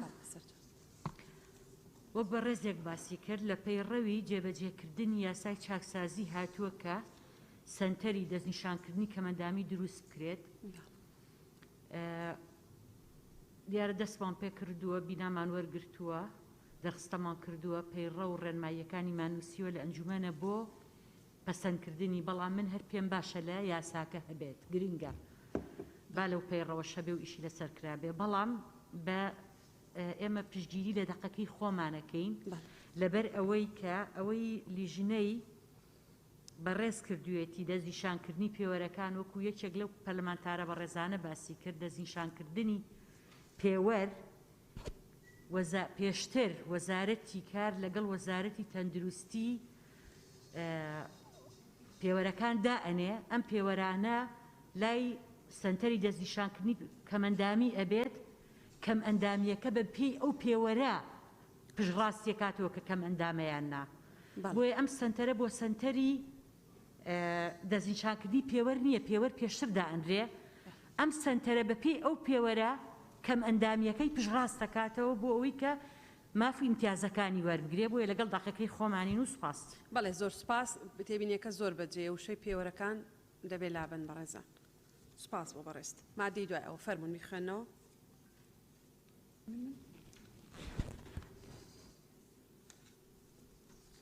فەرمون بخوێنەوە مادەی دا بڕگەی یەکەمی مادەی سیانزەی یاساکە هەموار دەکرێت و بەم شێوەیە دەخوێنرێتەوە یەکەم لایەنە پەیوەندیدارەکان لە حکوومەت پابەندن بە ڕەخساندنی هەلی چالاکیە و وەرزشی و کۆمەڵایەتیەکان بۆ کەمەندامان و یارمەتیدانیان بۆ ئەنجامدانی ئەو وەرزشانەی کە دەگونجێت لەگەڵ بارودۆخیان و ئەمەش لە ڕێگەی یەکەم گونجاندن و دروستکردنی یاریگا و هۆڵی وەرزشی و خێوەتگە و یانەی تایبەت دووهەم پابەندکردنی لایەنەکانی تری خاوەن یاریگا و هۆڵ و یانەی وەرزشی بەدابینکردنی بەش و شوێنی تایبەت کە تیایدا بتوان وەرزش و چالاکیە کۆمەڵایەتیەکان ئەنجام بدەن بەڵێ کێ قسەی ئەیە بەڵێ مامۆستا نەجات کاک شوان تۆ ڕێبوار کاک فەیساڵ سەلما خان کاک شوان فەرم سپاس بەڕێز سەرۆکی پەرلەمان ئافوان من پێم باشە خاڵی سێم زیاد بکرێتن حکوومەت پابەند بکرێت بە دروستکردنی ڕێڕەوی تایبەت بەکەم ئەندامان لە شوێنە گشتیەکان بەڵێ سپاس دکتۆر ڕێبوار بەڕێز سەرۆکی پەرلەمان من یەک ئیزافم هەیە بۆ کۆتایی دەیری خاڵی دووەم کە ئەڵێ پابەندکردنی لایەنەکانی تری خاوەن یاریگا و هۆڵ و یانەی وەرزشی بەدابینکردنی بەش و شوێنی تایبەت کە تیایدا بتوان وەرزش و چاڵاکیە کۆمەڵاتیەکان ئەنجام بدەن هەروە بەشداریان پێ بکرێت لە چاڵاکیە وەرزشیە نێودەوڵەتەکان وەکو ئۆڵمپیاد بەڵێ سپاس زۆر سپاس کاک فەیساڵ بەڵێ سەرۆکی پەرلەمان من لە مادەیدا بڕگە یەکەم خاڵی یەکەم کە پێکاتووە لە 1 و 2 گونجاندن و دروستکردنی یاریگا و هۆڵ و وەرزشی و خیوەتگە و یانەی تایبەت پێم باشە سەیرانگا و خوێندگاکان و شوێنە گشتیەکان زیاد بکرێ وەکو ئەوەی حانوت هەبی لە تابقی سێش کەمەندام ناتوانانی بچێتە سەرەوە و بڕگەیەکیش بۆ دەمەوێت زیاد بکرێ هەم هاوڕام لەگە کاکشوان ئاسانکاری لەلایەن وەزارەتی شارەوانی بۆ پیادەڕۆی و پەڕینەوە لە شەقامە سەرچیەکان لە بۆیانەوە بکرێ نەک لەبەرەوەی لە جادە خەڵک دەیان پەڕێنەوە. بەڵێ سپاس ئەو بەس پێوەستە ئەو مادەیە بە چالاکی وەرزشیەکان زیاتر. بەڵێ سەلما خان. بەڕێ سەرۆکی پەرلەمان ئەگەر سەری ئەسڵی یاساکە بکەین ئەم مادەیە لە ئەسڵی یاساکە زۆر باشترە لەوەی کە لەمە ئێستا هەیە. خاڵێکی زۆر دوو خاڵی زۆر گرنگیان لا بردووە. خاڵی یەکەمی مادەکە کراوە بە دوو خاڵ لە یەکەم و لە خاڵی یەکەمەکە یادانراوەکو ڕقەمیەک لەگەڵ ئەوەی کە نووسراوە یەکەم هەر مادەی یەکەمی بڕگەی یەکەمی مادە ئەسڵەکەی لە ڕاستیدا دوو خاڵی زۆر گرنگیان لا بردووە لەسەرۆی لەسەر حکوومەتە پشتیوانی لە بەشداری پێکردنی کەمەندامان و خاوەن پێداسی تایبەت بکە لە پرۆگرامەکانی نیشتیمانی و نێودەوڵەتی وەرزشیدا کە زۆر زۆر گرنگە و کۆی کە کاک دکتۆر ڕێبوار پێشنیاری کرد. لە خاڵی سێماڵێکم ئەندامان و خاوەن پێداسی تایبەت لە کری چوونە ژوورەیان بۆ شوێنەکانی وەرزشی و کولتوری و کات بەسەربردون و شوێنەواری حکومیدا دەبەخشرێن. یعنی ئەمە دوو خاڵی زۆر زۆر گرنگن هەردوو خاڵەکە لابراوە. یعنی ئەو هیچ مانایەک لێکدانەوەیەک لەناو ئەو هەموارەدا بۆ ئەمەنیە. بۆی من پێشنیار دەکەم ئەوەی کە نووسراوە یەکەم لایەنێ پەیوەنددارەکان لە حکوومەت پابندکە ئەوە لا بدرێ و یەکەم نووسراوە گونجاندون دروستکردنی یاریگا خۆی هەر لە ئەسڵی مادەکە لە بڕگەی یەکەم هەیە. تەنها خاڵی دووەم ببکرێ بە بڕگەی چوارەم زیاد بکرێ پابندکردنی لایەنەکانی تری خاوەن یاریگاکان بکرێتە بڕگەی چوارەم لە ئەسڵی مادەکە. بەڵێ زۆر سپاس. بەڵام دەستکاری بڕگەی دووەم و سێم بەی شێوێ نەکراوە. بڕگەی دووەم و سێم هەوکو خۆی ماونەتەوە بە تەنها بڕگەی یەکەمی مادەکە دوو ئەوەی کە حکوومەت دەبێت کرێ بدا و ئەوە ئیلتیزاماتانە هیچی لا نەدراوە. بەڵێ نەجات خان. بەخشین شتێ کواتیانە.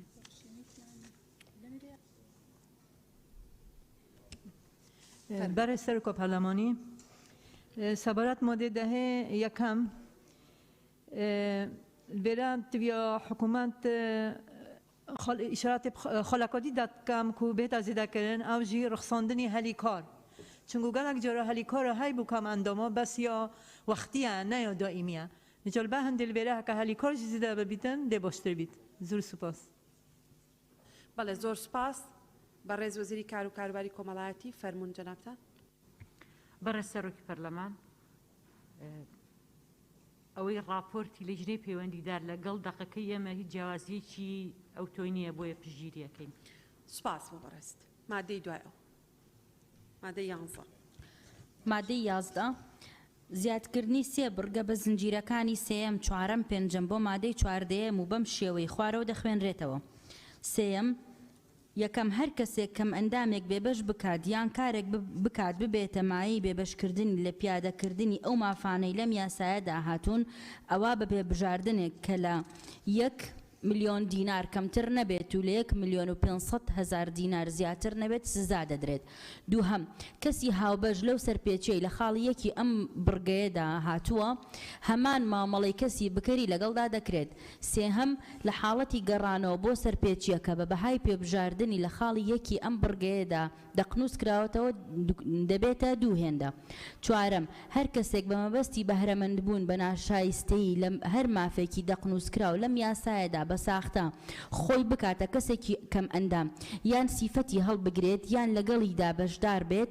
یان هاوکاری بکات ئەوە بە پێبژاردنێک لە 2,500,000 دینار کەمتر نەبێت و لە 5 ملیۆن دینار زیاتر نەبێت سزا دەدرێت. پێنجەم ئەگەر کرێکار لە کارەکەی بێبەش بکرێت بەهۆی ئەوەی کەسێکی کەم ئەندامە ئەوە دەبێت قەرەبوویەکی پێ بدرێت کە بڕەکەی یەکسانی کری کارەکە بێت لە ڕێکەوتی بێبەشکردنیەوە بۆ ماوەیەک کە لە 6 مانگ کەمتر نەبێت. ئەمەش وەک قەرزێکی نایاب ممتاز هاوشێوەی کرێکار هەژمار دەکرێت. بڕی قەرەبووکردنەوەکەش تەنها ئەو کاتە هەڵدەوەشێتەوە بڕیاری قەرەبووکردنەوەکەش تەنها ئەو کاتە هەڵدەوەشێتەوە کە کەسی بێبەشکراو بچێتەوە سەر کارەکەی لە هەمان شوێن و هەمان ڕێکەوت. بەڵێ سەبارەت بە مادەی 11 کێ قسەی هەیە؟ سەوسن خان. بەڵێ فەرموو سەوسن خان.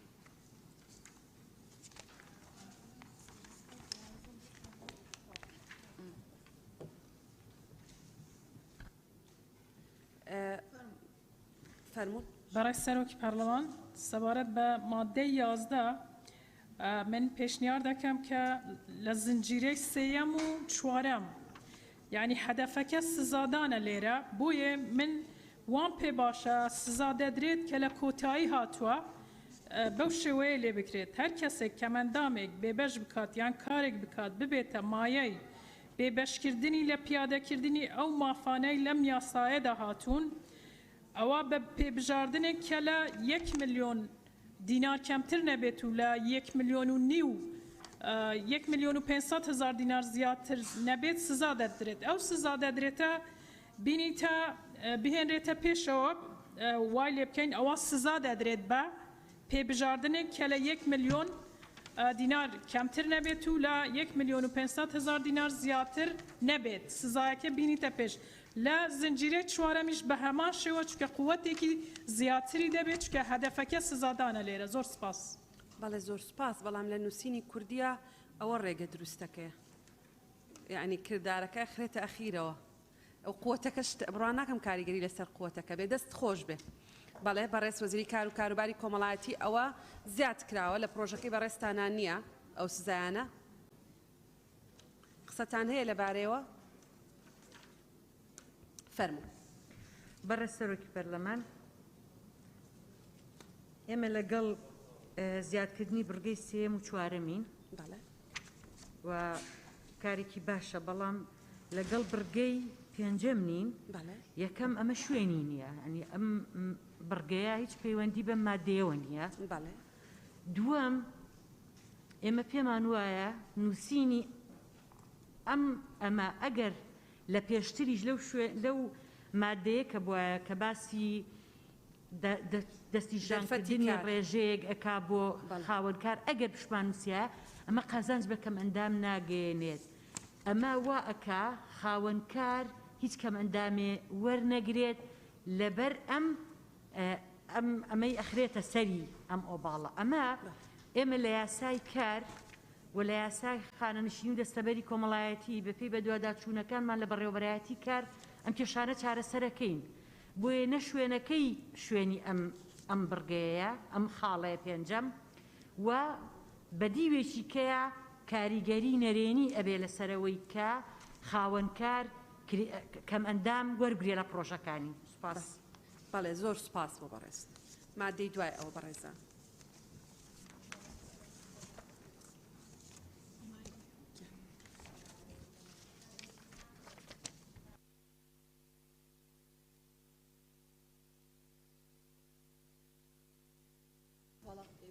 بەڵێ فەرمونون بەڵێ فەرمونون فەرمون بەڕێز وەزیری کار و وەزیری هەرێم بۆ کاروباری پەرلەمان ماشەڵڵا بەڕێز سەرۆکی پەرلەمان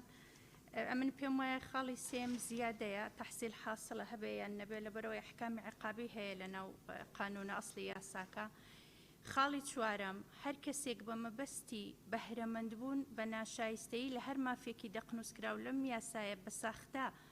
خۆی بکاتە کەسی کەم ئەندام یعنی ئەوە لەگەڵ تەحایل و تەزویریتی حتمما بۆیە دەبێت دیباجەیەکی بۆدانن بۆ ئەو مادەیە بڵێن جگە یعنی جگە لەو عقوبانەی کە لە یاسا عقابیەکان تهدید کراوە بۆ مەسەلەی تەزویر و تەحایل اینجا بەو غەڕامەیەش تەغریم دەکرێتن ئەو کەسەی تاوانەکە دەکا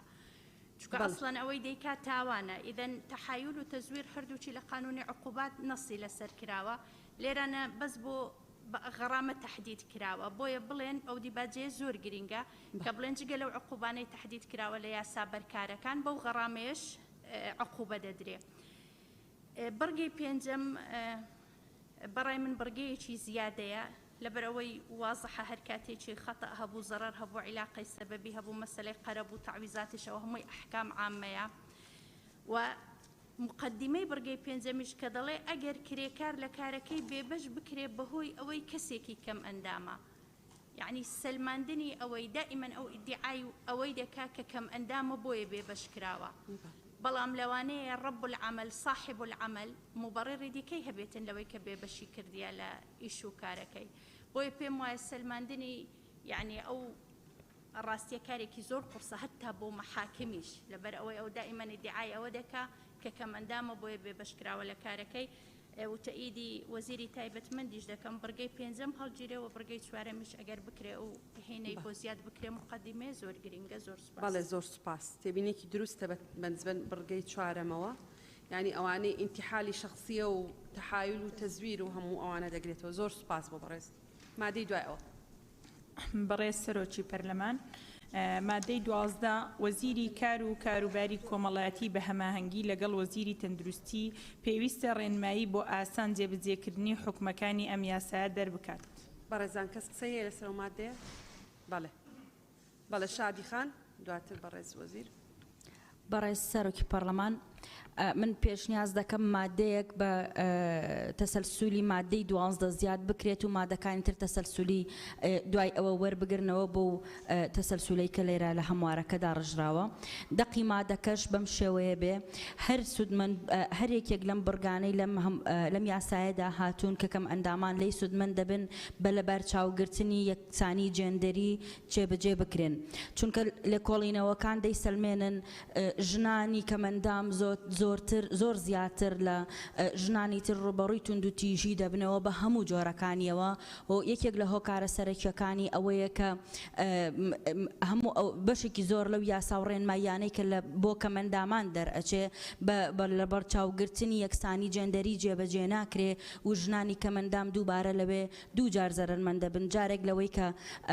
یاساکان یاخود ڕێنماییەکانیان لی سودمەند نابن وەک پێویست و جارێکیش لەبەرەوەی لی سودمەند نەبوو لە خێزانەکانیانەوە دەکەونە بەر ئەوەی کە ڕوبەڕووی تونند و تیژی ببنەوە بە هەموو جۆرە جیاوازەکانیەوە. زۆر سپاس. سپاس بۆ بەڕێز. بەڕێز وەزیری کار و کاروباری کۆمەڵایەتی لەسەر مادەی 12 قسەتان هەیە بەڕێستان؟ نەخێر لامان پەسەندە. مادەی 13 سپاس. مادەی 13 بیخێنەوە بەڕێزان لە لیژنە تایبەتمەندەکان. بەڕێز سەرۆکی پەرلەمان، مادەی 13 کار بە دەقی هیچ یاسایەک یان بڕیارێک ناکرێت کە لەگەڵ حکومەکانی ئەم یاسایەدا ناکۆک بێت. کەس قسەی هەیە؟ پرۆتۆکۆڵیە. مادەی دوای ئەوە بەڕێزان. مادەی 14 پێویستە ئەنجومەنی وەزیران و لایەنە پەیوەندیدارەکان حکومەکانی ئەم یاسایە جێبەجێ بکەن. بەڵێ بەڕێستان قسێکتان هەیە کەستان؟ دوای ئەوە. مادەی 15 ئەم یاسا لە ڕێککەوتی بڵاوکردنەوەی کە لە ڕۆژنامەی فەرمی وەقایعی کوردستان جێبەجێ دەکرێت. هیچ بەڕێزێک قسەی هەیە؟ هۆکانی دەرچوون؟ هۆیەکانی دەرچواندن بە مەبەستی گونجاندنی ماف و ئیمتیازاتی کەمەندام و کورتەباڵایان لەگەڵ ستاندارە نێودەوڵەتیەکان و ڕەخساندنی هەلی کار و پێشکەشکردنی خزمەتگوزاری گونجاو لەگەڵ بارودۆخی گوزەران و ژیانی تایبەتیان و مسۆگەرکردنی مافەکانیان لە بواری تەندروستی کۆمەڵایەتی پەروەردەیی و نەهێشتنی ئەو کەم و کورتیانەی لە جێبەجێکردنی یاسای ژمارە 22 ساڵی 2011 ئەم یاسایە دەرچێندرا. بەڵێ کێ قسەی هەیە؟ کاکشوان دکتۆر ڕێبوار فەرموو کاکشوان.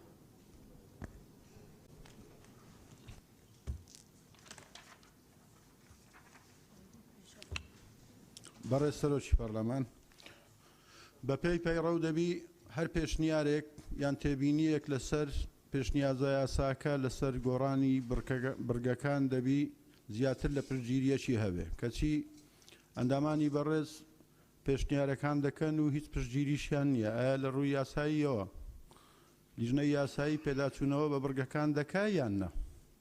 سپاس. نازانم بەڕێز سەرۆکی پەرلەمان ملاحەزەی هەبوو یان نە؟ داوای لێبوردنەکەم تەرکیز ئیجازە هەبی دووبارە بۆ بەڕێزیانە فەرمون. بەڵێ فەرمون. بە پێی پەیڕەو دەبی هەر پێشنیارێک کە بەندامە بەڕێزەکان پێشنیارێک دەکەن لەسەر برگەیەک دەبی زیاتر لە پاڵپشتیەکی هەواڵانی هەبی. بەڵێ بێگومان. کەچی ئەمە وەکو ئەندامان هەر پێشنیارەکان دەکەین و هیچ پاڵپشتیشمان نییە. نازام لە ڕووی یاساییەوە ئایا لیژنەی یاسایی دوایی بە ئاعتیباری وەردەگرێ یان هەر لە خۆمان سوال فەی دەکەین.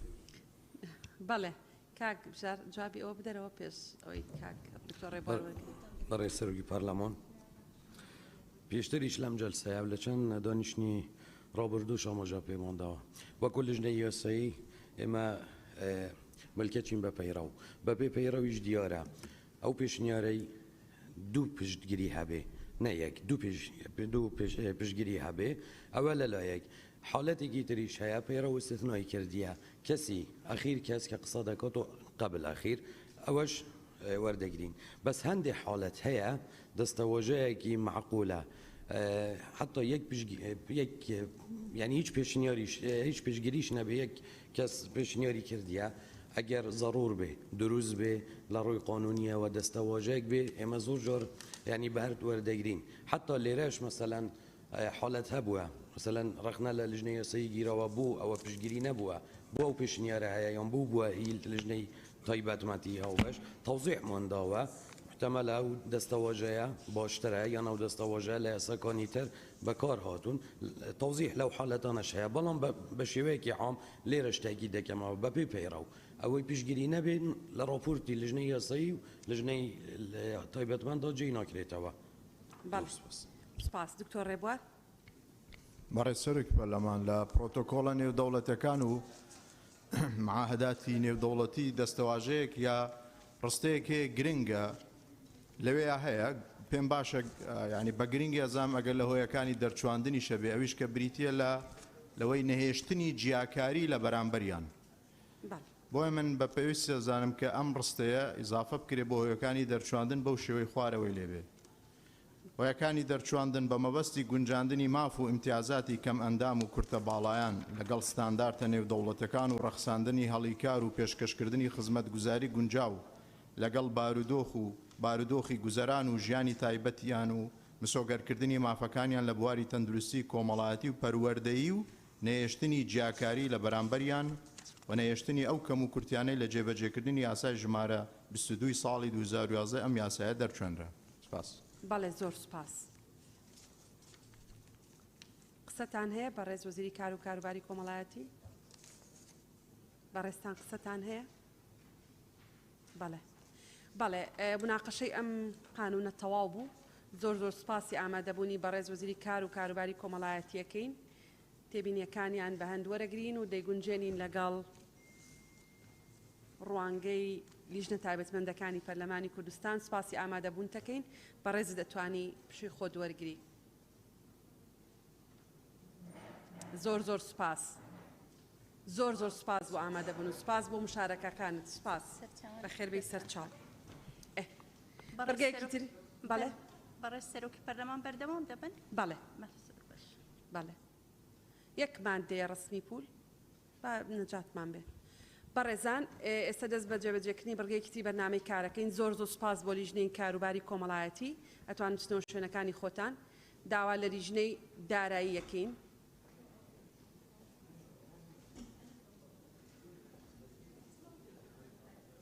سەرۆکی لیژنەی دارایی بەڵێ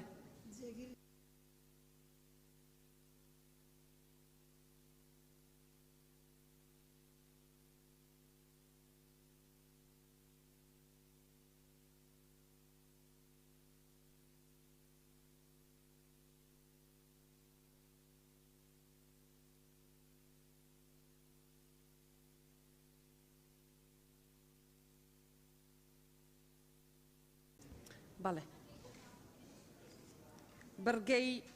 بەرگەی سێهەم خاڵی دووەم خوێندنەوەی دووەم بۆ پرۆژە یاسای بەرکارکردنی یاسای ڕسمی پولی عێراقی ژمارە 7 ساڵی 2012 لە هەرێمی کوردستان عێراق.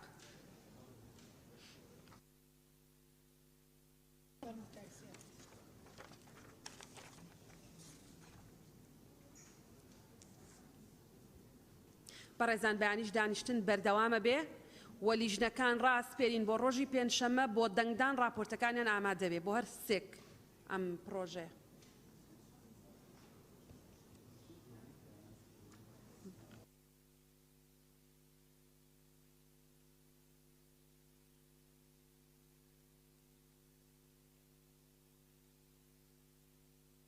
بەڵێ دەست پێ بکەن فەرموون. بەڕێز سەرۆکی پەرلەمان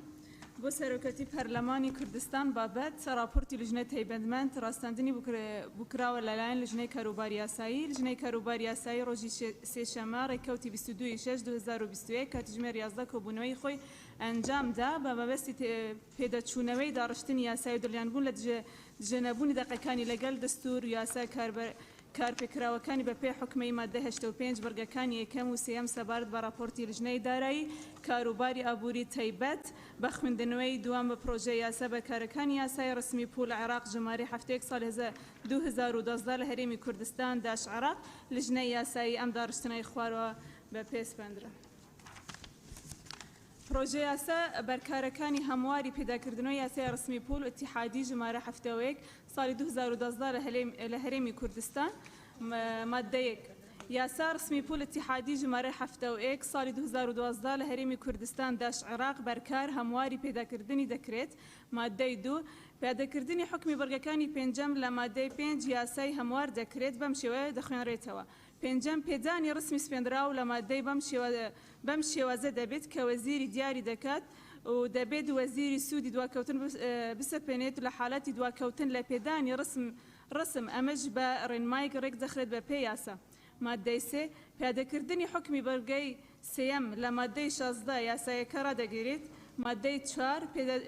پیادەکردنی حکمی هەردوو بەرگەی پێنجەم و شەشەم مادەی 25 یاسایەکە ڕدەگیرێت مادەی 5 دامەزراوە فەرمانگەکانی هەرێمی کوردستان داش عێراق ئەوانەی خاوان پستن تیاندا جێگای دامەزراوە فەرمانگە ئیتیحادیەکان ئەوانەی کە خاوان پستن تیاندا لە هەر شوێنێکی ئەم یاسایە هات بن دەگرێنەوە مادەی 6 یاسای ڕسمی پول ژمارەی 3 لە ساڵی 1993 لە هەرێمی کوردستان داش عێراق هەڵدەوێشێتەوە مادەی 7 وەزیری دارایی و ئابووری ڕێنمایی بۆ ئاسان جێبەجێکردنی حکومەکانی ئەم یاسا دەردەکات مادەی 8 ئەنجومەنی وەزیران و لایەنی پەیوەندیدارەکان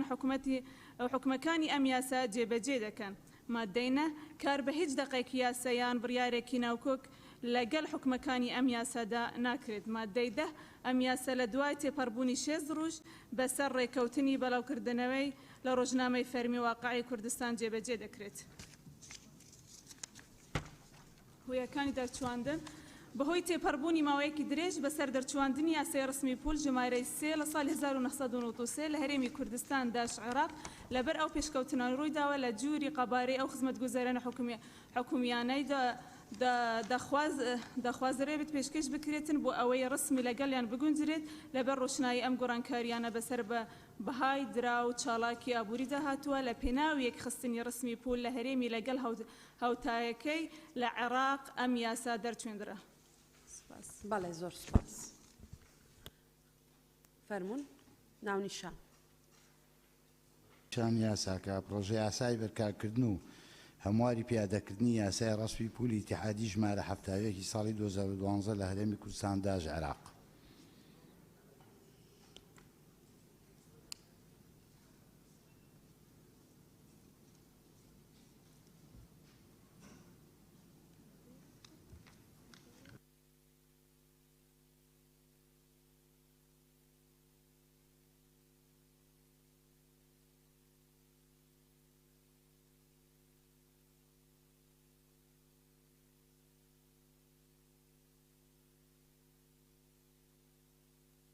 بەڵێ هەر بەڕێزێک قسەی هەیە لەسەر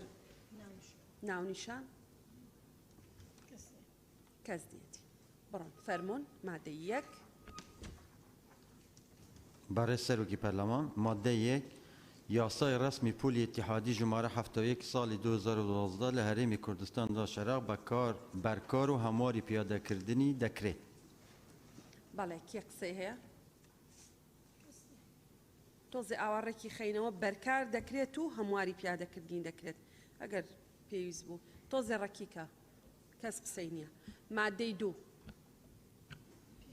برای سەرۆکە پەرلەمانی مادە 2 پیادەکردنی حکمی بڕگەی پێنجەمی مادەی 5 یاساکە هەموار دەکرێت و بەم شێوەیە دەخوێندرێتەوە پێنجەم پێدانی ڕسمی سەپێنراو لەو مادەیە بەو شێوازە دەبێت کە وەزیر دیاری دەکات و دەبێت وەزیر سوودی دواکەوتن بسەپێنێت لە حالەتی دواکەوتن لە پێدانی ڕسم ئەمەش بە ڕێنمایەک ڕێک دەخرێت بە پێ یاسا زۆر سپاس کێ قسەی هەیە بەڕێزە بەڵێ کاک مەلاوەی سەوسان خان کاک مەلاوەی سەر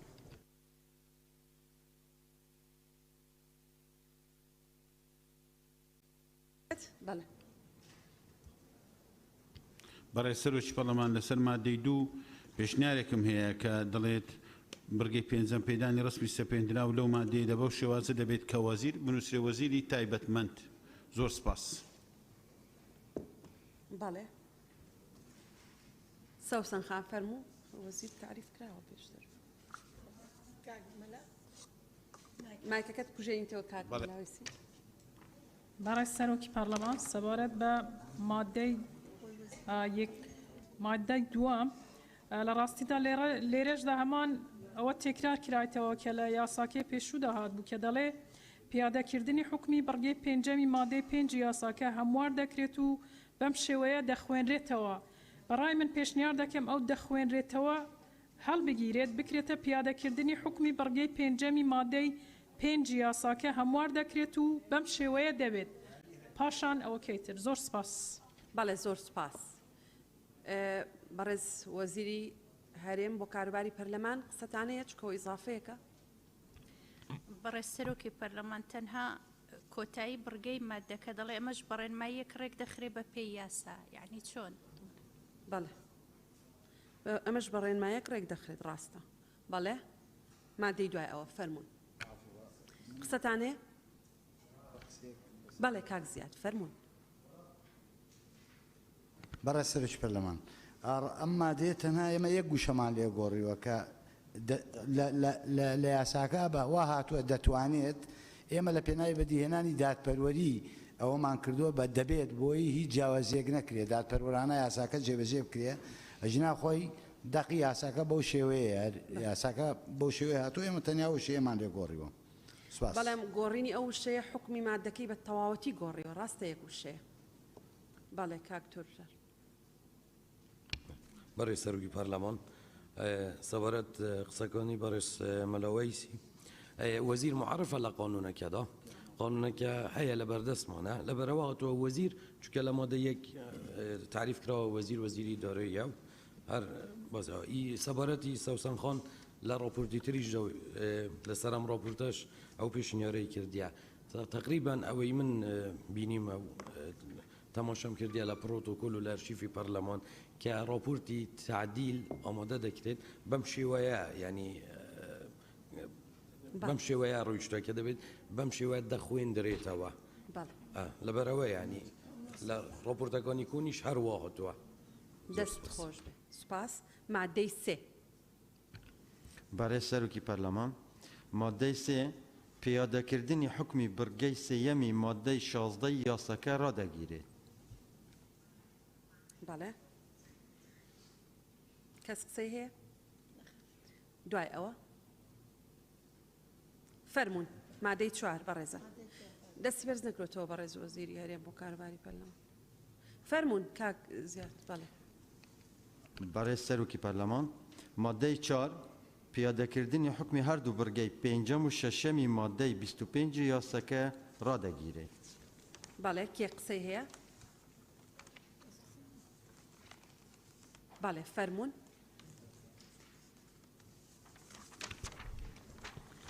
برای سەرۆکە پەرلەمانی مادە 5 دامەزرا و پەرمانگەکانی هەرێمی کوردستان دەش عێراق و ئەوانەی خاوەن پوست تیایاندا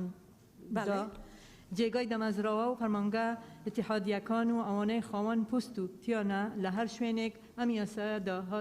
هاتبن دەگەڕنەوە. بەڵێ کەس قسەی نییە؟ مادەی 6. برای سەرۆکە پەرلەمانی مادە 6 یاسای ڕسمی پول ژمارەی 3 ساڵی 1993 هەرێمی کوردستان دەش عێراق هەڵدەوەشێتەوە. بەڵێ کەس قسەی نییە؟ دوای ئەوە برای سەرۆکە پەرلەمانی مادە 7 وەزیری دارایی و ئابووری ڕێنمایی بۆ ئاسان جێبەجێکردنی حکومەکانی ئەم یاسایە دەردەکات. هەر بەڕێزێک قسەی هەیە لەو بارەیەوە؟ بەڵێ کاک سەعید قسەی هەیە فەرمونون بەڕێستان. برای سەرۆکی پەرلەمان مادەی 7 وەزیری دارایی ئابووری بۆ ئاسان جێبەجێکردنی ئەگەر وشەی ئاسان لا بکەوێتن وەزیری دارایی ئابووری ڕێنمایی بۆ جێبەجێکردنی حکومەکانی ئەم یاسا دەردەکاتن. بەڵێ زۆر سپاس. دوای ئەوە مادەی دوای ئەوە سپاس کاک سەعید. برای سەرۆکە پەرلەمانی مادەی 8 ئەنجومەنی وەزیران و لایەنە پەیوەندیدارەکان حکومەکانی ئەم یاسایە جێبەجێ دەکەن. کەس قسەی هەیە؟ مادەی دوای ئەوە برای سەرۆکە پەرلەمانی مادە 9 کار بە هیچ دەقێکی یاسایی یان بریارێکی ناکۆک لەگەڵ حکومەکانی ئەم یاسایەدا ناکرێت. کەس قسەی هەیە بەڕێزان؟ پرۆتۆکۆڵیە فەرموون بڕۆن دوای ئەوە مادەی دوای ئەوە. برای سەرۆکە پەرلەمانی مادە 10 ئەم یاسا لە دوای تێپەڕبوونی 6 ڕۆژ بەسەر ڕێکەوتی بەڵاوکردنەوەی لە ڕۆژنامەی فەرمی وەقایعی کوردستان جێبەجێ دەکرێت. بەڵێ بەڕێزان هۆیەکانی دەرچواندن بەڕە سەرش پەرلەمان هۆیەکانی دەرچواندن بەهۆی تێپەڕبوونی ماوەیەکی درێژ لەسەر دەرچواندنی یاسای ڕسمی پول ژمارە 3 ساڵی 1993 لە هەرێمی کوردستاندا عێراق و لەبەرەوەی پێشکەوتنەی ڕووی داوە لە جۆری قەبارەی ئەو خزمەتگوزاری حکومیانەی دەخوازرێت پێشکەش بکرێن بۆ ئەوەی ڕسم لەگەڵیان بگوجێندرێت لەبەر ڕۆشنایی ئەم گۆڕانکاریانەی بەسەر بەهای درا و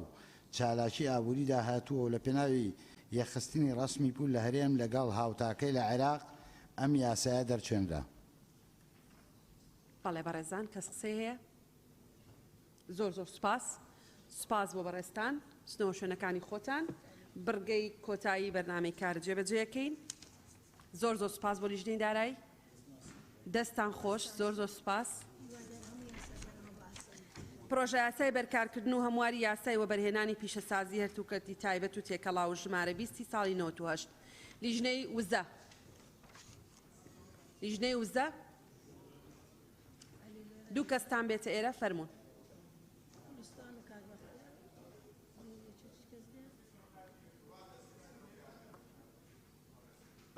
ئەبێ لێرە بێ دەستی بۆچی لێرە نین دەستی سەرۆکاتی ئەبێ لێرە بن کە لێرە نین ئێمە ئیشی خۆمانەکەینە سەر کەس ڕناوەستی فەرموون هیچ نەسێک نییە لە ناوپەیڕەوە ئیلزاممان کا بە دەستی سەرۆکاتی دەڵێ لیژنەکان فەرموون فەرموون قسەی خۆتان بکەن ئێوە پێنجشەممە دەنگدانەکەین ئینشاءڵڵا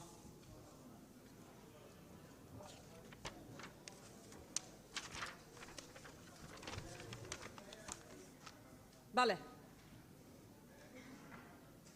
بەیانی سعات 11 بۆ جێبەجێکردنیەوە دوو بڕگەی بەرنامەی کارکەماون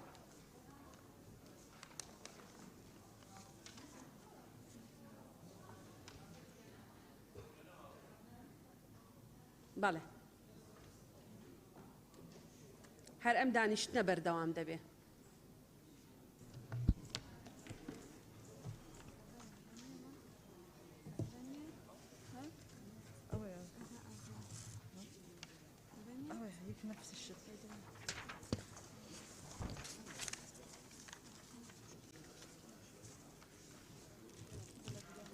بەڵێ فەرموون بەڕێ سەرۆکی پەرلەمان لیژنەی کاروباری یاسایی ڕۆژی دوشەممە ڕێکەوتی 21/6/2021 کاتژمێر 11 کوبوونەوەی خۆی ئەنجامدا بە مەبەستی پێداچوونەوە دارشتنی یاسایی و دڵنیابوون لە دژنەبوونی دەقەکان لەگەڵ دەستور و یاساکار پێکراوەکان بە پێی حکومەکانی مادەی 85 برگەکانی یەکەم و سێەم سەبارەت بە راپۆرتی لیژنەی وزە و سامانە سروشتیەکان و پیشەسازی و بازرگانی تایبەت بە خوێندنەوەی دوام بوو پروژە یاسای بەرکارکردن و هەمواری یاسای و بەرهینانی پیشەسازی هەردوو کەرتی تایبەت و تێکەلاو ژمارە 20 ساڵی 1998 هەموار کراو لیژنەی یاسایی ئەم دارشتنەوەی خۆرەوە پێی پەسەندە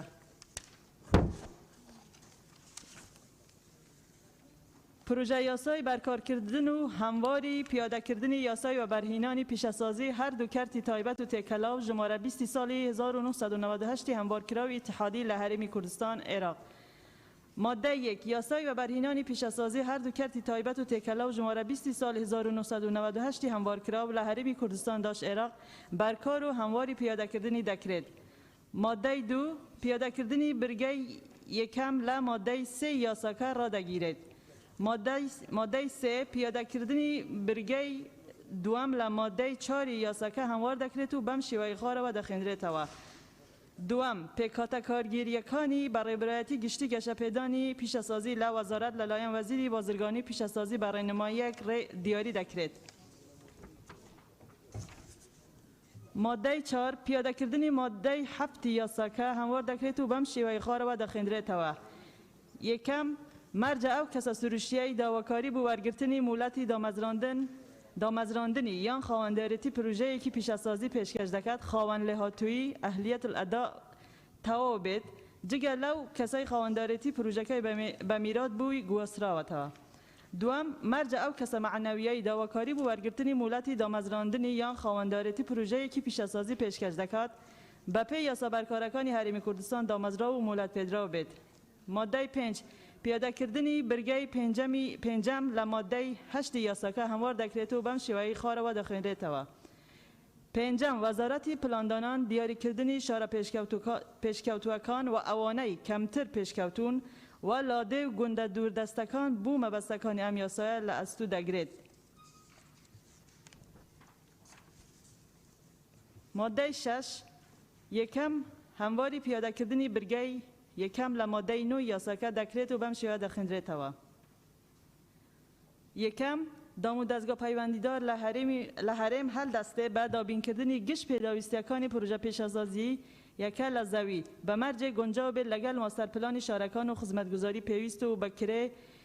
بەکرەی هاوشێوە دەیداتە خاوەن پروژەکە بە درێژەیی ماوەی مولەتی دامەزراندن بەدەر لە حکومەکانی یاسای فروشتن و بەکرێدانی مولکومالی دەوڵەت ژمارە 1 ساڵی 2021 بەرکار لە هەرێمی کوردستان. دووەم پیادەکردنی برگەی دووەمی مادەکە هەموار دەکرێت و بەم شێوەیە دەخوێنرێتەوە. دووەم وەزارەتی بازرگانی پیشەسازی بە هەماهەنگی لەگەڵ وەزارەتەکانی ناوخۆ و کشتوکاڵ و سەرچاوەکانی ئاو پلاندانان دەستەی پاراستن و چاکردنی ژینگە هەڵدەستن بە دیاریکردنی پێگەکانی پیشەسازیەکان بەپێی حکومەکانی یاسا بەرکارە پەیوەنددارەکان و بۆ هەر پارێزگایەک لە دەرەوەی سنووری ماستەرپلانی شارەکان. سێیەم پیادەکردنی هەردوو برگەکانی سێیەم و چوارەمی مادەی 9 ڕدەگیرێت. مادەی 7 یەکەم پیادەکردنی برگەی دووەمی مادەی 13 یاساکە هەموار دەکرێت و بەم شێوەیە دەخوێنرێتەوە. دووەم سەرپێچیکار بە پێبژاردنێک کە لە 500,000 دینار کەمتر نەبیت و لە 5 میلیۆن دینار زیاتر نەبێت سزا دەدرێت ئەگەر لە دوای کۆتایی هاتنی ماوەی دیاریکراو لە برگەی یەکەمی ئەم مادەیەدا سەرپێچیەکەی لا نەبردێت. دووەم برگەیەک بوو مادەی 13 یاسایەکە زیاد دەکرێت بە زنجیرەی شەشەم و بەم شێوەی خۆرەوە. شەشەم خاوەنی پروژەی سوودمەند لە لێخوشبوونی گومورکی بە پێبژاردنێک سزا دەدرێت کە یەکسان بێت بە 3 هەندەی بەهای لێخوشبوونەکە لە کاتی بەکارهێنانی ئەم کەرەستانە بوو مەبەستێکی جیاواز لەوەی لێخوشبوونی بوو وەرگرتووە.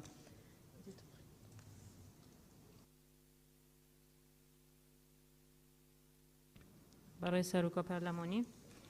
ماده 8 پیادەکردنی مادەی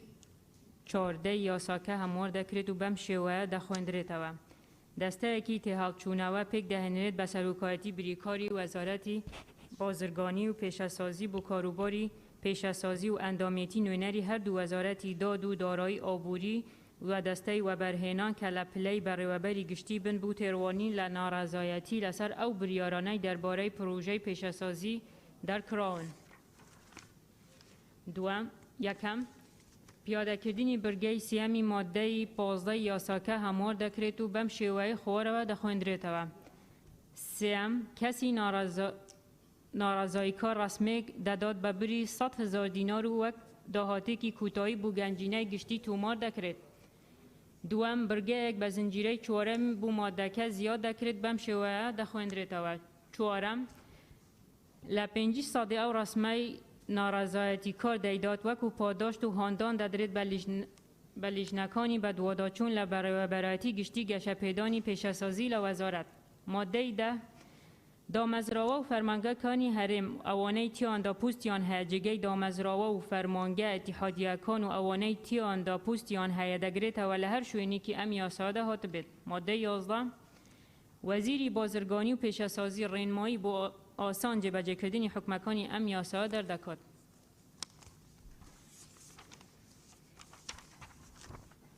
مادەی 12 ئەنجومەنی وەزیران و لایەنە پەیوەندیدارەکان حکومەکانی ئەم یاسا جێبەجێ دەکەن. مادەی 13 کار بە دەقی هیچ یاسا و بریارێک ناکرێت کە لەگەڵ حکومەکانی ئەم یاسادا ناکۆک بێت. مادەی 14 ئەم یاسا لە ڕێکەوتی بڵاوکردنەوەی لە ڕۆژنامەی فەرمی وەقایعی کوردستان جێبەجێ دەکرێت. هویەکانی دەرچووەندن لە پێنا و هێنانەدی گەشەسەندنی پێشەسازی لە هەردوو کەرتی تایبەت و تێکەڵاو بە شێوەیە کە بەشدار بێت لە پەرەپێدانی بەرهەمهێنان لە ڕووی بڕ و کواڵیتیەوە و بە مەبەستی پتەوکردنی و بەرهێنان لە کەرتی پێشەسازی لەو بۆرانەی زیاتر گرنگیان هەیە بۆ ئابووری هەرێمی کوردستان و بە ئامانجی یەکخستنی حکمە یاسایەکانی بەرکار لەسەر پرۆژەکانی و بەرهێنانی پێشەسازی لە هەرێم و عێراق ئەم یاسایە دەرچوێنرا. سپاس. بەڵێ زۆر سپاس. ناونیشان بخوێنەوە بەڕێستان. کاک بەهجەت. بەڵێ. برای سەرۆکی پارلەمان سبارت اوی پروژه یاسای رنشتنا پارلمانی جمهوری 15 که هاتیا پارلمان کردستان و تریکا سروکاتیا پارلمانی راحت آراسته کردن با لجنت پیوندی دار متوریش را درخواست کرد که اف پروژه یاسای با لجنا آواده کردن و برهنان جبهت آراسته کردن خوشحالی و جناب وجه آراسته لجنا و برهن آواده کردن و برهنان کرد ما الدم گهشتان نویسارا فرمیا سر دسته سروکاتیا پارلمانی ما کار سرهنده کرد که چندین کمبوناوا ما کردن چندین روبرت گشتی همی پارزگاه تر ما کردستان ما بانکشتی پارلمانی کردستان کردن ما فی لجنا آوادان کردن و برهنان از بینم که تراپورتا لجنا یاسایی آماجه پنده دا باید که ما فرمی او راو بوچونت خو تبینیت خو نویساره که تایبت آراسته سروکاتیا پارلمان که وجه آراسته دست لجنای یاسایی کرینه لی مخابن چه اشارت به نهاد ندان هرچند هم شفاهی سروکی لجنای یاسایی آگادار کرد و گود بوده که نداده لی نکرید و مافهمه که اشارت به بدادان زور سپاس بله فرمون راستکی و راپورتان نوسی و راپورتکاتو بو ایمه بس بزاین رون کردنەوە کەچیە و بەڕێزیشتان ئەتوانن بێنە ئێرە کاک باجەت برای سروکی پارلمان زور داوی لبردن دکم قصگانی که باید زور راسته هرچند به نیاز بوم نازم لبره و سه برگه خویندنوی سیم بو سه قانونه که بو لبیرم کردیه حتی به دستخطیش ملالای خوم نوسی بو بلام او نسخه لای من نیه امرو اگر اضافه کرده بو او ما بستم هبو لیره که کلیشه کتابه که دخوین رید ناوی لجنه و برهنانش تیدا با زور داوی لبردن دکم اعتذار دخوازم و خطایی منه من داوی لبردن دکم بله بله تاو فرمون نانشان بخوێنەوە بەڕێ سەرۆکی پەرلەمان پرۆژە یاسا بەرکارکردن و هەمواری پیادەکردنی یاسا و بەرهەمهێنانی پێشەسازی هەردوو کارتی تایبەت و تێکەڵاو ژمارەی 20 سال 1998 هەموارکراوی اتحادی لە هەرێمی کوردستان داش عێراق کێ قسەی هەیە لەسەر ناونیشانەکە بەڕێزان فەرمون مادەی یەکەم بخوێنەوە مادە یەک یاسا و بەرهەمهێنانی پێشەسازی هەردوو کارتی تایبەت و تێکەڵاو ژمارەی 20 سال 1998 هەموارکراو لە هەرێمی کوردستان داش عێراق بەرکار هەمواری پیادەکردنی دەکرێت بەڕێزان کێ قسەی هەیە لەسەر ئەو مادەیە مادەی دوایەوە فەرمون مادەی دوو پیادەکردنی بڕگە یەکەم لە مادەی سێ یاساکە ڕادەگیرێت کێ قسەی هەیە مادەی سێ پیادەکردنی بڕگەی دوام لە مادەی 4 یاسایەکە هەموار دەکرێت و بەم شێوە خوارەوە دەخێڕێتەوە دوام پێکاتە کارگەریەکانی و بەرەوبەرەتی گشتی و گەشەپێدانی پێشەسازی لە وەزارەت و لایەن وەزیری بازرگانی و پێشەسازی بە ڕێنمایی دیار دەکرێت بەڕێزان کێ قسەی هەیە لەسەر ئەو بابەتە کێ قسەی هەیە لەسەر ئەو مادەیە مادەی سێ بەڵێ مادەی دوایەوە بخوێنەوە مادەی 4 بەڵێ کاک بژار فرمو برای سروکی پارلمان لرگی جنابتان حزکم ام بسیار آراسته جنابی وزیری هرم بو کاروباری پارلمان بکم سبارت برگی دوام لماده سه که عدالت پیکات کارگیری کنی برای براتی گشتیگه شپیدانی پیشتسازی لوزارت للین وزیری بازرگانی پیشتسازی برای مایک دیاری دکرد حزکم رای حکومت و وزیری تایبت مدلسن ام برگه بیزانین چونکه دو سه راپورت لبردستمان بو یک لو راپورتانه بو شیوه بوی لجنه تایبتمند آیا حکومت چون پی باشه لانجمن وزیران بیان لوزارت بزرگ سپاس بله فرمون برستان رئیس وزیری هرم کارباری پارلمان بەڕێز سەرۆکی پەرلەمان ئێمە لەگەڵ ئەوەی کە پێک هاتە کارجێڕیەکانی بەڕێوەبەرایەتی گشتی گەشەپێدانی پیشەسازی لە وەزارەت بە پەیڕە و دیاری بکرێتن کە لە ئەنجومەنی وەزیران دەردەچێ هەمان خاڵ ملاحەزەمان هەبوو لەسەر یاسای وەزارەتی کارەبا کە نێردراوە ئێستا بۆ سەرۆکایەتی هەرێم چونکە قەواعیدی متبع لە عێراق و لە هەرێمی کوردستان ئەوەیە کە پێک هاتەی ئەوە مدیریە عامەکان لە ناو یاساکان دیاری دەکرێن کە چۆنن بەڵام پێک هاتە کارجێڕیەکانی بەڕێوەبەرایەتیەکان عادەتەن بە پێی پەیڕە و دیاری دەکرێن واتە پەیڕەوێک لە ئەنجومەنی وەزیران دەردەچێتن اختصاصاتی ئەو مدیریەتە عامانە دیاری دەکە ئەوە متبعە هەم لە عێراق هەم لە هەرێمی کوردستان تا ئێستا وەزیر بەڕێنمایی اختصاصاتی مدیریاتی عامی دیاری نەکردووە بەڵکو تەفاسیلی ڕێکخستنی ئیش و کاری مدیریە عامەکان عادەتەن بە پەیڕە و ڕێک دەخرێ کە لە ئەنجومەنی وەزیران دەردەچێت بۆیە داوا دەکەین ئەوەیان بکرێتە پەیڕەوێک کە لە ئەنجومەنی وەزیران دەردەچوێندرێ نەکڕێنمایی. زۆر سپاس بەڵێ سپاس زۆر سپاس. مادەی دوای ئەوە بەڕێزان مادەی 4 پیادەکردنی مادەی 7 یاسای هەموار دەکرێت بەم شێوە خوارە دەخرێتەوە. یەکەم مەرج ئەو کەسە سروشتیە داواکاری بۆ وەلگرتنی مولەت و دامەزراندنیان خاوەندارەتی پرۆژەکە پێشەسازی پێشکەش دەکات خاوەنی لەهاتوو ئەهلیە الئەداء تەواو بیت جگە لەو کەسانە خاوەندارەتی پرۆژەکە بە میرات بۆ گواسترێتەوە. دوام مەرج ئەو کەسە معنەویە داواکاری بۆ وەلگرتنی مولەت و دامەزراندنیان خاوەندارەتی پرۆژەکە پێشەسازی پێشکەش دەکات بە پێی یاسا بەرکارەکانی هەرێمی کوردستان دامەزرا و مولەت پێدراو بیت. بەڵێ سپاس. کێ لەسەر ئەو مادەیە قسەی هەیە؟ کەس قسەی نییە. من یەک تێبینیم هەیە بەڕێزان وەکو ئەندامێکی پەرلەمان کاکێ من لێرە بۆ هاتمە خوارەوەش. ئێمە فەرعی کۆمپانیا ئەجنەبیەکان ئێمە لێرەدا نامەزرێن لێرە تۆمارەکرێن. ئێمە بۆیە پێم وایە ئەبێ بنووسرێ بەپێی یاسا بەرکارەکانی هەرێمی کوردستان دامەزراو یان تۆمارکراوە و مۆڵەت دراو بێ. واتە شەریکێکی ئەجنەبیە لێرە تەزری لەکرێ و ئینجا مۆڵەت تێدرێتێ و ئەگەر شەریکێکی وەتەنیە لێرە دادەمەزرێ و ئینجا مۆڵەت تێدرێتێ. بەڵێ مادەی دوایەوە. مادەی 5 پیادەکردنی بەرگەی پێنجەم لە مادەی 8 یاسەکە هەموار دەکرێت. یەک لەحظە بەڕێز وەزیری هەرێم بۆ کارباری پەرلەمان قسەی هەیە؟ بەڕێز سەرۆکی پەرلەمان پشتگیری لە ڕای بەڕێستان دەکەم ئەگەر دیقەت بدەن لە پرۆژەکەی حکوومەتیش لە بڕگەی دوودا هاتیە مەرجە لەو کەسە معنەویەی داواکاری پێشکەش دەکات بۆ وەرگرتنی مۆڵەتی دامەزراندنیان بوونە خاوەنی پرۆژەیەکی پیشەسازی بەپێی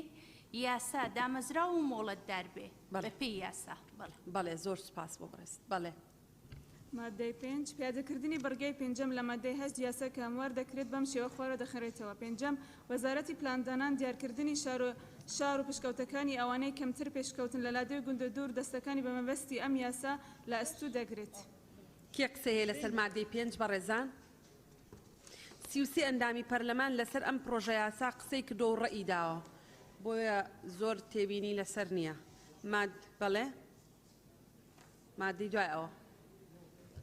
مادەی 6 بەڕێ سەرۆکی پەرلەمان مادەی 6 یەکەم هەمواری پیادەکردنی بەرگەی یەکەم لە مادەی 9 یاساکە دەکرێت و بەم شێوەیە دەخوێنرێتەوە. یەکەم دامودەستگای پەیوەندیدار لە هەرێم هەڵدەستێ بە دابینکردنی گشت پێداویستیەکانی پرۆژەی پیشەسازیەکە لە زەوی بە مەرجێ گونجاو بێت لەگەڵ ماستەرپلانی شارەکان و خزمەتگوزاری پێویست و بە کرێی هاوشێوە دەیداتە خاوەن پرۆژەکە بە درێژایی ماوەی مولەتی دامەزراندن بەدەر لە حکومەکانی یاسای فرشتن و با کرێدانی ملکومالی دەوڵەت ژمارە 1 ساڵی 2021 بەرکار لە هەرێمی کوردستان. دوام پیادەکردنی بەرگەی دووەمی مادەکە هەموار دەکرێت و بەم شێوەیە دەخوێنرێتەوە. دوام وەزارەتی بازرگانی پیشەسازی بە هەماهەنگی لەگەڵ وەزارەتەکانی ناوخۆ کشتوکار سەرچاوەکانی ئاو پلاندانان دەستەی پاراستن و چاکردنی ژینگە هەڵدەستن بە دیاریکردنی پێگەکانی پیشەسازیەکان بە پێی حکومەکانی یاسابەرکارە پەیوەندیدارەکان و بۆ هەر پارێزگایەک لە دەرەوەی سنووری ماستەرپلانی شارەکان. سێیەم پیادەکردنی هەردوو برگەکانی سێیەم و چوارەمی مادەی 9 ڕدەگیرێت. مادەی 6 کێ قسەی لەسەری هەیە؟ سپاس زۆر سپاس خەدیجە خان. کەس قسەی لەسەری نییە. مادەی دوایەوە. بەڕێ سەرۆکی پەرلەمان مادەی 7 یەکەم پیادەکردنی برگەی دووەمی مادەی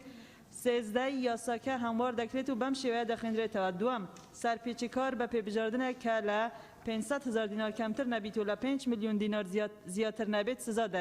دەدرێت. ئەگەر لە دوای کوتایی هاتنی ماوەی دیاریکراو لە برگەی یەکەمی ئەم مادەیەدا سەرپیچیەکەی لا نەبدربێت. دووەم برگەیەک بۆ مادەی 13 یاساکە زیاد دەکرێت بە زنجیرەی شەشەم و بەم شێوەی خارەوە. شەشەم خاوەنی پروژەی سوودمەند لە لێخوشبوونی گومورگی بە پێبژاردنێک سزا دەدرێت کە یەکسان بێت بە 3 هەندەی بەهای لێخوشبوونەکە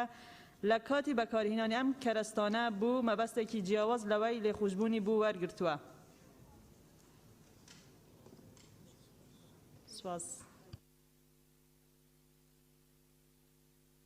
بەڵێ کێ قسەی هەیە لەسەر و مادەیە بەڕێزان؟ دکتۆرە فەرموو. بەڵێ بەڕێز وەزیری هەرێم بۆ کاروباری پەرلەمان. بەڕێز سەرۆکی پەرلەمان لە مادەی 6 و لە مادەی 7 ئێمە داواکارین پرۆژەکەی حکوومەت وەکو خۆی بمێنێتەوە ئەوەی کە نردومانە. بەڵێ سپاس بۆ بەڕێزت. مادەی 8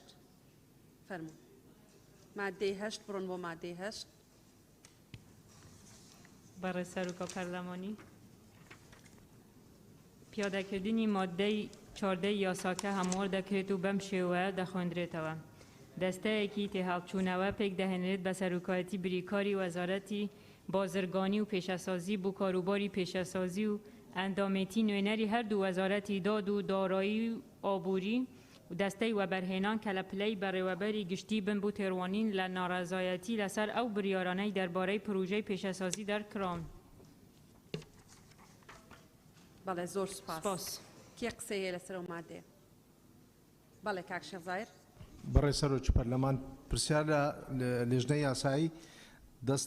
دەستەیەکی تێهێڵچوونەوە پێک دەهێنرێت مەبەست لێرە لە دەستەیەکی تێهێڵچوونەوە چیانێ؟ خاصەتی مەحاکمەوەوان وەردەگری یاخود نا ناوەڵا بەس طعون وەردەگرێ بەس طبیعەتی محکەمەی نییە. بەڵێ قسەتان هەیە بەڕێز لیژنەکان؟ کاک بژار قسەت هەیە؟ بەڵێ سوپاس تەواو سوپاس. دوای ئەوە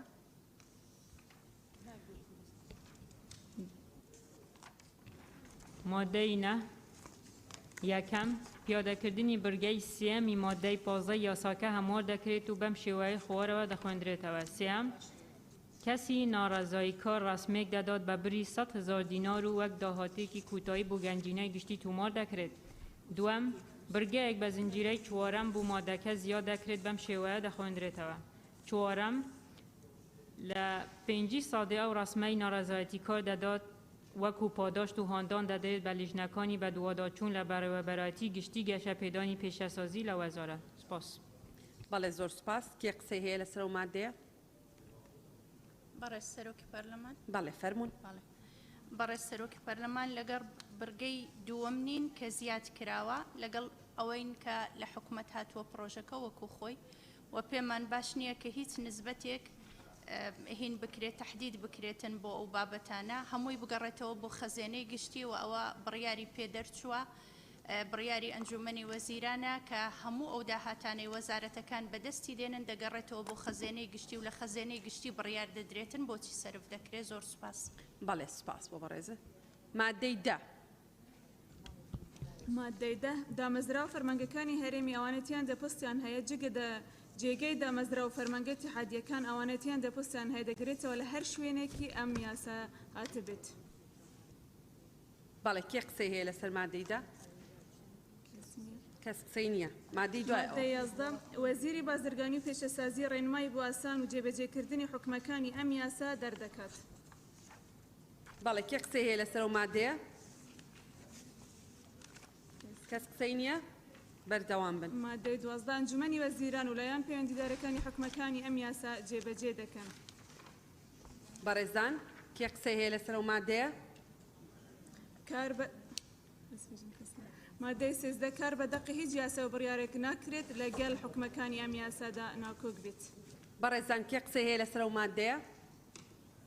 کەس قسەی نییە؟ مادەی دوای ئەوە؟ مادەی 14 ئەم یاسا لە ڕێکەوتی بەڵاوکردنەوەی لە ڕۆژنامەی فەرمی وەقایل کوردستان جێبەجێ دەکرێت. کێ پرسیاری هەیە لەسەر ئەوە؟ کێ قسەی هەیە لەسەر ئەو مادەیە مادەی 14؟ کەسی نییە. هویەکانی دەرچواندن لە پێناوی هێنانەدەی گەشەساندنی پێشەسازی لە هەردوو کەرتی تایبەت و تێکەڵاو بە شێوەیەکی کە بەشدار بێت لە پەرەپێدانی بەرهەمهێنان لە ڕووی بڕ و کواڵێتیەوە بە مەبەستی پەتەوکردنی و بەرهەمهێنان لە کەرتی پێشەسازی لەو بوارانە زیاتر گرنگیان هەیە بۆ ئابووری هەرێمی کوردستان و ئامانجێکی خستنی حکومەکانی یاسەکانی بەرکار لەسەر پرۆژەکانی و بەرهەمهێنانی پێشەسازی لە هەرێم و عێراق ئەم یاسا دەرچوێندرا. بەڵێ کێ قسەی هەیە لەسەر ئەوە؟ بەڕێزان بەڕێز وەزیری هەرێم بۆ کاروباری پەرلەمان یەک پرسیارم هەیە لە پرۆژەکەی لە یاساکەی حکوومەت کە ئێمە بەرکاریەکەین بۆ ئەو مەشروعانەی کە پێش بەرکاربوونی ئەو یان ئەو مەشروع سناعیانەی کە پێش بەرکاربوونی ئەو یاسایە هەبوون 5 ساڵی داوە ئیعفای گومرگی بەڵام بۆ ئەوانەی دواتر 10 ساڵی داوە. پرسیارەکە ئەوەیە ئەو پرۆژە پیشەسازیانەی لە هەرێمی کوردستان پێش بەرکاربوونی ئەم یاسایە بەپێی یاسای وەبەرهێنانی یا یاسای وەبەرهێنانی پیشەسازی بەرکار لە هەرێمی کوردستان 10 ساڵەکان وەرگرت بێ دوای بەرکاربوونی ئەم یاسایش 5 ساڵی تر وەرەگرن یعنی ئەوانە دەبنە 15 حکوومەت ئەم لەگەڵ ئەم تەوەجوهەیە نەخێر بە هیچ شێوەیەک بەڕێز سەرۆکی پەرلەمان لەگەڵ ئەوەی نینە کە ئەعفاەکان درێژ بکرێنەوە ئەوەی کە بە ئیستحقاقی خۆی بە پێی یاسای ئەعفای وەرگرتووە تەمامە کەواتە بەڕێزان لە لیژنە تایبەتمەندەکان پێشنیارێک هەبوو هەمووان هەردە ساڵ وەرگرن ئەگەر پرۆژەیەکی پیشەسازی 10 ساڵی وەرگرت بێ بۆی نییە لە دوای بەرکاربوونی ئەم یاسایە لە هەرێمی کوردستان 5 ساڵی تر وەرگێ لە ئەستی قانونەکە وایە کەواتە بێ معالەجەیەکی بۆ بدۆزنەوە گەرەمە تەوەجوهی حکوومەت نییە فەرمونون کاکبژار بەڕێز سەرۆکی پەرلەمان خۆیمەش لە لیژنەی یاسایی لەگەلی نەبووین بەڵام دواتر بوومان دەرکەوت کە لیژنەی تایبەتمەند لیژنەی وزە و سامانە سروشتیەکان لەگەل بوون و لەگەل حکوومەت لەسەر خەت بوون جەنابی وەزیری تایبەتمەند ئاگادار بوو دوسێ جار تاکیدیان کرد حتا گەیشتە ئەو ڕادەیە لە کوبنەوەی لیژنەی یاساییدا پەیوەندیمان بە جەنابی وەزیر کرد ئایا ڕاستە جەنابەت لەگەل ئەوەی ئاگاداری تاکیدی کرد کە ئێمە لەگەلین باوەی وەکو دامێک بێ لەبەرەوە ینی ئەگەر لە لای خۆمان تاکیدمان کرد کە ئێمەش وەکو شەخص لەگەل نەبووین بەڵام دواتر لیژنەی معنی و وەزیری معنی و ئەوانە هەمویان ئەو فشاریان دەکرد کە ئەمە لا نەبن و ئەو ئیزافە لە لای لیژنەی وزە کرابوو دیڕاستەتێکی تریش دەکەین ئینشاڵڵا بەڵام لە راپۆرتی لیژنەی ئاوادانکردنەوە و بەرهێنان ئەوە دانرابوو بەڕێزان بەڕێز وەزیری هەرێم بۆ کاروباری پەرلەمان وازحە ینی ئەمانەیە لە ماوەی ئەم دوو ڕۆژەیە ئەو جوابەمان دەست بکەوێ ئەو مەشروعانەی کە 10 ساڵەکەیان وەرگرتووە مستەفید بوون 5 تریان دەدرێتێ بەڵام ئەوانەی دوای ئەم یاسایە تەنها دەیان نەدرێتێ وەڵاممان پێویست دەبێت لە ڕاستیە بۆ لیژنەی یاسایی و لیژنە تایبەتمەندەکان بەڕێزان هیچ بڕگەیەک لە بەرنامەی کار نەماوە بۆ بەیانی کەوتبوومان بەیانیش بەردەوامە بین بۆیە بەیانی دانیشتنی پەرلەمان ناکرێ بەڵام دوو بەیانی کە ڕۆژی پێنجشەمەیە دەنگدانەکەین لەسەر ئەم پرۆژە و پێشنیازە یاسایانەی کە ئەمڕۆ خوێندنەوەمان بۆ کردن داوا لە لیژنە تایبەتمەندەکە سەعات 1 ئامادە نابین ئێمە پێنجشەممە سەعات 1 بەڕێزان کۆبوونەوە پێنجشەممە سەعات 1 و ئێستش بەم شێوەیە کۆتایی بە کۆبوونەوەکەمانەیەن